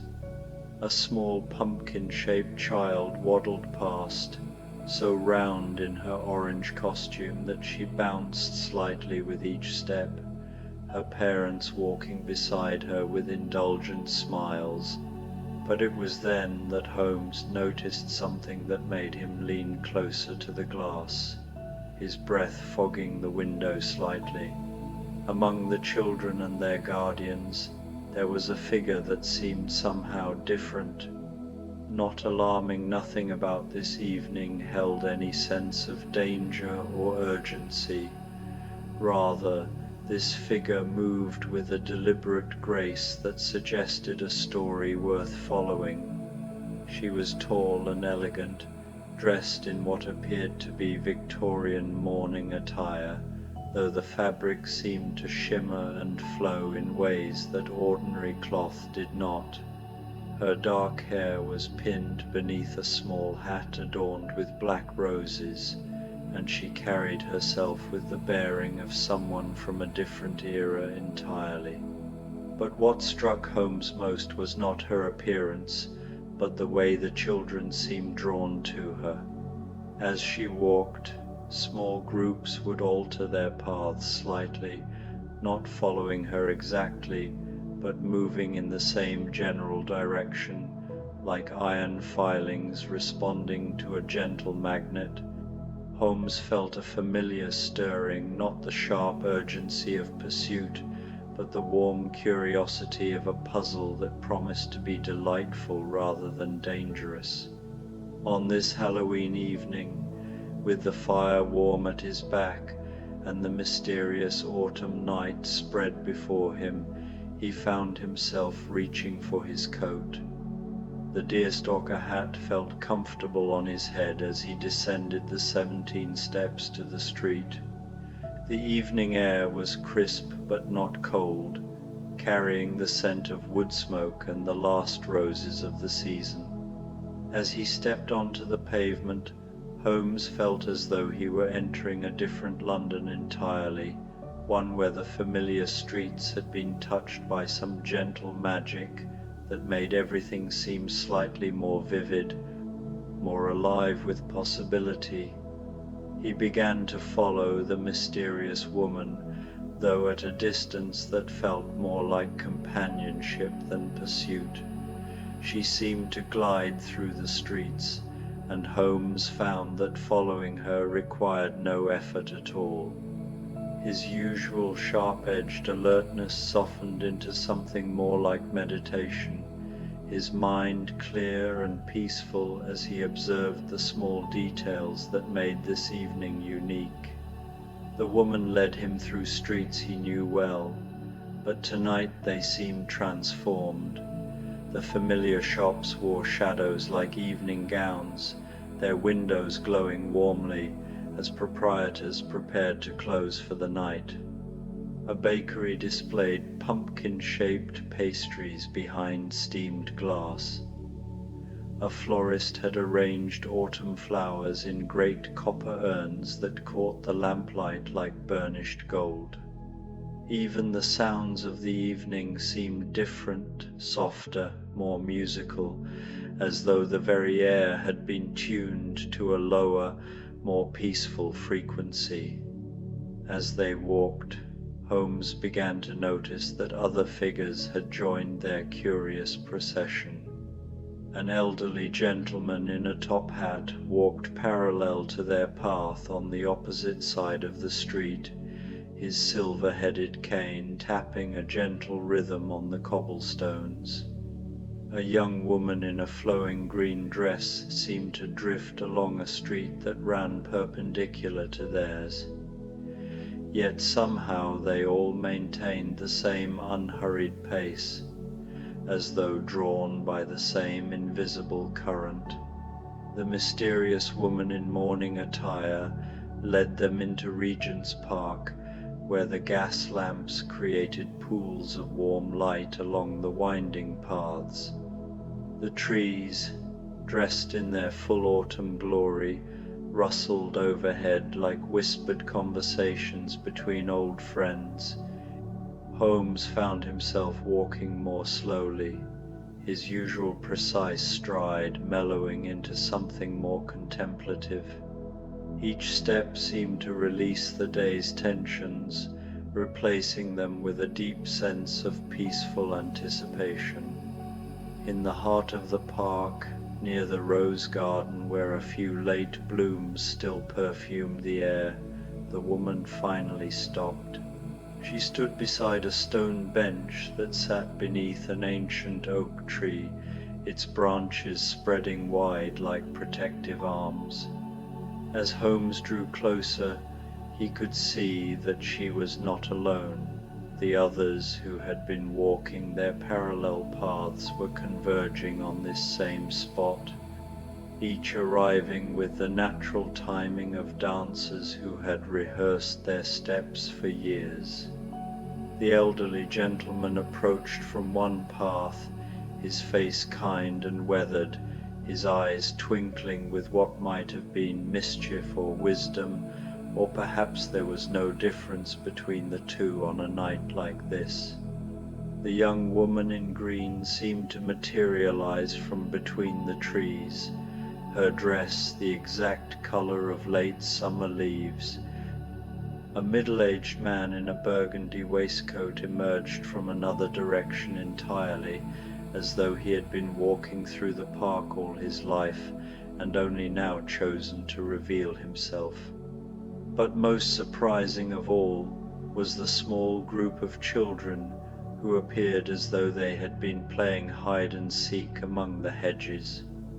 The same children Holmes had observed from his window, still in their Halloween costumes, but now moving with a curious solemnity that transformed their playful disguises into something approaching ceremony.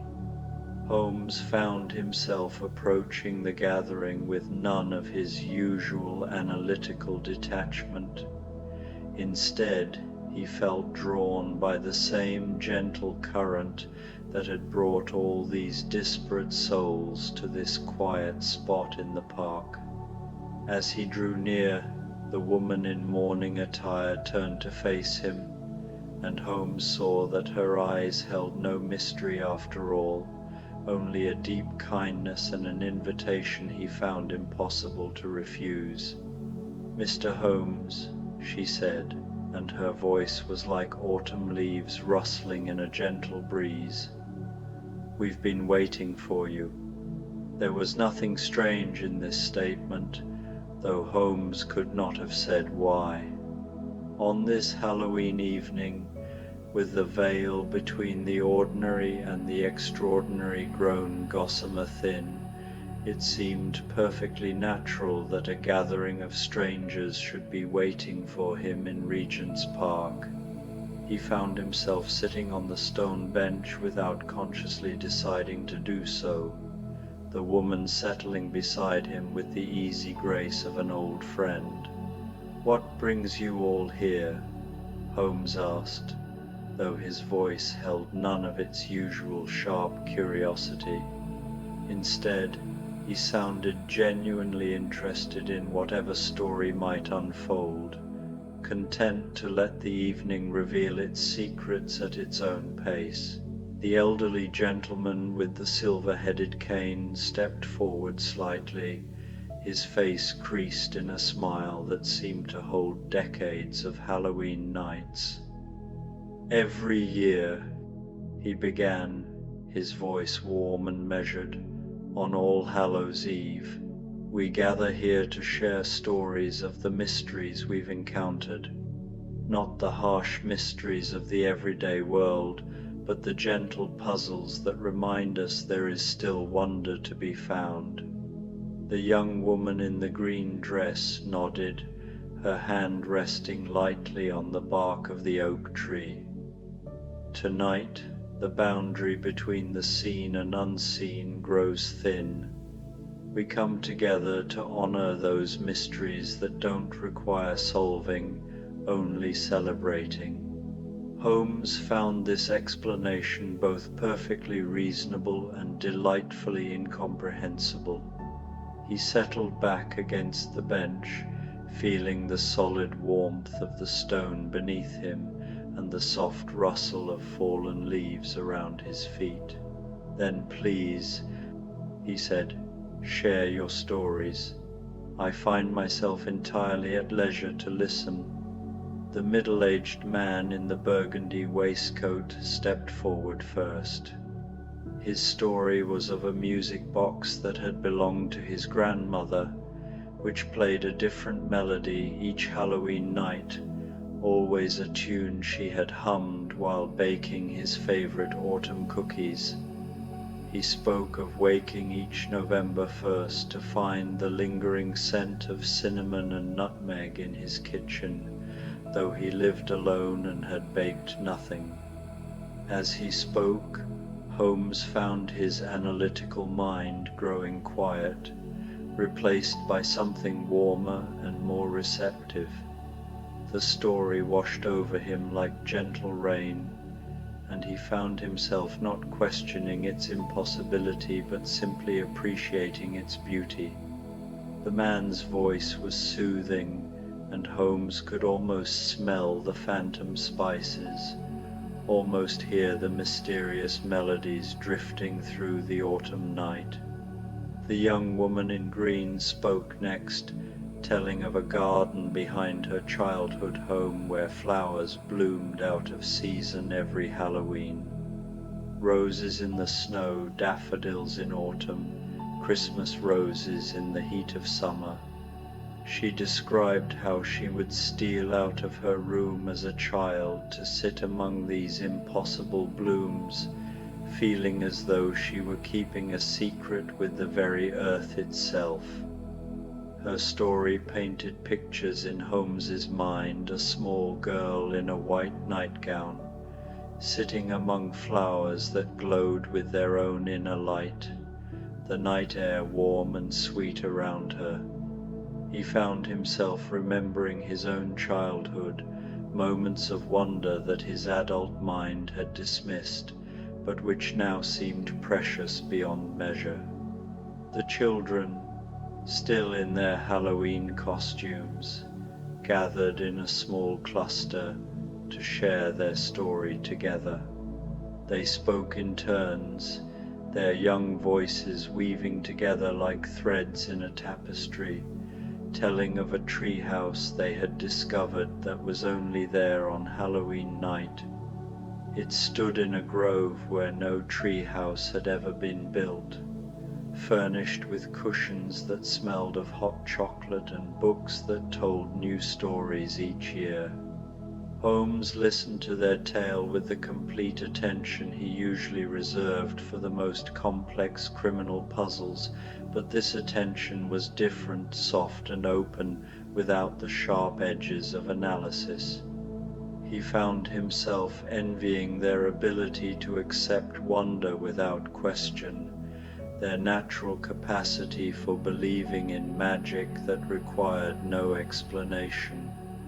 The woman in mourning attire spoke last, her story wrapping around the others like a gentle embrace.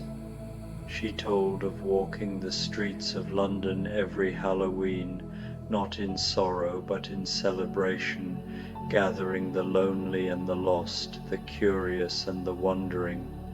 She spoke of how the night itself seemed to conspire in her work, bringing together souls who needed to remember that mystery was not always about solving, but sometimes about simply marveling. As she spoke, Holmes realized that this gathering was her story, that he was living inside her tale even as she told it. The thought should have been startling, but instead it felt like coming home to a place he had never known he was looking for. When all the stories had been told, a comfortable silence settled over the group. The children had arranged themselves in a circle on the fallen leaves, their costumes making them look like small mythical beings. The adults sat or stood in easy poses, united by the shared experience of wonder acknowledged and celebrated. Holmes found himself speaking without planning to, his voice joining the evening's gentle symphony. "I have spent my life unraveling mysteries," he said, pulling apart the threads of deception to reveal the truth beneath. "But tonight, I find myself in the presence of mysteries that ask only to be appreciated, not solved. There is a deep peace in this, in accepting wonder without needing to diminish it with explanation." The woman beside him nodded, her dark eyes reflecting the lamplight like still water. "Some mysteries are gifts," she said softly. "They remind us that the world is larger and more beautiful than our understanding of it." As if summoned by her words, a gentle mist began to rise from the ground around them. It was not the thick yellow fog of London's ordinary evenings, but something finer and more luminous, touched with silver and carrying the scent of autumn rain. The mist swirled gently around their feet, rising slowly until it created a soft, glowing cocoon around their gathering. Within this cocoon of gentle light, Holmes felt a profound sense of contentment settling over him. The sharp edges of his usual restless energy had been worn smooth by the evening's gentle mysteries. His mind, so often racing ahead to the next problem, the next puzzle, had finally found a place of perfect stillness. The elderly gentleman began to hum a melody that seemed familiar, though Holmes was certain he had never heard it before. One by one the others joined in, their voices blending in harmony that felt both spontaneous and ancient. Holmes found his own voice adding to theirs, humming a tune that seemed to come from some deep, forgotten place within him. The children began to dance, their movements slow and dreamlike, their costumes flowing around them like liquid moonlight. The ghost child spun gently, his white sheet trailing behind him in graceful spirals. The little witch swayed back and forth, her paper lantern casting moving shadows that looked like butterflies. The pumpkin-shaped child rolled and tumbled with such joy that her laughter became part of the evening's music. Holmes watched this gentle celebration with wonder that felt both foreign and familiar. When was the last time he had witnessed such pure, uncomplicated joy? When had he last allowed himself to simply observe beauty without trying to understand its mechanisms? The questions arose and dissolved without urgency, replaced by the simple pleasure of being present in this moment of grace. The mist continued to swirl around them, and within its soft embrace, Holmes began to see shapes and figures that might have been memories or might have been dreams. He saw himself as a child, lying in a meadow and watching clouds transform themselves into dragons and castles. He saw Watson not as his practical partner in detection, but as the loyal friend whose simple faith in goodness had anchored Holmes through countless dark investigations. He saw London not as a maze of crime and corruption, but as a living tapestry of human stories, each soul carrying its own small light through the vast night of existence. The revelation came not as a sharp insight, but as a gentle unfolding, like a flower blooming in slow motion. The woman in mourning attire rose from the bench and extended her hand to Holmes. Without hesitation he took it, allowing her to draw him into the slow dance that the others had begun. Together they moved in time with the hummed melody, their feet finding the rhythm that seemed to pulse up from the earth itself. As they danced, Holmes felt the last of his usual tensions melting away. His tall frame, so often held rigid with concentration, relaxed into the natural grace that had always been there beneath the surface. His movements became fluid and easy, matching the gentle sway of the tree branches overhead and the soft drift of the luminous mist around them. The dance continued for what might have been minutes or hours. Time had become as fluid as the mist, stretching and contracting with the rhythm of their movements.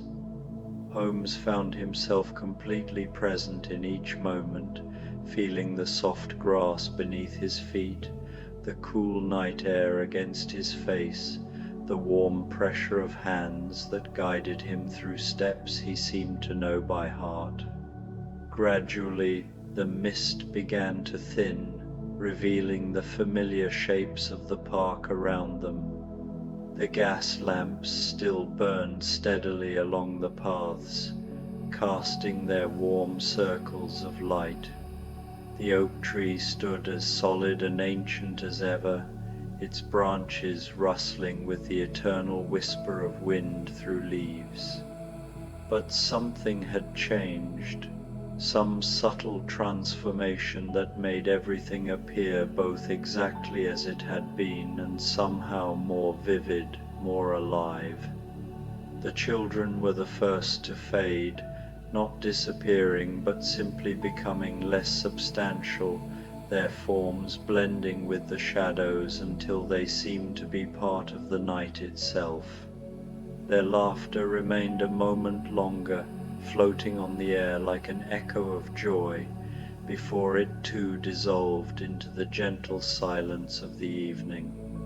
The adults began to drift away as well, each departing in their own direction with the natural timing that had marked the entire evening.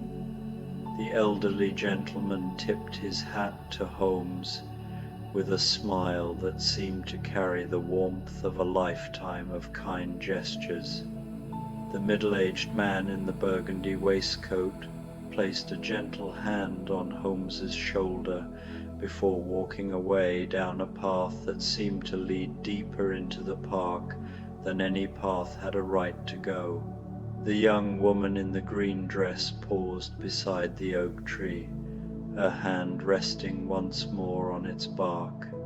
She looked at Holmes with eyes that held depths he could not fathom, though he no longer felt the need to try.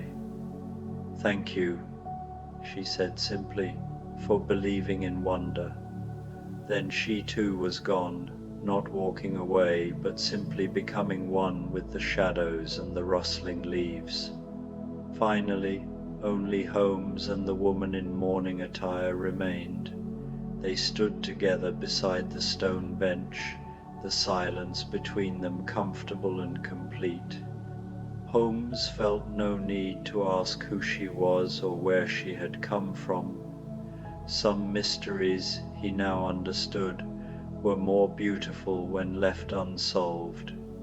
"Will you walk me back to the street?" he asked, his voice soft in the gentle night. She nodded, and together they began to retrace their path through the park. As they walked, Holmes felt as though he were carrying something precious within him, not a solution to a mystery, but the mystery itself, whole and perfect, and asking nothing of him but appreciation. At the edge of the park, where the gas lamps of the city streets began, the woman paused. "Every year," she said, "on Halloween night we gather. You will always be welcome among us, Mr. Holmes, should you choose to remember." Holmes nodded, understanding that the choice would indeed be his. He could wake tomorrow and dismiss this entire evening as an unusually vivid dream brought on by solitude and the romantic atmosphere of All Hallows' Eve. Or he could carry it with him, letting it change the way he saw the world and his place within it. "I will remember," he said, and knew that he spoke the truth. The woman smiled, her face radiant in the lamplight. "Then, until next year, Sherlock Holmes, may your ordinary mysteries be balanced by wonder, and your sharp mind be tempered by the gentleness of dreams." With that, she turned and walked back into the park, her dark dress flowing behind her like liquid shadow. Holmes watched until she disappeared completely, becoming one with the night and the autumn air. Then he turned toward Baker Street, his steps measured and peaceful, carrying the evening's gifts within him like candles lighting the way home. The walk back to his lodgings passed in a state of profound tranquility. The familiar streets seemed somehow friendlier, the gas lamps warmer, the very air softer and more welcoming. Holmes found himself noticing details he usually overlooked, the way lamplight caught in the windows of sleeping houses, the gentle rhythm of his own footsteps on the cobblestones, the distant sound of a church bell tolling the late hour. When he reached 221B Baker Street and climbed the 17 steps to his rooms, Holmes found the fire still burning low in the grate, casting a warm glow over his familiar surroundings. His chair waited exactly as he had left it, and Mrs. Hudson's chrysanthemums still glowed bronze and gold in their vase by the window. But something had changed. The room felt different, not in any way he could articulate, but in a manner that spoke to something deeper than observation. It felt more like home, more like a sanctuary where a man could find peace at the end of even the most mysterious of days. Holmes removed his coat and deerstalker hat, hanging them carefully on their accustomed hooks. He settled into his chair beside the fire, feeling the familiar leather embrace his tired body. The clock on the mantel showed nearly midnight. All Hallows' Eve was drawing to its close, ready to transform itself into the ordinary first day of November. As he sat in the dying firelight, Holmes reflected on the evening's strange and wonderful events. His analytical mind stirred briefly, offering various explanations for what he had experienced. Perhaps he had dozed in his chair and dreamed the entire adventure. Perhaps the combination of solitude and the romantic atmosphere of Halloween had created an elaborate waking fantasy. But even as these rational explanations presented themselves, Holmes found he had no desire to embrace them. The evening had given him something he hadn't realized. He needed a reminder that wonder was not the enemy of wisdom, that mystery could be a gift rather than a challenge, that sometimes the most profound truths were found not in solving puzzles, but in allowing them to remain beautifully, perfectly unsolved. He thought of the woman in mourning attire, of her promise that he would always be welcome in their annual gathering. The thought brought a smile to his lips, the same rare, soft expression that had marked the beginning of his adventure. Next Halloween, when the veil between worlds grew thin once more, he would be ready to accept whatever gentle mysteries the night might offer. The fire settled lower in the grate, its flames dancing smaller and smaller until only glowing embers remained. Holmes felt his eyelids growing heavy, his body relaxing completely for the first time in longer than he could remember. The day's tensions, the week's accumulated stresses, all the sharp-edged urgency of his usual existence had been dissolved by the evening's gentle magic. As sleep began to claim him, Holmes became aware of a sound that seemed to come from very far away, or perhaps from very close, from within his own peaceful heart. It was the faint echo of humming, the same melody that had risen spontaneously during the gathering in the park. The tune seemed to wrap around him like a lullaby, easing him toward dreams that would be filled with autumn mist and dancing children, with gentle mysteries and the promise of wonder. His last conscious thought was of gratitude for an evening that had shown him new dimensions of his beloved London, for companions who had welcomed him without question into their circle of wonder, for the reminder that even the most rational mind could benefit from the occasional embrace of beautiful impossibility.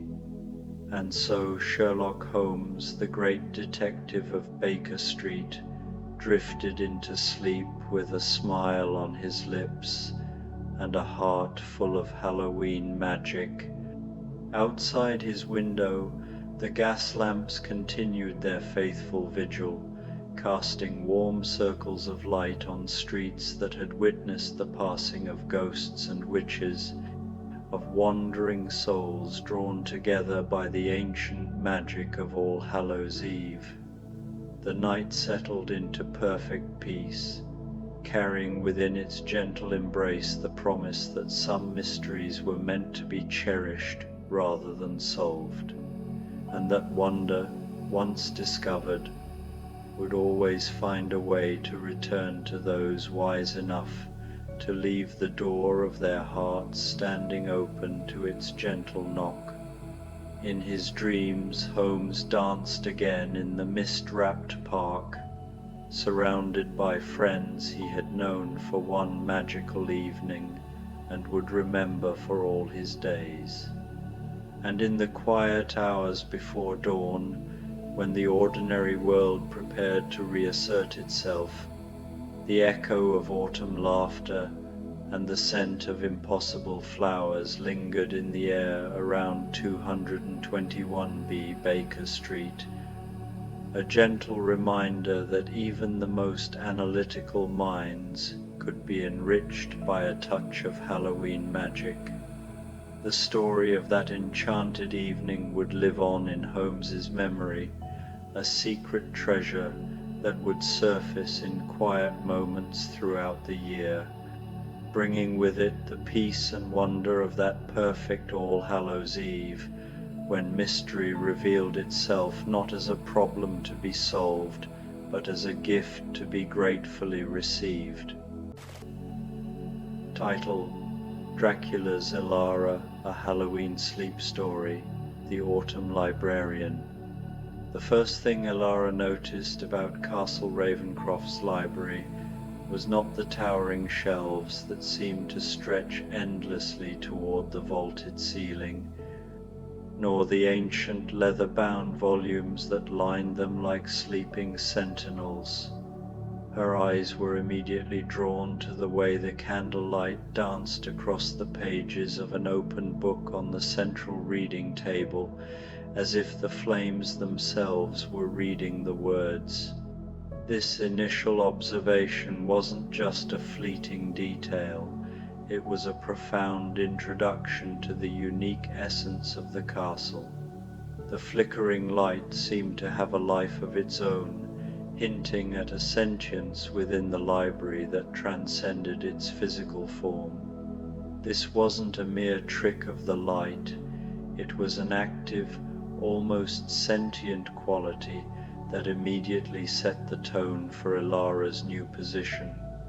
The library, it seemed, was a living entity, its quiet hum a prelude to the extraordinary secrets it held.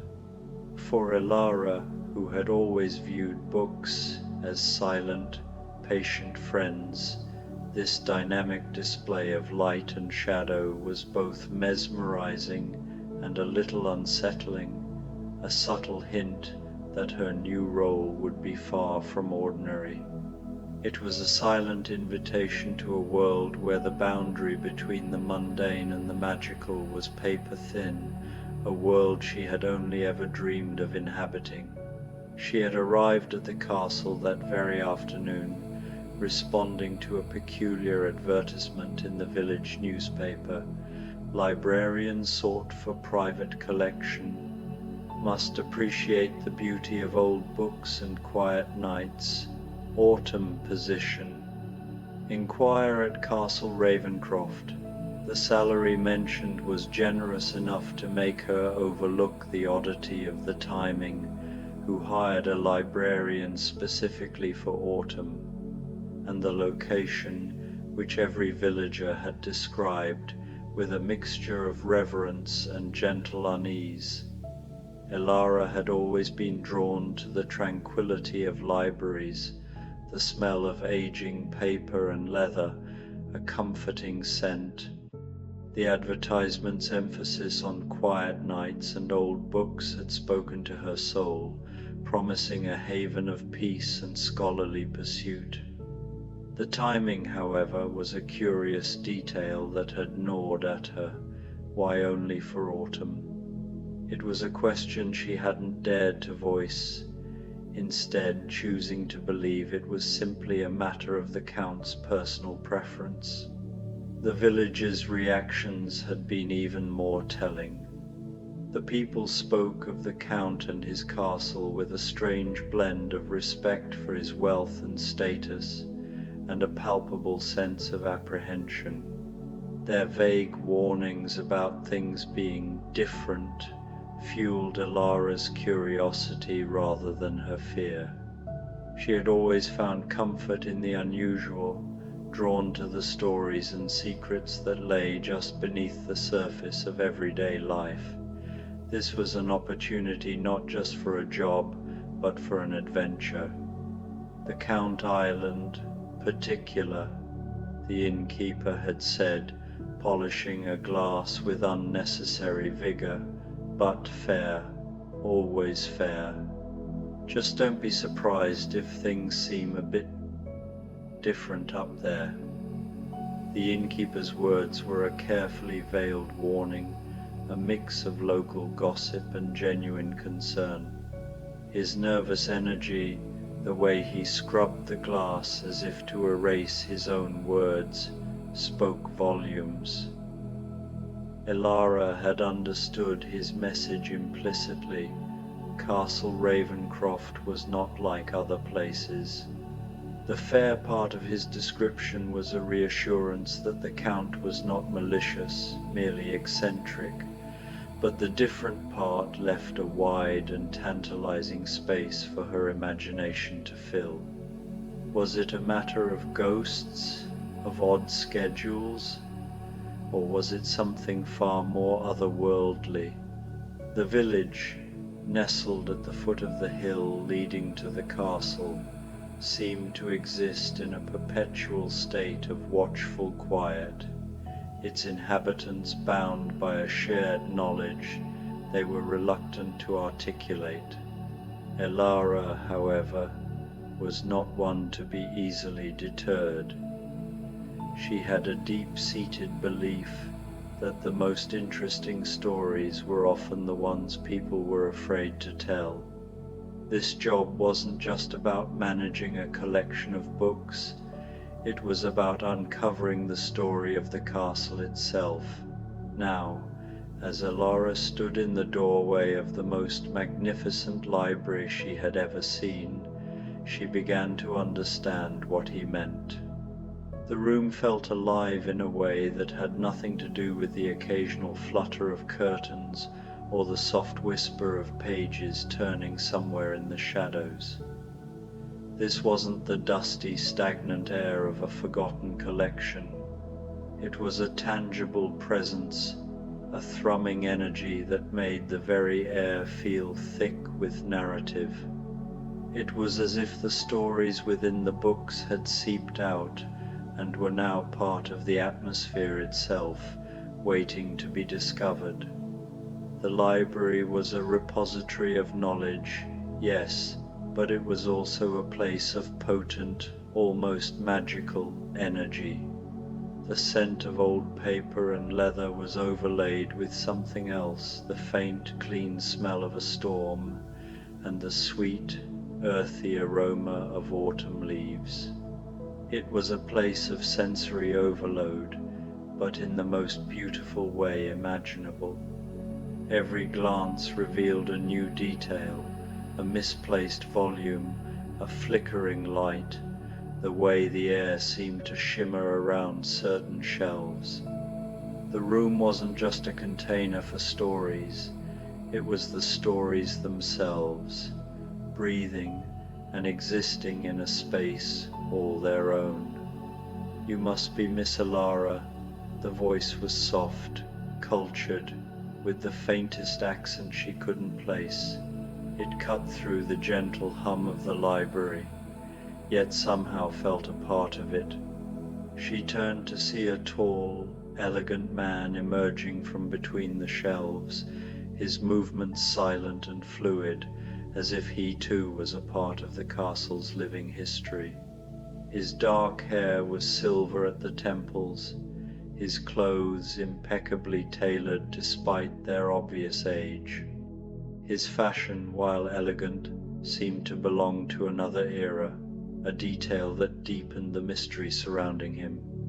But it was his eyes that caught her attention, ancient, kind, and filled with a sadness so deep it seemed to have settled there like dust on forgotten books. His gaze was not piercing or intimidating, but rather gentle and weary, holding the weight of countless years and unspoken memories.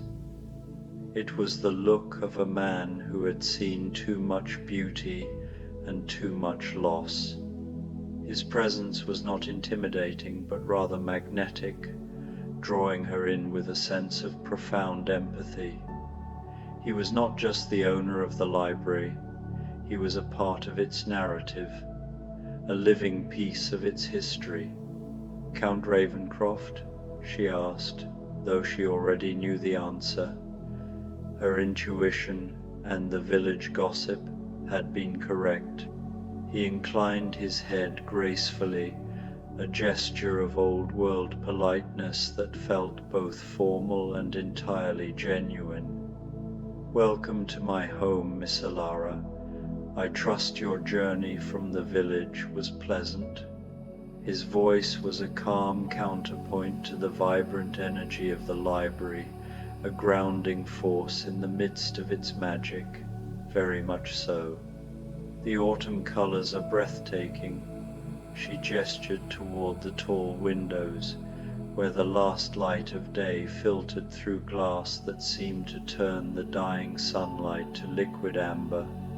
The view was a masterpiece of nature, a fiery tapestry of reds, oranges, and golds, a stark and beautiful contrast to the quiet grandeur of the library. And this library, it's extraordinary. Her voice was filled with a genuine awe she couldn't contain. This was not a perfunctory compliment. It was a heartfelt declaration. The library was a sanctuary, and she felt an immediate, deep connection to it. A smile touched the corners of his mouth, transforming his austere features. It has been my life's work, or perhaps I should say, my life's companion. These books have been with me through many seasons, many years, more years than you might imagine. His words were delivered with a gentle sincerity that transcended simple conversation. The weight of his statement hung in the air, a profound truth veiled in casual language. He wasn't just talking about a long life, he was hinting at an existence that defied the normal passage of time. His reference to many seasons, many years, was not a boast, but a simple statement of fact, a window into a life of immense longevity and quiet observation. Ilara's heart thrummed with a mix of curiosity and a deep sense of understanding. She felt as though she were standing at the edge of a vast, deep lake of history, and the Count was the guardian of its secrets. His sadness was not a sign of despair, but rather the quiet melancholy of a man who has outlived all that he has loved. "I've brought you something," the Count continued, lifting a delicate china cup from a nearby table. The cup was filled with tea that steamed gently, carrying with it the sense of cinnamon, cardamom, and something else, something that reminded her of autumn leaves and moonlight. The aroma was rich and complex, a sensory tapestry that perfectly captured the feeling of the season. A blend of my own creation, it helps with the adjustment to evening hours. The tea wasn't just a gesture of hospitality, it was an act of preparation. The choice of spices, cinnamon and cardamom were warm and comforting, but the mysterious third scent hinted at something more. It was the smell of magic, of ancient woods and forgotten lore. The cup itself felt perfect in her hands, a comforting weight that seemed to have been waiting for her all along. The whole scene was a testament to the Count's thoughtful, deliberate nature, a man who saw and understood things that others missed. Evening hours? Ilara accepted the cup, noting how perfectly warm it was, as if it had been waiting for her. The question was a simple one, but it opened the door to the heart of the library's secret. "The library keeps unusual hours," he explained, settling into a chair beside the reading table with the ease of someone who had occupied that same spot for centuries. "The books, you see, are most active at night. During the day, they rest, content to be ordinary volumes of paper and ink, but as the sun sets," he gestured around them, and Ilara gasped softly. The library was transforming. This wasn't a subtle change, it was a magnificent and breathtaking spectacle, where moments before it had been impressive but static. Now it hummed with a gentle, resonant energy.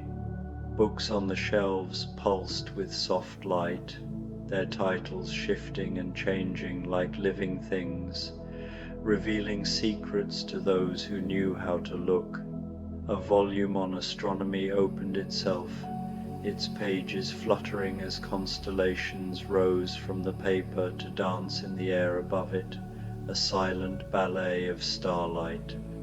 Somewhere in the poetry section, She could hear the faint sound of verses being whispered by invisible lips, the echoes of 1,000 long-lost voices. "Halloween approaches," the Count said, as if this explained everything. It was the key to the mystery, the reason for the autumn position, the source of the village's unease. The boundary between what is and what might be grows thin. Here, in this place where so many stories have been read and loved and dreamed over, that boundary becomes permeable. The words were simple, yet they contained a profound truth. The library was a nexus, a place where the collective belief in stories had worn a hole in the fabric of reality. The magic wasn't an inherent property of the books themselves, but a reflection of the dreams and thoughts that had been poured into them by countless readers over countless years. The Count was not a wizard, but a custodian of a place where belief and reality intertwined. The library was a living, breathing testament to the power of human imagination. Elara sipped her tea, feeling a warmth spread through her chest that had nothing to do with the temperature of the liquid. Rather than fear, she felt a deep sense of wonder. "It's beautiful," she whispered, her voice a hushed reverence. The glowing books, the dancing constellations, the whispered poetry, it was all so much more than she could have ever imagined. It was a tangible, beautiful manifestation of the magic she had always known existed in the world. "You're not afraid?" The question carried fragile hope, one he had asked many times, usually met with fear. She paused, watching a children's book open by the window, a paper dragon yawning before settling back into its page. The creature was small, harmless, pure wonder. "Should I be?" she asked, curious, not defiant. Fear felt absurd in the presence of such beauty. "Most people are. They see danger in the unusual."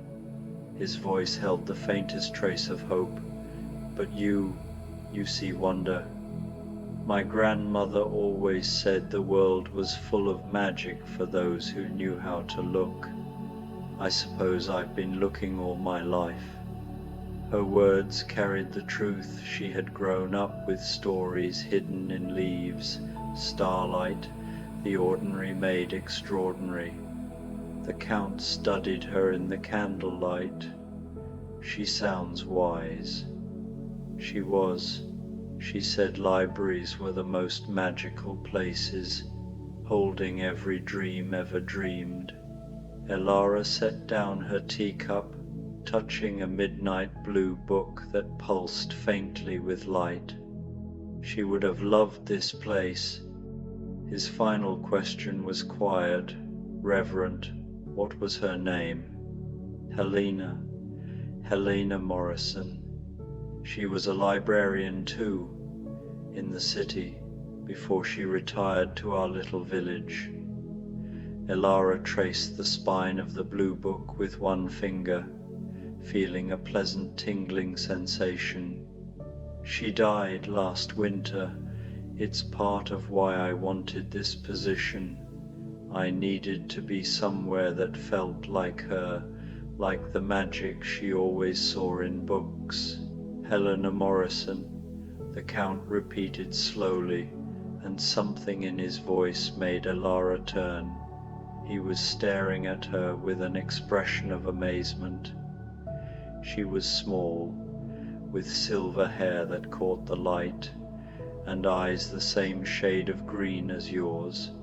Elara felt her heart skip. "Yes. How could you possibly know that?" The Count rose from his chair, moving to a different section of the library. "She came here once, many years ago, She was researching local folklore for a paper she was writing. Spent 3 nights in this very library, reading by candlelight and asking the most delightful questions. He pulled a book from the shelf, a journal bound in worn leather. I kept her notes. She had a theory about the connection between stories and magic, about how belief could make the impossible real. He handed her the journal, and Elara opened it to see her grandmother's familiar handwriting. The villagers speak of Castle Ravencroft with a mixture of fear and affection, as if describing a beloved but unpredictable relative. They tell stories of books that read themselves, of a library that comes alive on autumn nights, of a count who has lived longer than memory. But beneath their words, I sense not darkness, but loneliness. Magic, I suspect, can be a beautiful but isolating gift. Tears pricked at Elara's eyes. She never told me she'd been here. She promised to return, the Count said gently. We had such wonderful conversations about the nature of stories, about the way they shape reality even as reality shapes them. I waited for her every autumn, but she got older, and the journey became too difficult, Elara finished. She spent her last years mostly in the village, helping at the local library, reading to children. She sounds as though she lived a full and beautiful life. She did. Elara closed the journal carefully, but I think she would have loved to see this place one more time, especially during Halloween season. The Count was quiet for several moments, his ancient eyes thoughtful. Perhaps, he said finally, she is seeing it, in a way. Before Elara could ask what he meant, a book fell open on the reading table with a soft thud. Both of them turned to look, and Elara gasped. The book was displaying a photograph that seemed to move and shift like a living memory. Her grandmother as a young woman, sitting in this very library, laughing at something unseen. The books remember everyone who has loved them, the Count explained softly. They hold not just words, but moments, feelings, the essence of those who have found joy in their pages.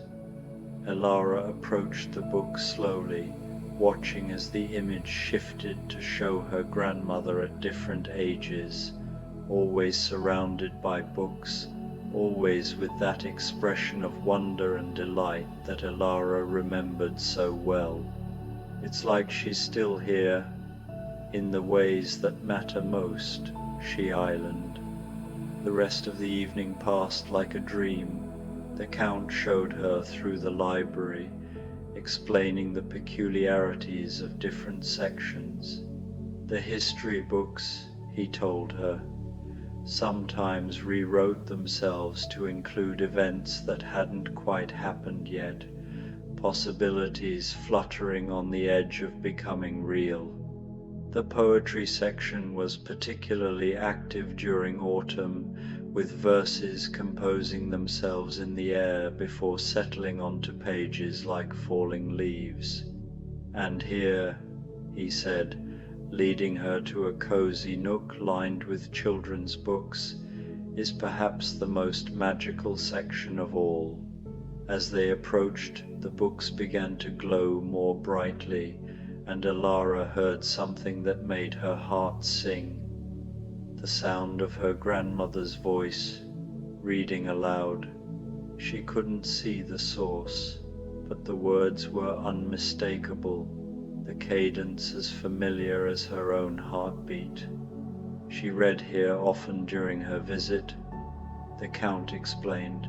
The children's books loved her voice. They've been repeating her stories ever since, waiting for someone who would appreciate them as she did. Elara sank into a comfortable chair, listening to the ghostly echo of her grandmother reading The Velveteen Rabbit. Around them, the other books seemed to settle contentedly, as if they too were enjoying the familiar voice. "This is why you needed a librarian for autumn," Elara said suddenly, understanding flooding through her. "The books become active, and you need someone to tend them, but not just anyone, someone who understands their magic." "Someone like your grandmother," the Count confirmed. "Someone who sees wonder instead of strangeness, beauty instead of fear. Someone who believes." "Exactly." They sat in comfortable silence, listening to the gentle sounds of the enchanted library, pages turning themselves, ink reshaping into new words, the soft whisper of stories being born. Elara felt a peace she hadn't experienced since her grandmother's death, as if some part of her that had been holding its breath could finally relax. "Count Ravencroft," she said eventually, "may I ask you something personal?" "Of course. How long have you been here? The villagers speak of you as if you've always existed, and you mentioned more years than I might imagine." He was quiet for so long that she wondered if he was going to answer at all. When he finally spoke, his voice was soft, almost hesitant. "I came to this castle in 1891. I was different then, darker. The magic that touched me was not the gentle kind you see here tonight." Elara waited, sensing that there was more to the story. "I was cursed, you might say, doomed to an existence that was neither life nor death, sustained by things I prefer not to remember. I was alone, angry, afraid of my own nature.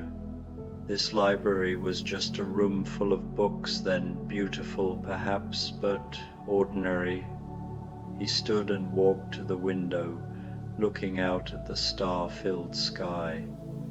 "But books, Miss Elara, have a power all their own. The more I read, the more I began to understand that stories shape us as much as we shape them.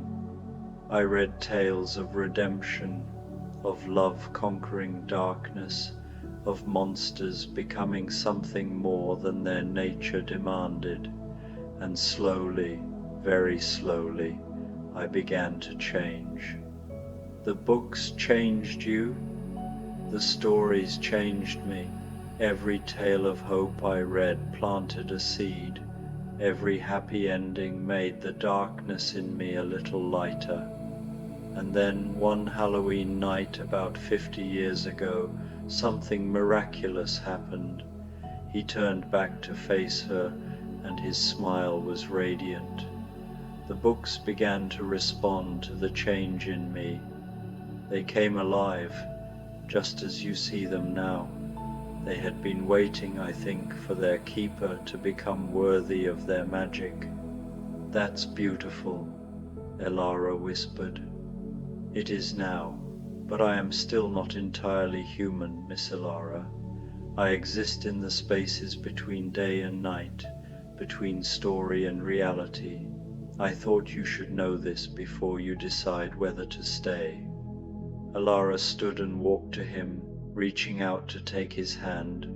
It was cool but solid, real and present. "Count Ravencroft, may I call you by your first name?" "Adrian," he said softly. "Adrian, my grandmother always told me that who someone chooses to be is more important than what they were born as.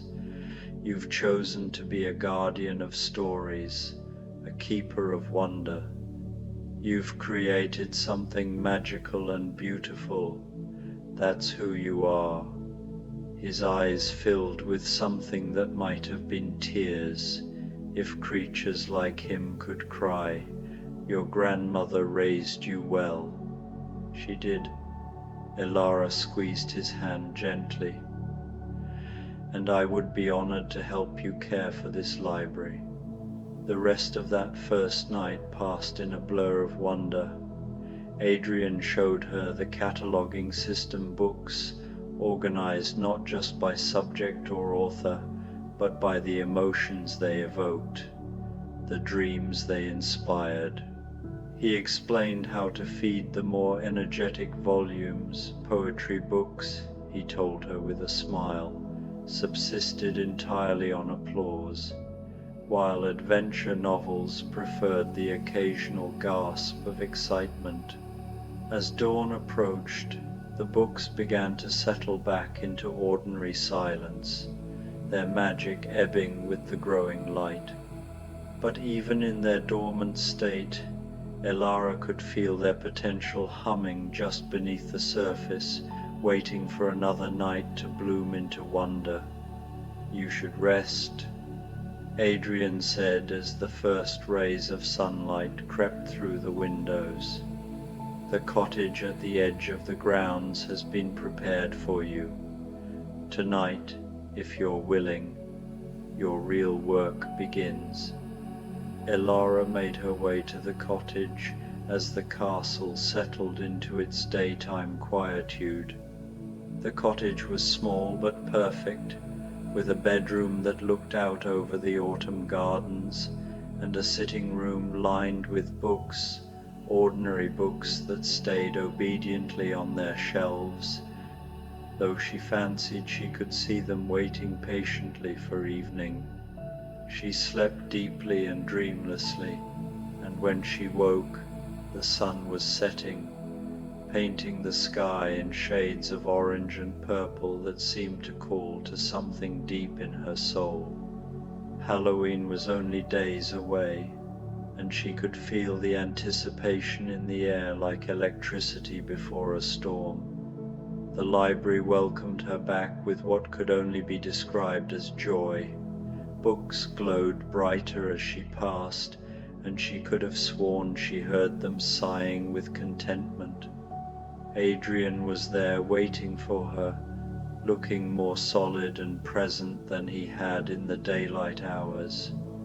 "Ready for your first real evening as librarian?" he asked. "More than ready." And so began the most magical weeks of Elara's life.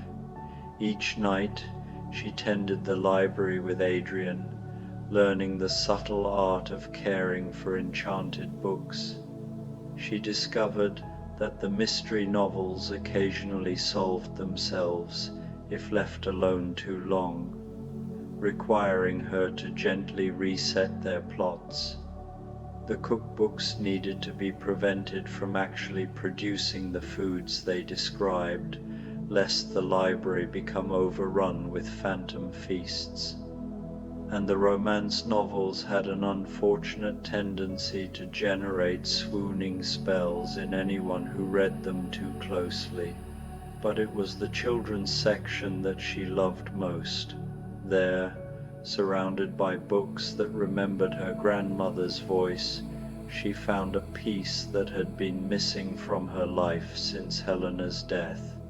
She began reading aloud herself, and the books responded with evident delight, their pages glowing more brightly with each story she shared. "They love you," Adrian observed one evening, watching as a picture book opened itself hopefully on her lap. "I love them too," Elara replied, beginning to read about a little mouse who dreamed of flying. Around them, other books rustled their pages in approval.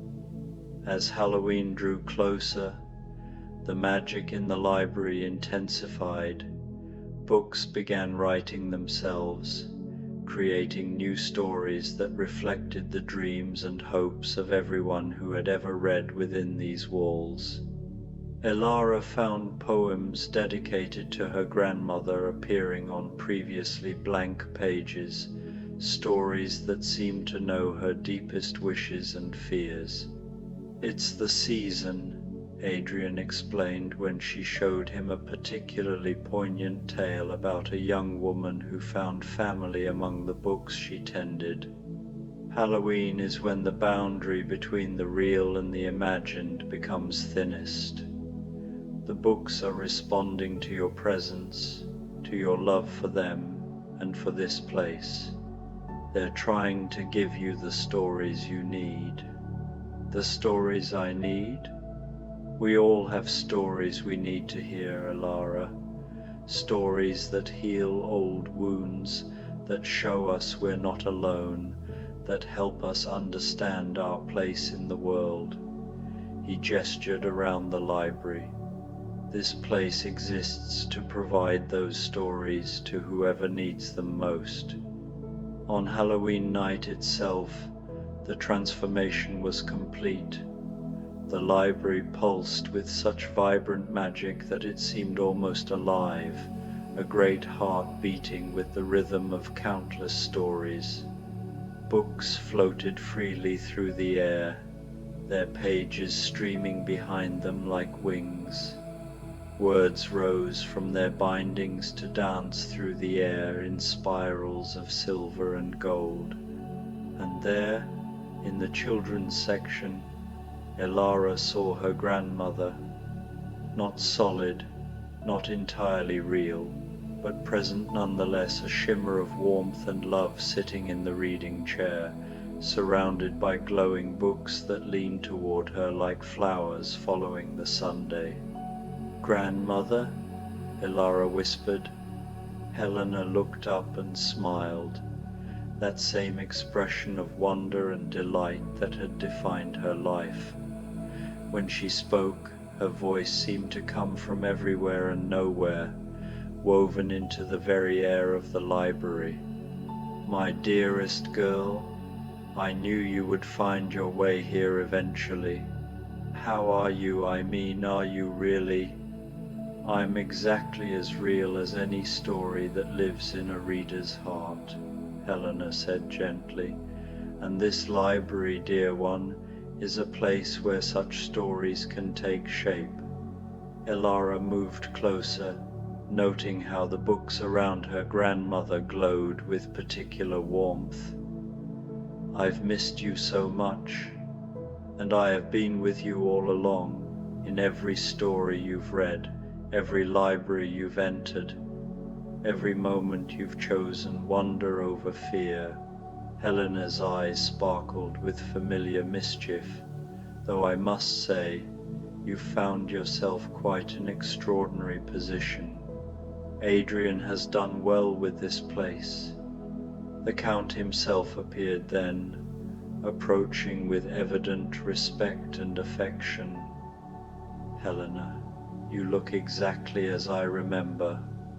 "Flatterer," she said with a laugh that made the books around her flutter their pages in delight. "Though I must say, you've changed considerably, for the better, I might add." "I had excellent teachers," he replied, glancing meaningfully at the surrounding books. "Books make the best teachers," Helena agreed. "They never judge, never give up hope, and they're always willing to share their wisdom with those who seek it." She turned back to Elara. "You understand that now, don't you, dear?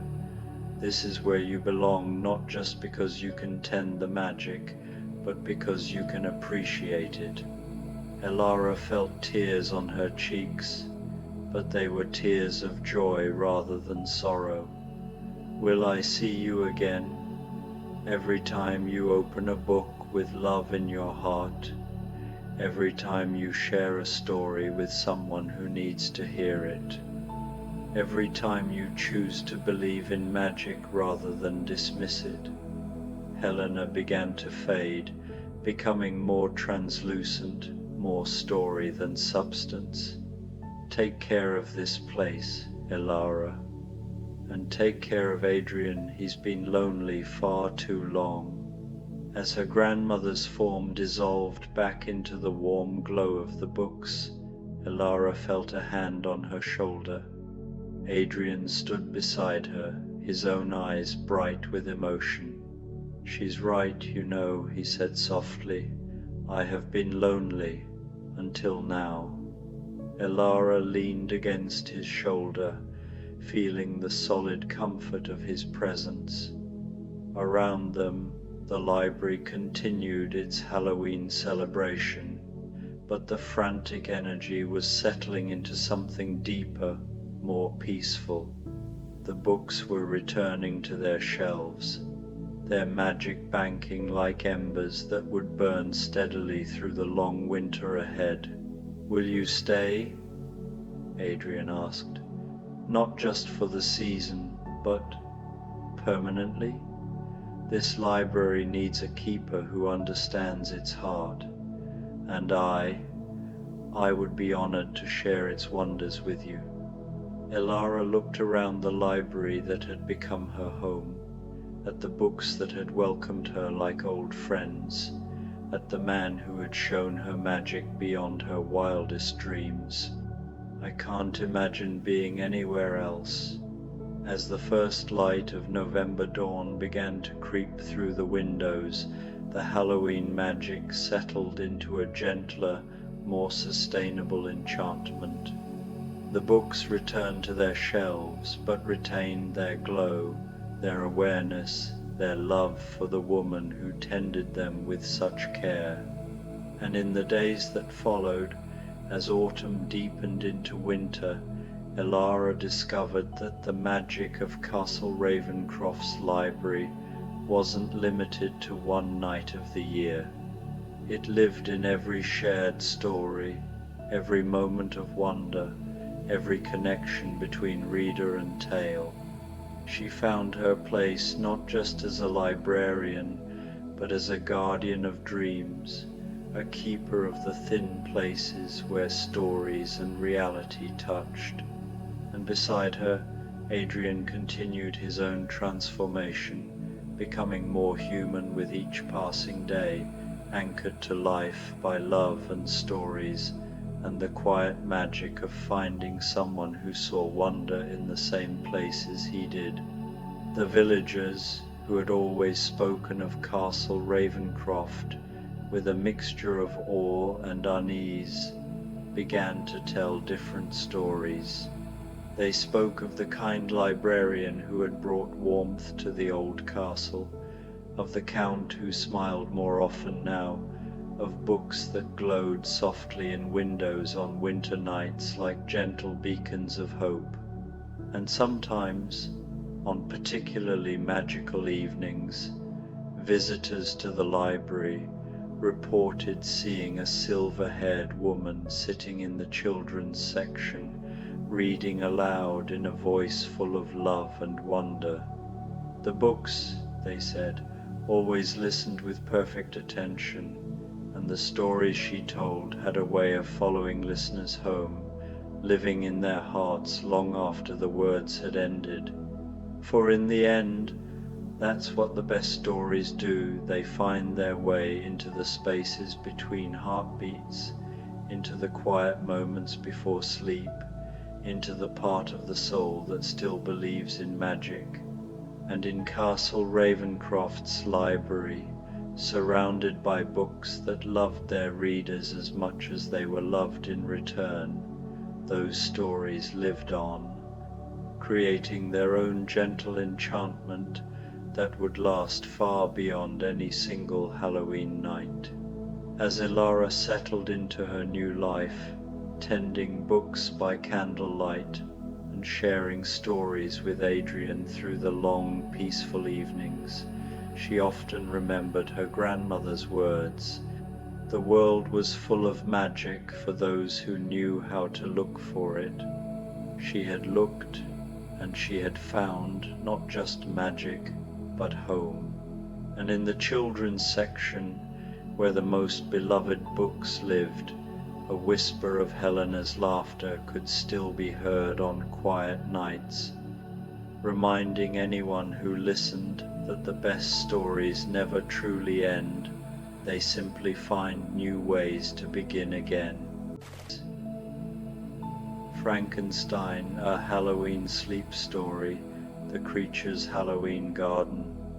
Between dusk and midnight, in the quiet of an October night, there lived a creature who saw beauty where others saw fear.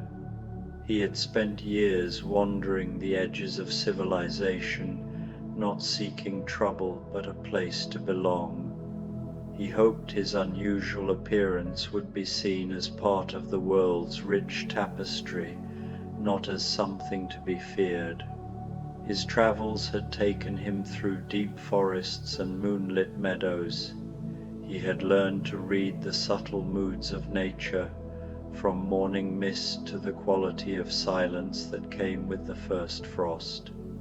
On this particular evening, just before Halloween, the creature walked a winding country lane bordered by ancient oak trees. Their leaves in shades of gold, amber, and red rustled overhead like a whispered lullaby.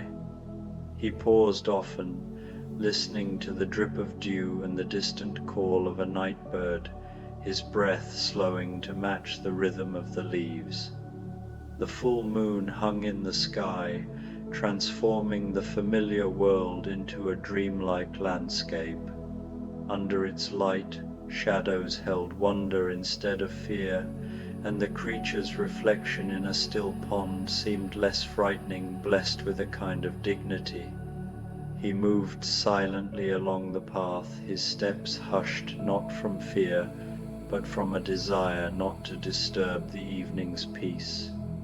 The air was crisp, carrying the complex scent of autumn, wood smoke, fallen apples, and the green scent of dew-heavy grass.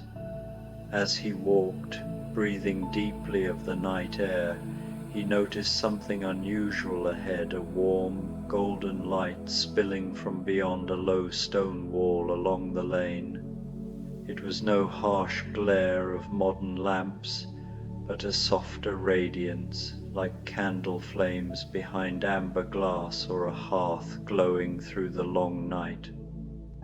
The light pulsed gently, casting living shadows across the stones.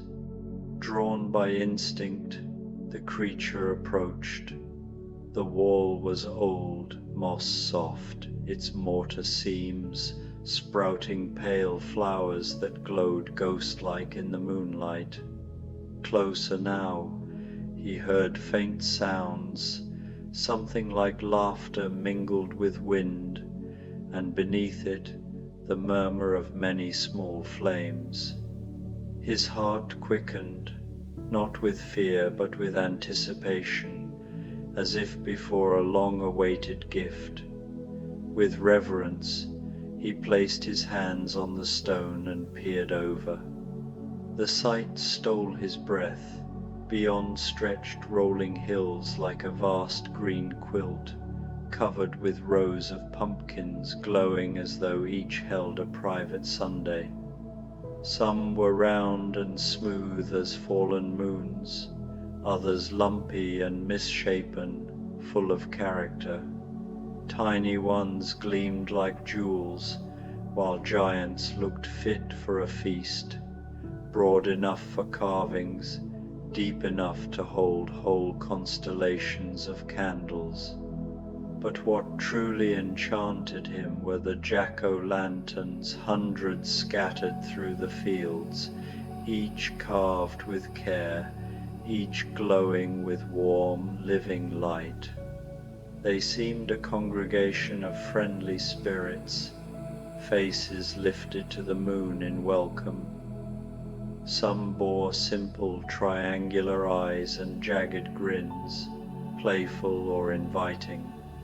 Others showed intricate vines, flowers, lacework of light, or faces so gentle they seemed alive, glowing with joy, contemplation, or quiet peace. Jack-o'-lanterns carved as cats with whiskers, and alert ears displayed playful or dignified expressions. Others resembled owls with wise, secretive eyes. Some featured intricate scenes, tiny houses, sailing ships, or landscapes with trees, mountains, and star-like cuts that twinkled.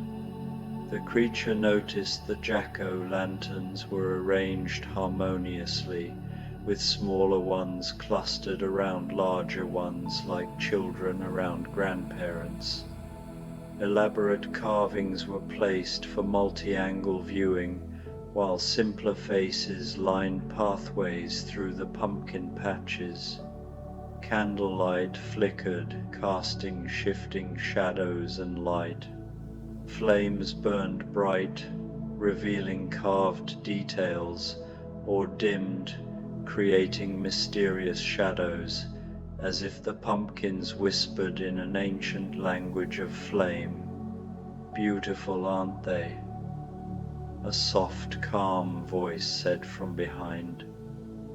The creature turned, expecting fear, but saw an elderly woman with silver hair braided with flowers and leaves.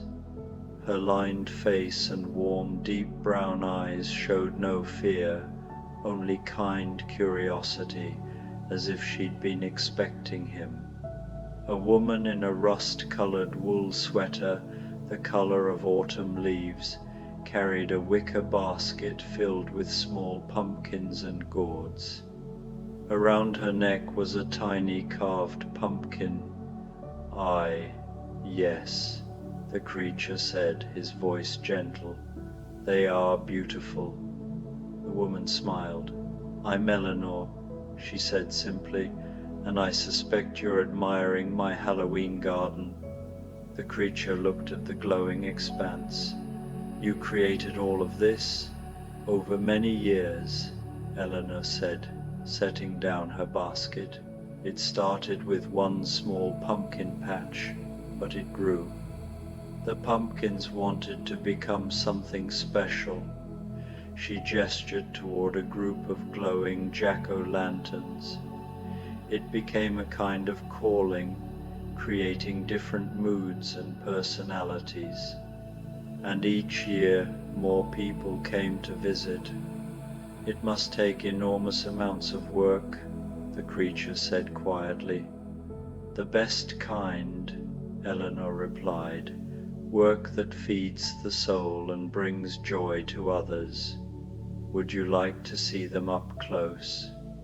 she asked, her gaze accepting. "The gate's just there."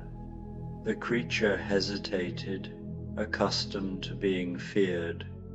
"I wouldn't want to disturb anything." "Nonsense," Eleanor said. "Beauty is meant to be shared. Besides," she added with a smile, "I think the jack-o'-lanterns have been waiting for you. They sense kindred spirits. They can tell when someone understands what it means to be different, but to carry beauty inside." Her words resonated, and for the first time in his life, the creature felt a glimmer of hope. Eleanor led him through a midnight blue gate, decorated with stars and vines. It opened silently onto a gravel path, and the creature was immediately surrounded by the warm glow of hundreds of jack-o'-lanterns. The artistry was profound. Some pumpkins had traditional designs, but even these seemed to possess individual personalities. Others were true works of art, like one carved with a delicate tree whose branches swayed in the candlelight, or another showing a contented cat mid-stretch. There were pumpkins carved with entire scenes, villages, landscapes, and starry nights. All of them seemed to glow not just with candlelight, but with the love and creativity that brought them to life. "How do you do it?" the creature asked, kneeling beside a peaceful-looking pumpkin. "How do you make them seem so alive?" Eleanor chuckled a sound like wind chimes. "I listen to what each pumpkin wants to become," she said, sitting on the gravel. "They all have their own personalities." She adjusted a nearby candle. "Some just want to be accepted for what they are, appreciated for their unique beauty." The creature's breath caught. "It's beautiful," he whispered. "Would you like to try making one?" Eleanor asked.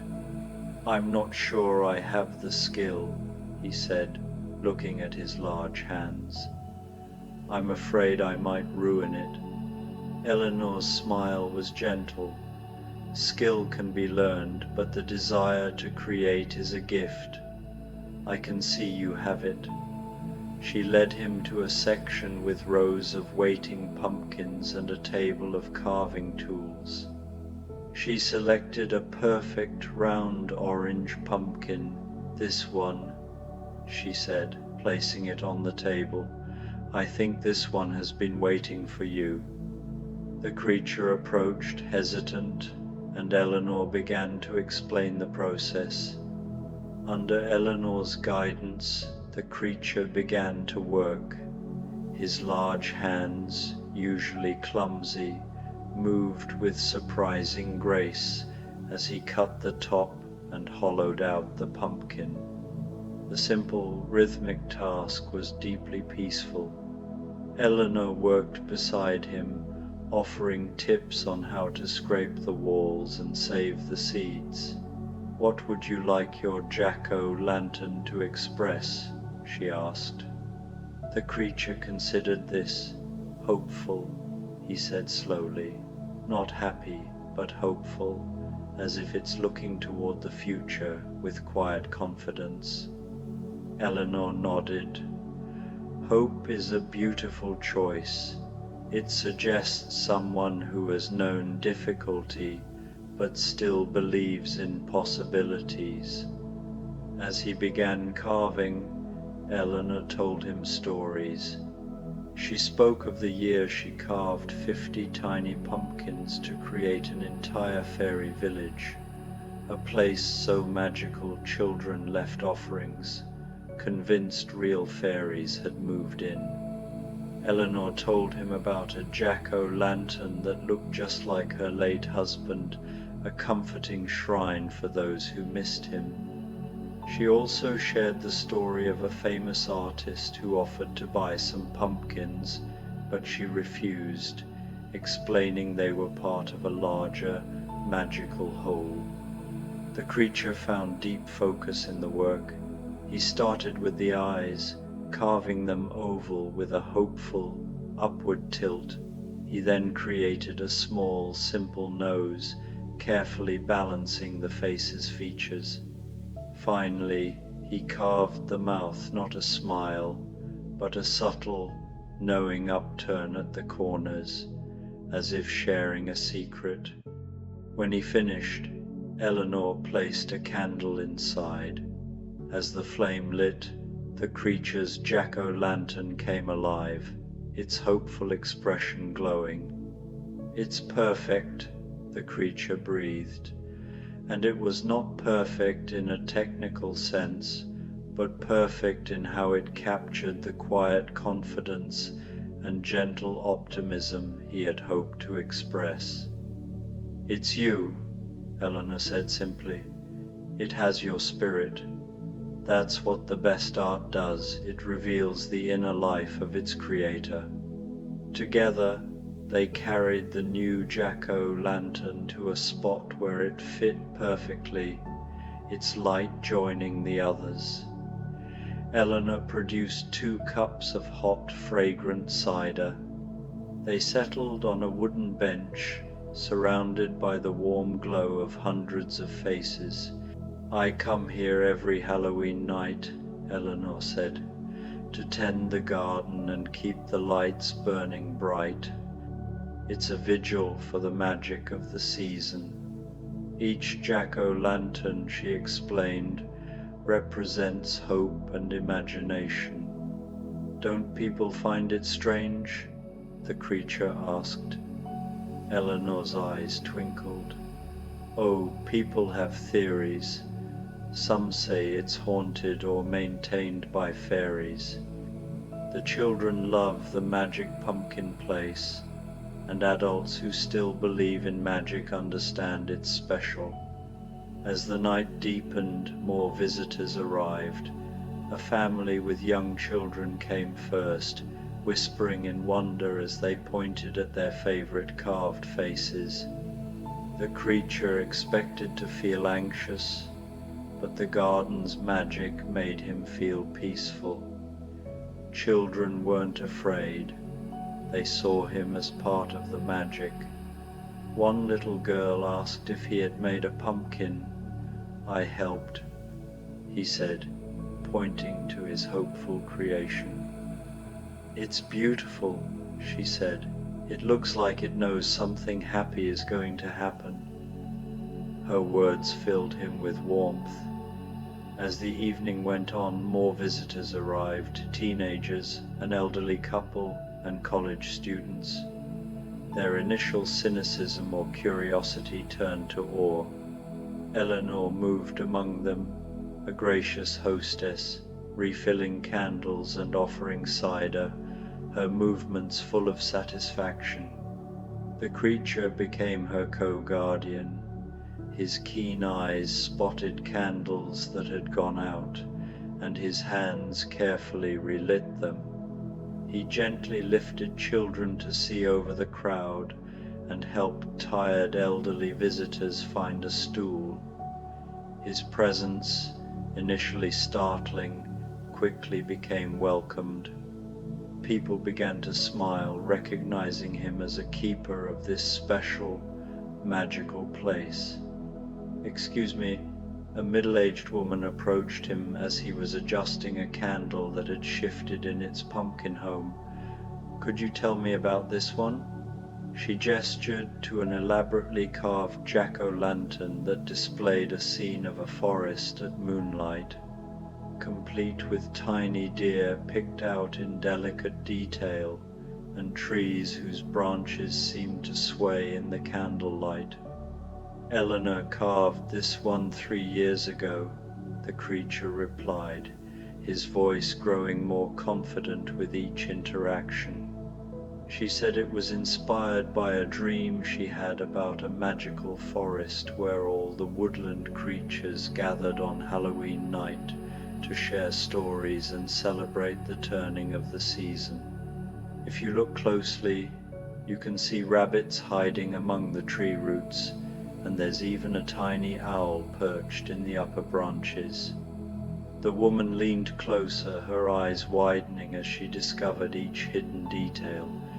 "It's incredible," she breathed, "the amount of work, the patience it must have taken, and it's all just given freely for people to enjoy. That's what makes it beautiful," the creature said, surprising himself with the wisdom in his own words. "Art shared freely multiplies rather than diminishes. Every person who sees it and feels wonder adds to its power rather than taking from it." As the evening wore on, the creature found himself answering more questions, sharing stories Eleanor had told him, even offering his own observations about the different jack-o'-lanterns and their unique personalities. With growing amazement, he realized that people were actually seeking him out, recognizing him as a knowledgeable guide who could enhance their experience of the garden. A teenage boy, probably around 16, and trying to look unimpressed by the childish Halloween display, found himself drawn to the section where the more artistic and complex carvings were displayed. He stopped before a jack-o'-lantern that showed a phoenix rising from stylized flames, its wings spread wide and its expression magnificent and fierce. "That's an unusual design for a pumpkin," the boy commented, his tone carefully neutral but his eyes betraying his genuine fascination. Eleanor says that Halloween is about transformation, the creature replied thoughtfully, about things becoming other than what they started as. A simple pumpkin becomes art, darkness becomes light, fear becomes wonder. The phoenix seemed like a natural symbol for that kind of magical change. The teenager nodded slowly, his pretense of disinterest gradually falling away. I never thought about Halloween that way, he admitted. I always just thought it was about scary stuff and getting candy. Those things are part of it too, the creature said with a gentle smile. But I think the heart of it is about celebrating the mysterious, the magical, the possibility that ordinary things might be more extraordinary than they appear. That ordinary people might be more extraordinary than they appear. The boy looked at him with new interest, perhaps hearing something in those words that resonated with his own experience of feeling different, of not quite fitting into expected categories. Did you make any of these? The creature led him to his hopeful jack-o'-lantern, still glowing steadily among its companions. This is my first one, he said, and there was no shame in his voice, only quiet pride and satisfaction. The teenager studied it carefully, taking in the subtle expression, the way the candlelight played through the carved features. It looks optimistic, he said finally, like it's waiting for something good to happen. Exactly, the creature replied, pleased that his artistic intention had been so clearly understood. Sometimes the most radical thing you can do is maintain hope, especially when hope seems difficult or unreasonable. As midnight approached, the garden began to settle into a quieter rhythm. The families with young children started to drift away, little ones becoming tired despite their excitement, parents carrying sleepy toddlers who had finally succumbed to the lateness of the hour and the hypnotic effect of so much gentle dancing light. The teenagers lingered longer, some of them sitting on benches or cross-legged on the gravel paths, clearly reluctant to leave this magical space and return to the ordinary world. Eleanor moved through the garden one final time, checking each jack-o'-lantern, making sure the candles were secure and would burn safely through the remaining hours of the night. The creature accompanied her, learning the routine that would become familiar to him in the nights to come, which candles needed replacing, which jack-o'-lanterns required adjustment, how to bank the flames so they would burn low and steady rather than bright and quickly. Tomorrow night will be even busier, Eleanor said as they worked together in comfortable companionship. Word spreads about the garden every year, and Halloween Eve always brings the largest crowds. But tonight felt special, didn't it? There was something different in the air, something particularly magical. The creature nodded, understanding that the difference had been his own presence, his own participation in the garden's life and purpose. For the first time in his long existence, he had been not just an observer of human community, but an active participant, someone whose contributions were valued and whose presence was welcomed. As they completed their circuit of the garden, Eleanor and the creature found themselves once again at the bench where they had sat earlier, now alone, except for the glowing faces of hundreds of jack-o'-lanterns keeping their patient vigil. The candles had burned lower, casting everything in a softer, more intimate light, and the night air had grown cooler, carrying the promise of winter still months away but already stirring in the seasonal cycle.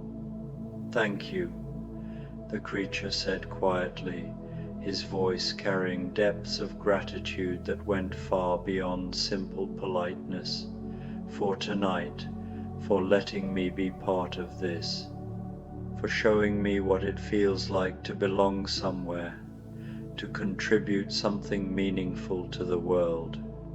Eleanor smiled, and in the candlelight her face seemed ageless, as if she were connected to some timeless source of wisdom and compassion. "Thank you for being here, for sharing your gifts with the garden and its visitors.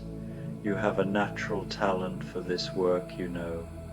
Not just the carving, though that was beautifully done for a first attempt, but the way you interacted with people, the way you helped them see and appreciate what was here.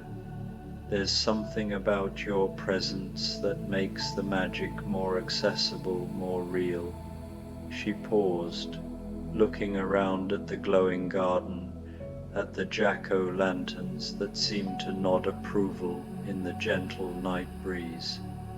"This place needs someone to help care for it, especially as it continues to grow, and I think," she turned to look at him directly, her eyes warm with invitation and hope, "I think you understand what this garden is really about.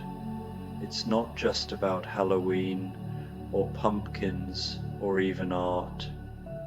It's about creating beauty where others might see only ordinary things. It's about showing that different can be wonderful, that unusual can be magical, that everyone deserves a place where they belong." The creature felt something warm and unfamiliar unfurling in his chest, a feeling he thought he might call home, might call belonging, might call purpose. "Could I? Would it be possible for me to come back, perhaps to help tend the garden on a more regular basis?" "I was hoping you might ask that," Eleanor said, her smile radiant with pleasure and relief. "This place has been waiting for you, I think, waiting for someone who understands what it means to be different, to be misunderstood, but to carry beauty inside nonetheless. Waiting for someone whose hands can create wonder and whose heart can appreciate the magic in simple things." They spent the next hour walking slowly through the garden, Eleanor pointing out different areas and explaining their care and maintenance. She showed him the storage shed hidden behind the farthest hill, where extra pumpkins waited in cool darkness for their turn to become art. The shed was larger than it appeared from outside, filled with carefully organized supplies, carving tools of every description, candles and lanterns, fertilizer and gardening equipment, even a small workbench where intricate designs could be planned and templates created. She explained about the compost system that turned carved pumpkin remains into rich soil for next year's crop, about the irrigation network that kept the plants healthy during the growing season, about the greenhouse where seedlings were started each spring and where the most delicate varieties were protected from harsh weather. The garden was clearly a year-round operation, requiring constant attention and care, even during the months when it wasn't actively displaying its Halloween magic. "The work isn't just seasonal," Eleanor explained as they examined racks of tools and containers of seeds. "In spring we plant new varieties and tend the seedlings. Summer is about cultivation and growth, making sure the plants have everything they need to produce the best possible pumpkins. Fall is harvest and carving season, when all the year's work comes to fruition. And winter is for planning, for designing new patterns, for preparing for the cycle to begin again. There was a small office area in the shed as well, with a desk covered in notebooks and sketch pads, walls lined with photographs of previous year's displays, and filing cabinets filled with what appeared to be correspondence and records. The creature could see that Eleanor maintained detailed documentation of every aspect of the garden's operation, which varieties grew best, which carving designs were most popular with visitors, which areas of the garden received the most foot traffic and needed additional reinforcement. "I keep track of everything," Eleanor said, noticing his interest in the record-keeping system. "Not because I'm obsessive about data, but because the garden teaches me things every year, and I want to remember those lessons. Which pumpkins are most suitable for different types of carving, how weather patterns affect the growing season, what kinds of designs resonate most deeply with different age groups of visitors." She pulled out a thick notebook filled with sketches and notes, pages covered with designs ranging from simple, traditional faces to elaborate, artistic creations. "This is where new jack-o'-lanterns are born," she said. "Sometimes I see a pumpkin and immediately know what it wants to become. Other times I have an idea for a design and need to find the right pumpkin to execute it, and sometimes visitors suggest ideas that spark new possibilities." The creature studied the sketches with growing fascination, seeing how Eleanor's creative process worked, how she moved from initial concept to finished piece. There were designs he recognized from the garden, but many more that were clearly future projects, ideas waiting for the right moment and the right pumpkin to bring them to life. "Would you like to try designing something?" Eleanor asked, offering him a pencil and a blank page. "It doesn't have to be for immediate carving, it could just be an exercise in imagination, a way of exploring what kinds of expressions appeal to you." The creature accepted the pencil hesitantly, his large fingers feeling clumsy around the small implement. But as he began to sketch, guided more by instinct than by technical skill, he found that his hands could express ideas that his words sometimes struggled to convey. The drawing that emerged was simple but evocative, a face that seemed to be listening intently, ears slightly forward, expression focused and attentive, as if hearing something wonderful in the distance. "A listening jack-o'-lantern," Eleanor said approvingly. "Someone who pays attention to the world around them, who notices things others might miss. I love it. And I think I know exactly the right pumpkin for this design, one that's been waiting all season for someone to recognize its particular qualities."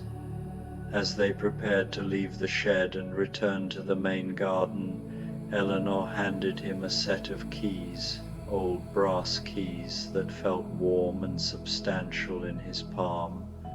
"These open the shed, the gates, and the small cottage where I keep additional supplies," she said. "Consider yourself officially appointed as assistant guardian of the Halloween garden." The title filled the creature with a pride and sense of purpose he had never experienced before. Assistant guardian, it suggested not just responsibility but belonging, not just work but identity. He was no longer simply a wanderer seeking acceptance. He was someone with a role to play, a contribution to make, a place where he was needed and valued. They returned to the garden to find it peaceful in the deepening night, the last visitors having departed, leaving only the jack-o'-lanterns to maintain their glowing vigil. The candles had burned lower but still provided enough light to navigate the paths and appreciate the carved faces, creating an atmosphere of intimate magic that felt different from the earlier bustle of activity. Eleanor moved through the garden one final time, performing the nightly ritual of checking each jack-o'-lantern, adjusting wicks, replacing candles that had burned too low, making sure everything was secure for the remaining hours of darkness. The creature followed her example, quickly learning the routine that would become as natural to him as breathing in the days and years to come. As they worked together in comfortable silence, the creature reflected on how dramatically his life had changed in the course of a single evening. He had begun the night as a solitary wanderer, someone who existed on the margins of human society, accepted nowhere and belonging to nothing. Now he was part of something larger than himself, a guardian of beauty and magic, someone whose presence enhanced rather than diminished the joy of others. "The garden changes people," Eleanor said softly, as if reading his thoughts. "Visitors often tell me that they leave here feeling different, more hopeful, more connected to the mystery and wonder that exists in ordinary life. But it changes us too, those of us who tend it. It teaches us about patience and creativity, about the satisfaction that comes from work that serves something larger than ourselves." She paused beside his jack-o'-lantern, which continued to glow with steady hope among its companions. "Your pumpkin friend here will burn through the night and welcome tomorrow's visitors with the same optimistic expression you gave it. And tomorrow night you'll be here to tend it and all the others, to help people see the magic that's always present but not always visible." As the cathedral bells in the distant town chimed midnight, marking the official beginning of a new day, Eleanor and the creature completed their rounds and returned to the bench for one final moment of appreciation. The garden stretched around them in all directions, hundreds of jack-o'-lanterns glowing like terrestrial stars, each one a testament to the power of creativity and care to transform simple materials into profound beauty. "Tomorrow will bring new challenges," Eleanor said, settling onto the bench with the contentment of someone ending a day well spent. "More visitors, more candles to tend, probably a few jack-o'-lanterns that need repair or replacement. But also more opportunities to share the magic, more chances to help people discover wonder in unexpected places." The creature nodded, already anticipating the work ahead, not with anxiety, but with eager anticipation. He understood now that he had found not just a place to belong, but a purpose that utilized his unique gifts, his gentleness with children, his patience with detailed work, his understanding of what it meant to be different and still valuable, still capable of creating and contributing beauty to the world. As they sat in companionable silence, watching the candles flicker and dance, listening to the soft whisper of autumn wind through carved pumpkin grins, the creature felt a peace deeper than any he had known in his long existence. The restless wandering that had characterized so many years of his life had finally led him to where he was meant to be, not just accepted but needed, not just tolerated but valued, not just surviving but truly living. Eleanor rose from the bench and gathered her tools, preparing to return to her cottage for a few hours of rest before tomorrow's preparations began. "The garden will be safe with you watching over it," she said, handing him a thermos of hot cider and a warm blanket. "Sometimes I stay the whole night through just to be present with the magic, to maintain the vigil, but I have a feeling you understand that instinct already." The creature accepted the gifts gratefully, understanding that he was being entrusted not just with the practical care of the garden, but with its spiritual guardianship as well. "I'll keep the lights burning," he promised, and the words carried the weight of a sacred vow. Anne of Green Gables, An Autumn Sleep Story, Anne's Golden October Dream. The afternoon sun slanted through Anne Shirley's bedroom window at Green Gables, painting everything in shades of amber and gold. October had arrived with all its glory, transforming the familiar landscape into something from a fairy tale.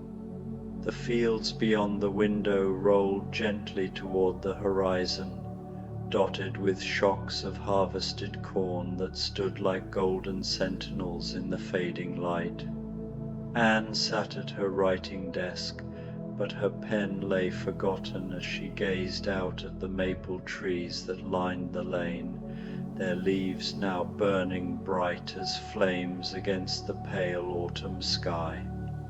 Each leaf seemed to hold a story of its own, a tiny canvas painted by nature's most masterful artist, shifting from vibrant scarlet to deep ochre as the wind whispered through the branches. A soft breeze stirred the curtains, carrying with it the scent of wood smoke from Marilla's kitchen chimney, and the sweet, earthy fragrance of fallen apples in the orchard. The very air seemed to shimmer with golden dust motes, dancing lazily in the warm light that pooled across her wooden floor. These motes, like tiny fairies in a children's tale, swirled in hypnotic patterns, catching the sun's rays and transforming the ordinary room into a chamber of enchantment. Anne watched them for a moment, her imagination weaving tales of miniature worlds hidden within each speck of dust, realms where time stood still and wonders never ceased. Such a perfect day shouldn't be wasted indoors, Anne murmured to herself, rising from her chair with a dreamy smile.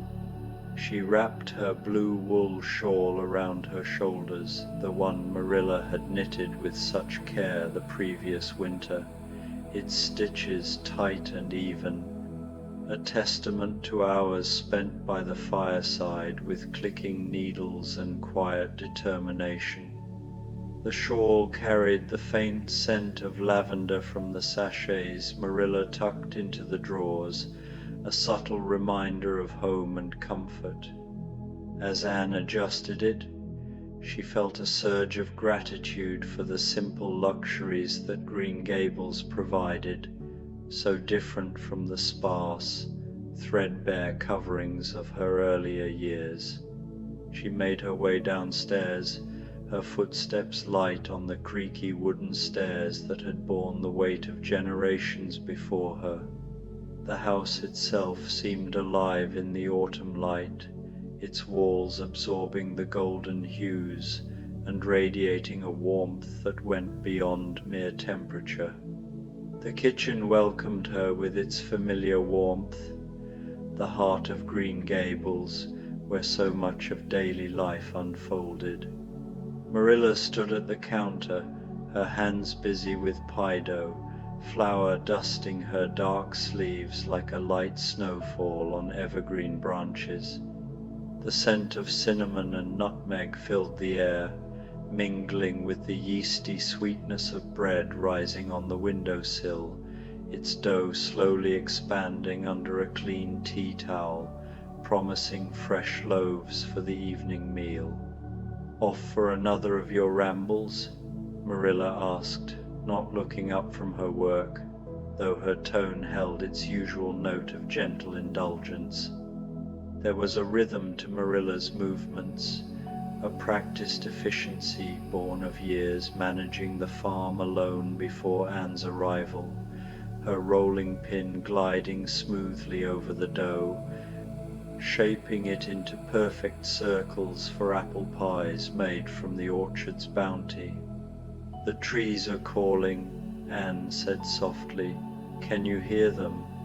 They're whispering about autumn secrets, and I simply must discover what they have to say." Her voice carried a lilt of excitement, her green eyes sparkling with the anticipation of adventure. In her mind, the trees weren't mere plants, but ancient storytellers, guardians of forgotten lore passed down through rustling leaves and creaking boughs. Matthew glanced up from his newspaper by the fire, his kind eyes crinkling with amusement behind his wire-rimmed spectacles. The paper, folded neatly on his lap, bore headlines of distant events, perhaps news from Charlottetown or even the mainland, but in this moment they paled against the immediacy of Anne's enthusiasm. "Mind the time, Anne. Don't let those tree conversations keep you past supper." His voice was soft, laced with the quiet affection that had won Anne's heart from the start, a stark contrast to the stern figures of her past. Anne kissed his weathered cheek, feeling the rough stubble and the warmth of his skin, a gesture that spoke volumes of the family bond they had forged. "I promise to return before the sun touches the western hills." With that, she turned toward the door, her heart light and her spirit soaring. She stepped outside into the golden afternoon, immediately feeling embraced by the soft October air. The world seemed wrapped in honey-colored light, transforming even the most ordinary things into objects of wonder. The old oak by the gate stood draped in bronze leaves that rustled like silk in the gentle breeze, while the maples along the lane glowed scarlet and orange, their branches reaching toward the sky like dancers frozen in eternal celebration. Beneath her feet, the gravel path crunched softly, each step releasing the faint aroma of damp earth and decaying leaves, a perfume that Anne found intoxicating in its earthiness. Her feet naturally carried her toward the path leading to the haunted wood, though in this golden light nothing could seem less haunted. The forest appeared to glow from within, each tree lit by some inner flame that turned their autumn leaves into stained glass windows. The path beneath her feet was soft with fallen leaves that whispered gentle secrets as she walked, secrets about time and seasons and the eternal dance of growth and rest.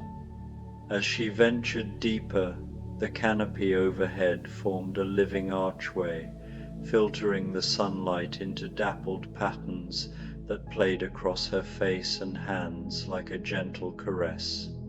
Birds flitted from branch to branch, their songs a melodic counterpoint to the rustle of leaves. A robin paused on a low-hanging limb, tilting its head as if curious about this red-haired intruder in its domain, before bursting into a trill of notes that echoed through the woods.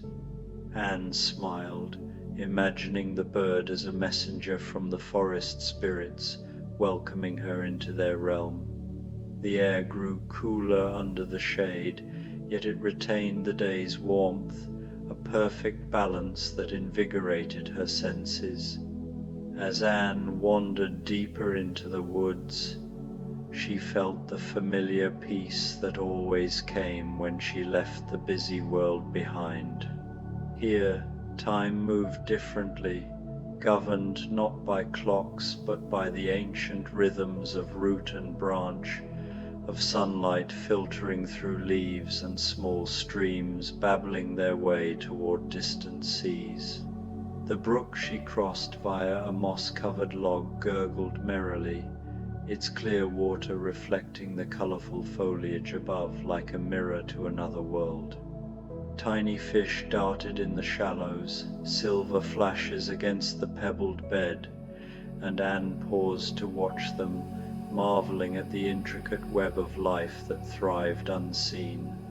She paused beside a towering maple, its trunk scarred by decades of storms, but its crown still magnificent in robes of gold and crimson. Placing her palm against the rough bark, Anne could almost feel the slow pulse of sap within, the tree's quiet heartbeat marking the passage of seasons. How many autumns had this old maple witnessed?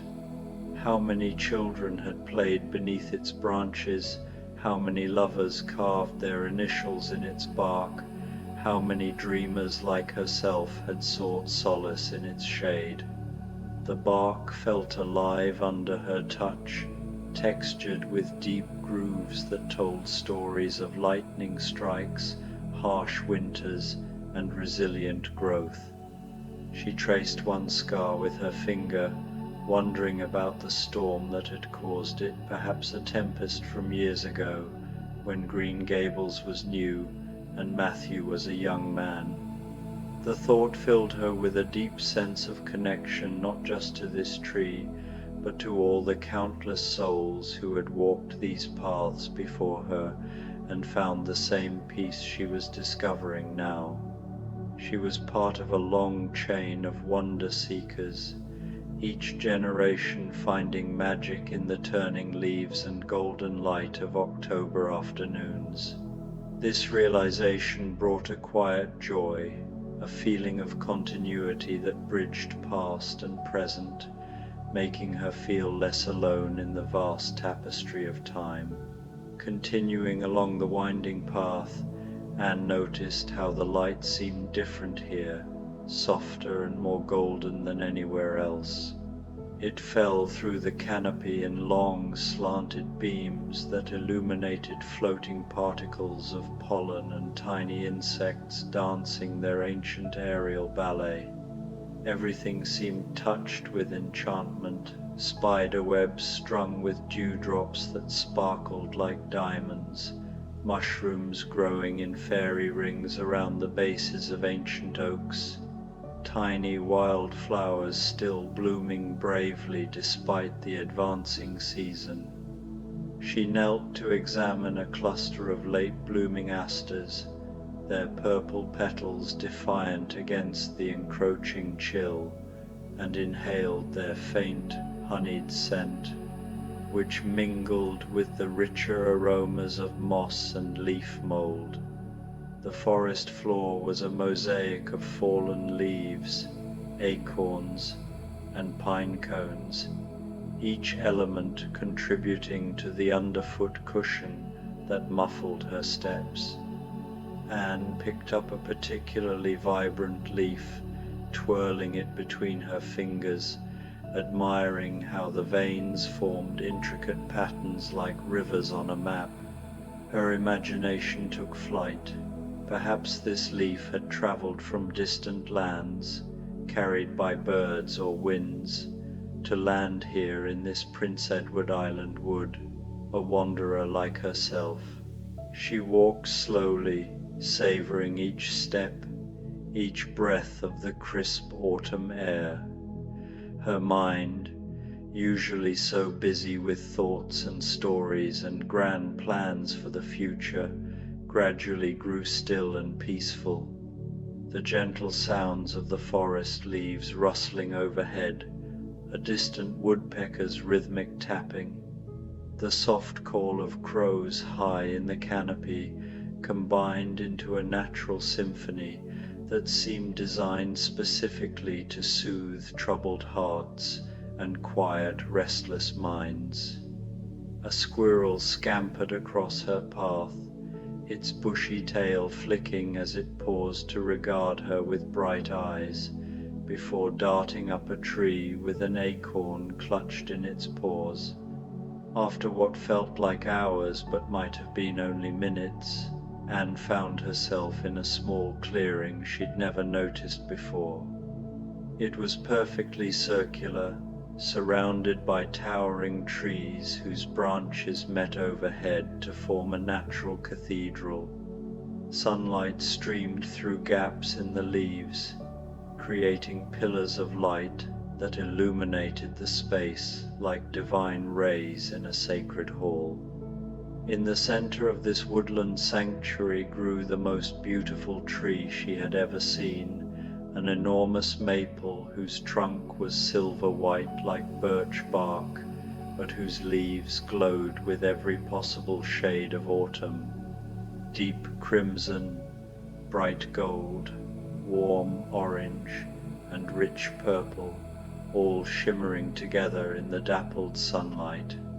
The tree's presence was commanding yet inviting, its roots spreading out like welcoming arms, covered in velvety moss that begged to be touched. "Oh," Anne breathed, standing transfixed at the edge of the clearing, "how have I never found you before?" Her voice was barely a whisper, as if speaking too loudly might shatter the spell. She stepped forward tentatively, feeling the ground yield softly under her boots, the moss springy and alive. The tree seemed to welcome her approach. As she drew nearer, she noticed that its roots created natural seats around its base, cushioned with the softest moss she'd ever seen. The air around the tree felt different, warmer, more peaceful, charged with a gentle energy that made her skin tingle with wonder. It was as if the tree emanated a subtle aura, a field of tranquility that enveloped anyone who entered its domain. Anne ran her hand along the smooth trunk, marveling at its texture, cool yet vibrant, like polished stone warmed by the Sunday. Anne settled herself against the silver trunk, pulling her blue shawl closer around her shoulders. The bark was smooth and warm beneath her back, and she could swear she felt a gentle pulse within the wood, like a slow, steady heartbeat. Above her head, the magnificent leaves rustled with a sound like distant music, each one catching and reflecting the golden afternoon light. The rustle varied in pitch and tone, sometimes a soft sigh, other times a harmonious chime, as if the tree were composing its own lullaby. As she sat in this peaceful sanctuary, Anne felt her breathing naturally slow and deepen. The busy chatter of her mind gradually faded, replaced by a profound sense of contentment she hadn't experienced since childhood. She closed her eyes and simply listened to the whisper of wind through leaves, to the distant trickle of water over stones, to her own heartbeat synchronizing with the mysterious pulse of the great tree. In this harmony, she found a rare stillness, a meditation without effort, where worries about school, friends, or the future dissolved like mist in the Sunday. Time seemed to stretch and flow like honey in this magical place. The sun continued its journey across the sky, painting the clearing in ever-changing shades of gold and amber. Anne found herself entering a state she had never experienced before, not quite sleep, but not ordinary waking consciousness either. It was as if she had discovered a hidden room in her own mind, a place of perfect stillness where she could rest without falling asleep, where she could think without the usual rush and tumble of thoughts. In this liminal space, ideas floated gently, unhurried, allowing her to ponder the mysteries of life with clarity. In this peaceful state, memories began to surface like bubbles rising in still water. She remembered being very small, perhaps 4 or 5 years old, sitting under a tree much like this one in the orphanage yard.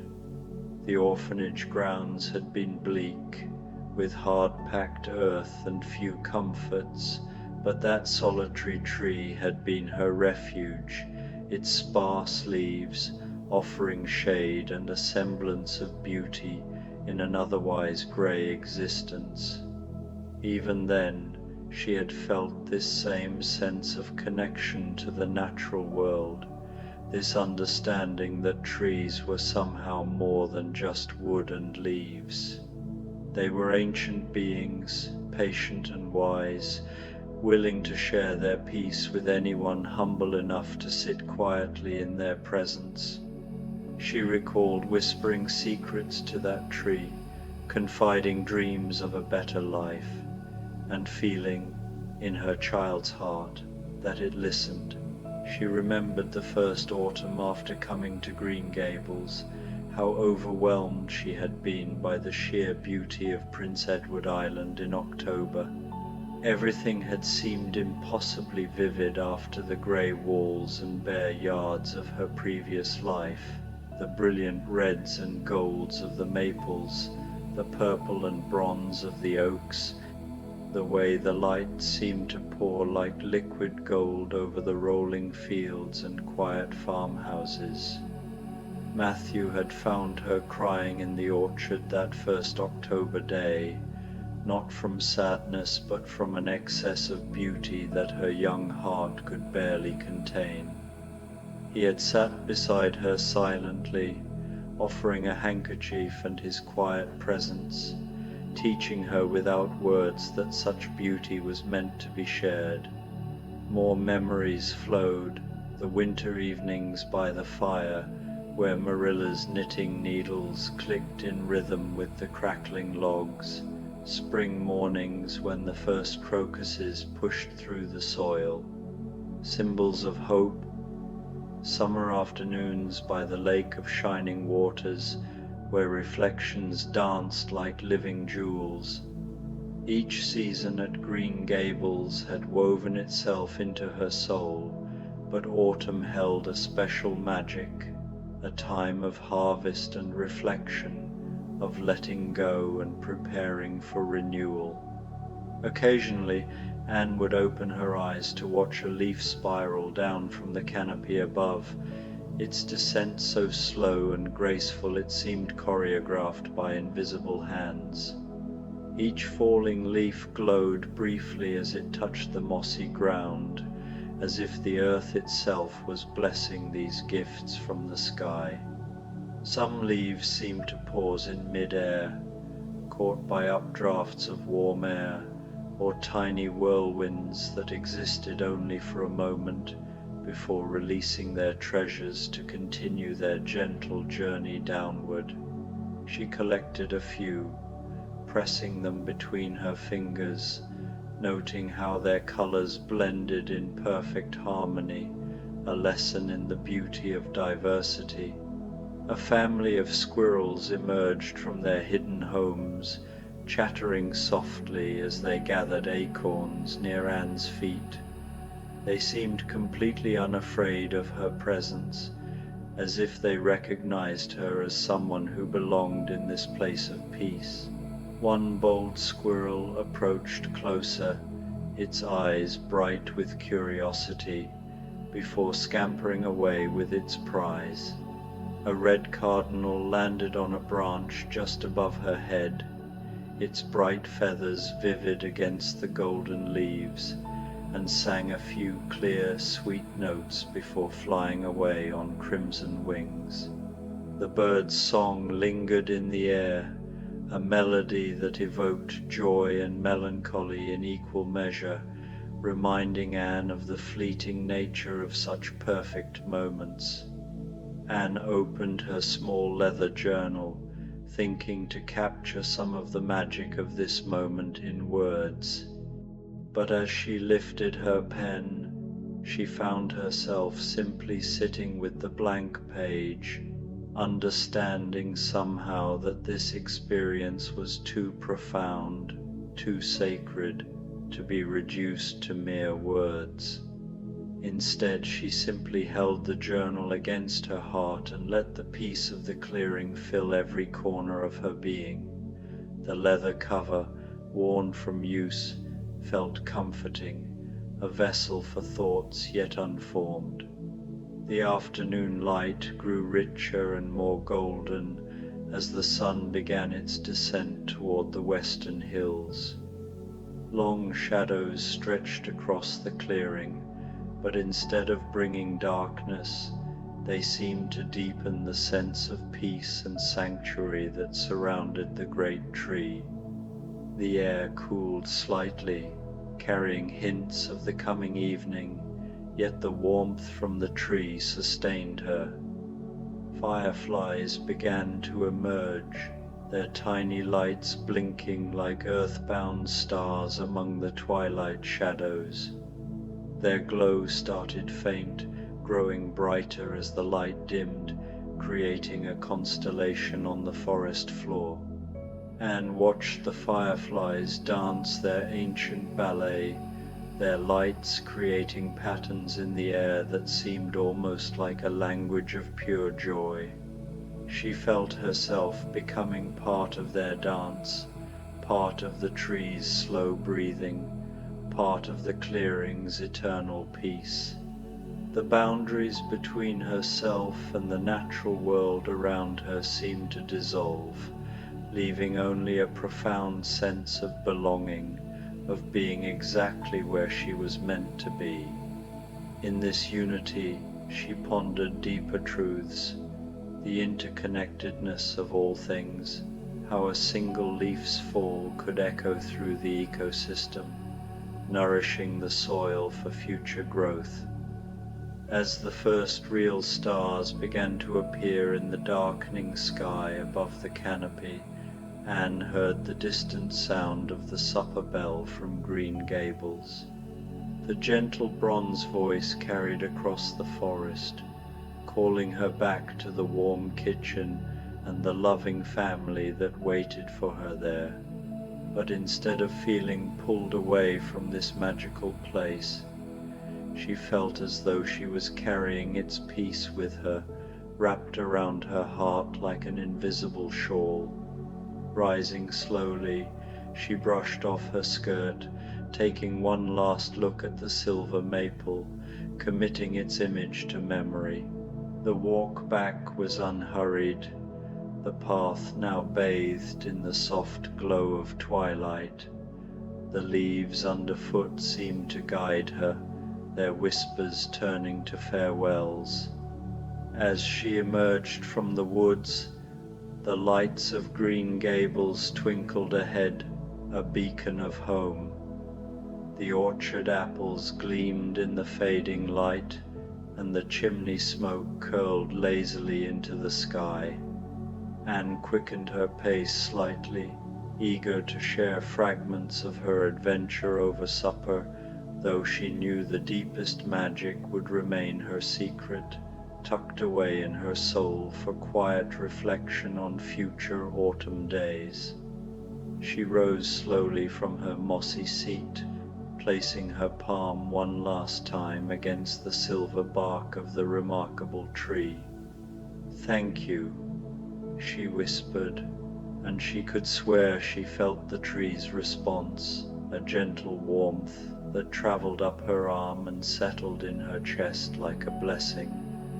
The sensation was subtle yet profound, as if the tree had shared a fragment of its ancient wisdom, a quiet assurance that she was seen and understood by the natural world. Anne lingered for a moment, her fingers tracing the smooth, cool surface of the bark, memorizing its texture and the faint pulse beneath it, as if the tree were a living friend reluctant to part. As Anne made her way back along the forest path, she found that the magical quality of light hadn't faded. If anything, the approaching evening had only deepened the sense of wonder that surrounded her. The trees seemed to glow from within, their autumn leaves catching and holding the last rays of sunlight, like stained glass windows in a great cathedral. Each leaf shimmered with a life of its own, reflecting hues of crimson, amber, and gold that shifted with the breeze, creating a kaleidoscope of color that danced across the forest floor. The air was alive with the scent of pine needles and damp earth, mingling with the faint sweetness of overripe apples from a nearby grove, carried on a breeze that seemed to whisper secrets only the heart could understand. The path back to Green Gables seemed shorter than usual, as if the forest itself was gently guiding her home. She walked in perfect rhythm with her surroundings, her footsteps matching the rustle of leaves overhead, her breathing synchronized with the gentle wind that stirred the branches. Each step felt like a meditation, each breath a prayer of gratitude for the beauty that surrounded her. The forest was no longer just a place, it had become a companion, its rhythms blending with her own, creating a harmony that resonated deep within her soul. The peace she had found in the clearing traveled with her, a warm glow in her chest that no darkness could diminish, a light that seemed to radiate outward, touching everything she passed. As she walked, Anne noticed small details she had overlooked on her way in.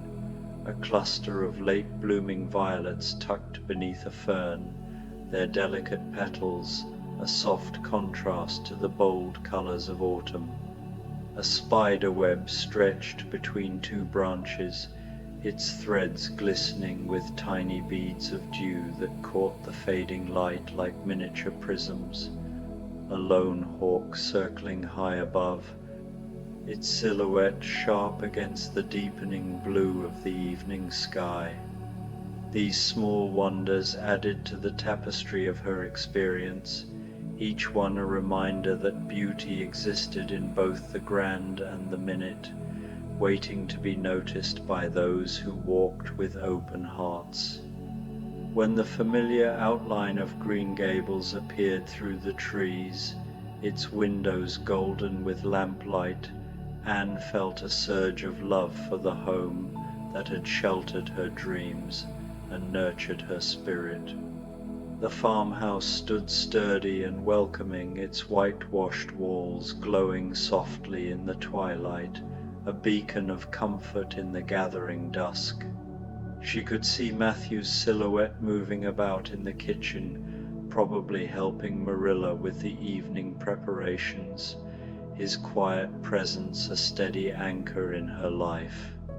The sight filled her with deep contentment, a sense of belonging that wrapped around her like a warm quilt, stitched with the threads of countless shared moments. She paused at the garden gate for one last look at the forest that had given her such a gift. The trees stood silhouetted against the star-filled sky, their branches swaying gently in the evening breeze, their outlines softened by the twilight. Though she could no longer see the magical clearing, she could feel its presence in her heart, a secret sanctuary she could return to whenever the world grew too harsh or hurried. The memory of the silver maple, with its radiant leaves and gentle pulse, was a treasure she would carry always, a touchstone for moments when she needed to rediscover peace. The kitchen door opened before she reached it, and Matthew stood there with his gentle smile, lamplight spilling out around him like liquid gold. His weathered face, lined with years of quiet labor, was softened by the light, and his eyes held a warmth that made Anne feel instantly at home. "There you are, Anne. We were starting to wonder if the tree folk had claimed you for their own," he said, his voice carrying a playful note that belied his shy nature. "Something like that," Anne said softly, her voice carrying the peace of twilight forests and ancient maples. "I found the most wonderful place, Matthew. A clearing with a tree that seemed to hold all the wisdom of autumn in its branches." Her words were filled with reverence, as if speaking of a sacred discovery, and she could see Matthew's eyes crinkle with understanding, as though he too had known such places in his quiet wanderings. Marilla looked up from the stove, her expression softening at the serene look on Anne's face. "You look different somehow, peaceful, like you've been somewhere special." Her voice, usually brisk with practicality, held a note of curiosity, and Anne sensed the unspoken invitation to share her story. Marilla's hands paused over the pot she was stirring, the steam rising in gentle curls, carrying the rich aroma of vegetable stew seasoned with herbs from the garden. "I have," Anne replied, taking her place at the familiar table. The kitchen was warm and golden, filled with the comfortable sounds of home, the gentle tick of the clock on the mantel, the soft murmur of conversation, the whisper of wind around the eaves. The table, worn smooth by years of meals and laughter, felt like an old friend under her hands, its surface bearing faint scars from countless suppers shared with Matthew and Marilla. As she joined in their quiet evening ritual, Anne felt the clearing's peace settling deeper into her bones, becoming part of who she was, a quiet strength she could draw upon in times of need. The apple pie Marilla served was perfection itself, golden crust flaking at the touch of a fork, filling sweet with the essence of autumn orchards.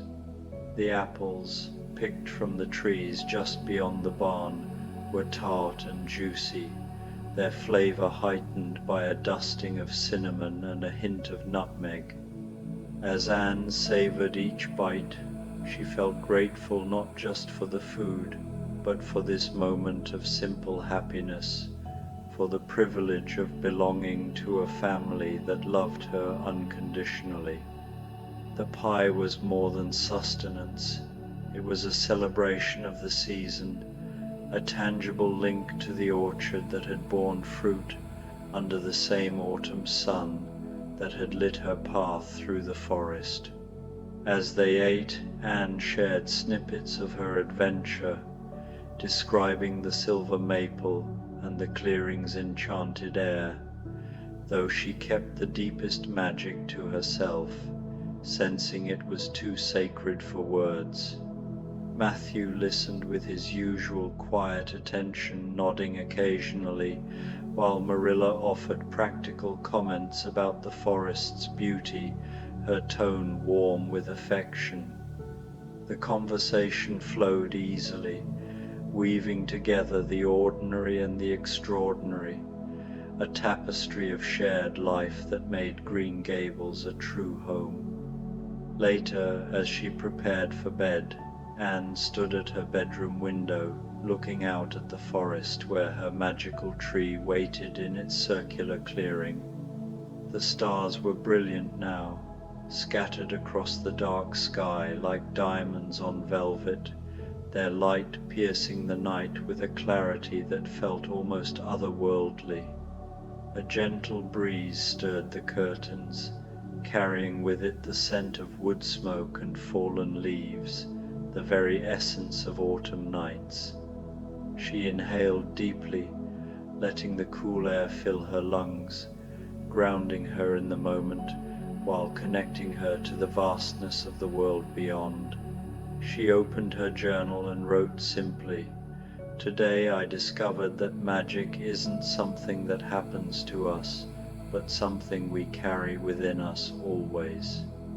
The trees taught me that peace isn't the absence of motion, but the deep stillness that exists at the heart of all change. I will carry today's gift with me forever.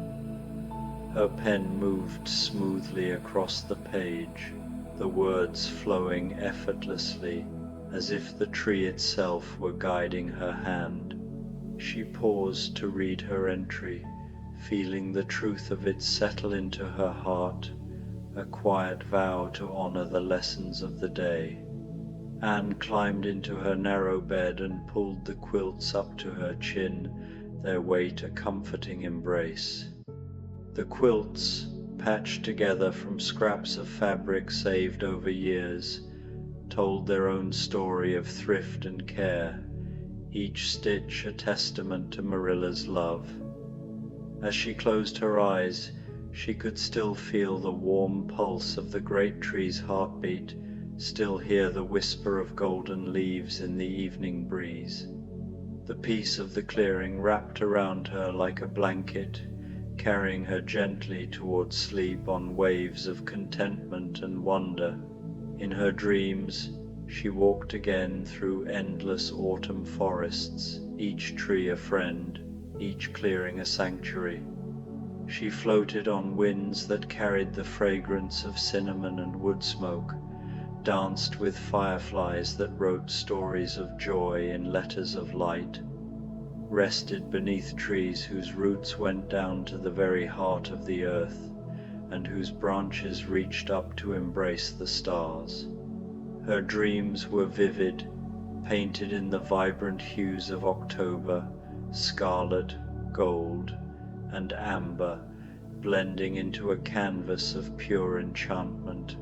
She saw herself as a child again, running through fields with arms outstretched, chasing the wind, and as a young woman, standing in the clearing with the silver maple, its leaves whispering promises of hope and resilience. In one dream, she sat again at the base of the great tree, but this time it spoke to her, not in words, but in images and feelings that flowed like a river through her mind. She saw seasons turning, leaves falling and blooming anew, and understood the cycle of life in a way that felt eternal. The tree showed her moments of her own life, her arrival at Green Gables, her first glimpse of the orchard in bloom, her quiet talks with Matthew under the stars, and wove them into the larger story of the land, connecting her to generations past and future. And in the forest beyond her window, the great tree in its hidden clearing swayed gently in the night breeze, its silver bark gleaming in the moonlight, its magnificent leaves rustling a lullaby for all the dreamers of the world. The peace that had touched Anne's heart rippled outward through root and branch, through earth and air, joining the eternal song that connects all living things in harmony and love. The tree stood as a sentinel, its roots deep in the island's red soil, its branches reaching toward the heavens, a bridge between earth and sky, time and eternity. The autumn night deepened, and Avonlea slept under a blanket of stars, held safe in the gentle embrace of changing seasons and unchanging love. The village was quiet, its farmhouses nestled among fields and orchards, their lights dimmed as families rested. The distant sound of a dog barking or a horse nickering carried faintly on the wind, blending with the rustle of leaves and the soft hoot of an owl in the forest. And in her small room under the eaves, Anne Shirley rested in perfect peace, her heart full of golden light, and her dreams painted in all the glorious colors of October's blessing. The memory of the clearing, with its silver maple and sacred stillness, would remain with her always, a guiding star for her journey through life, a reminder that beauty and peace were never far away, waiting only for a heart open enough to find them.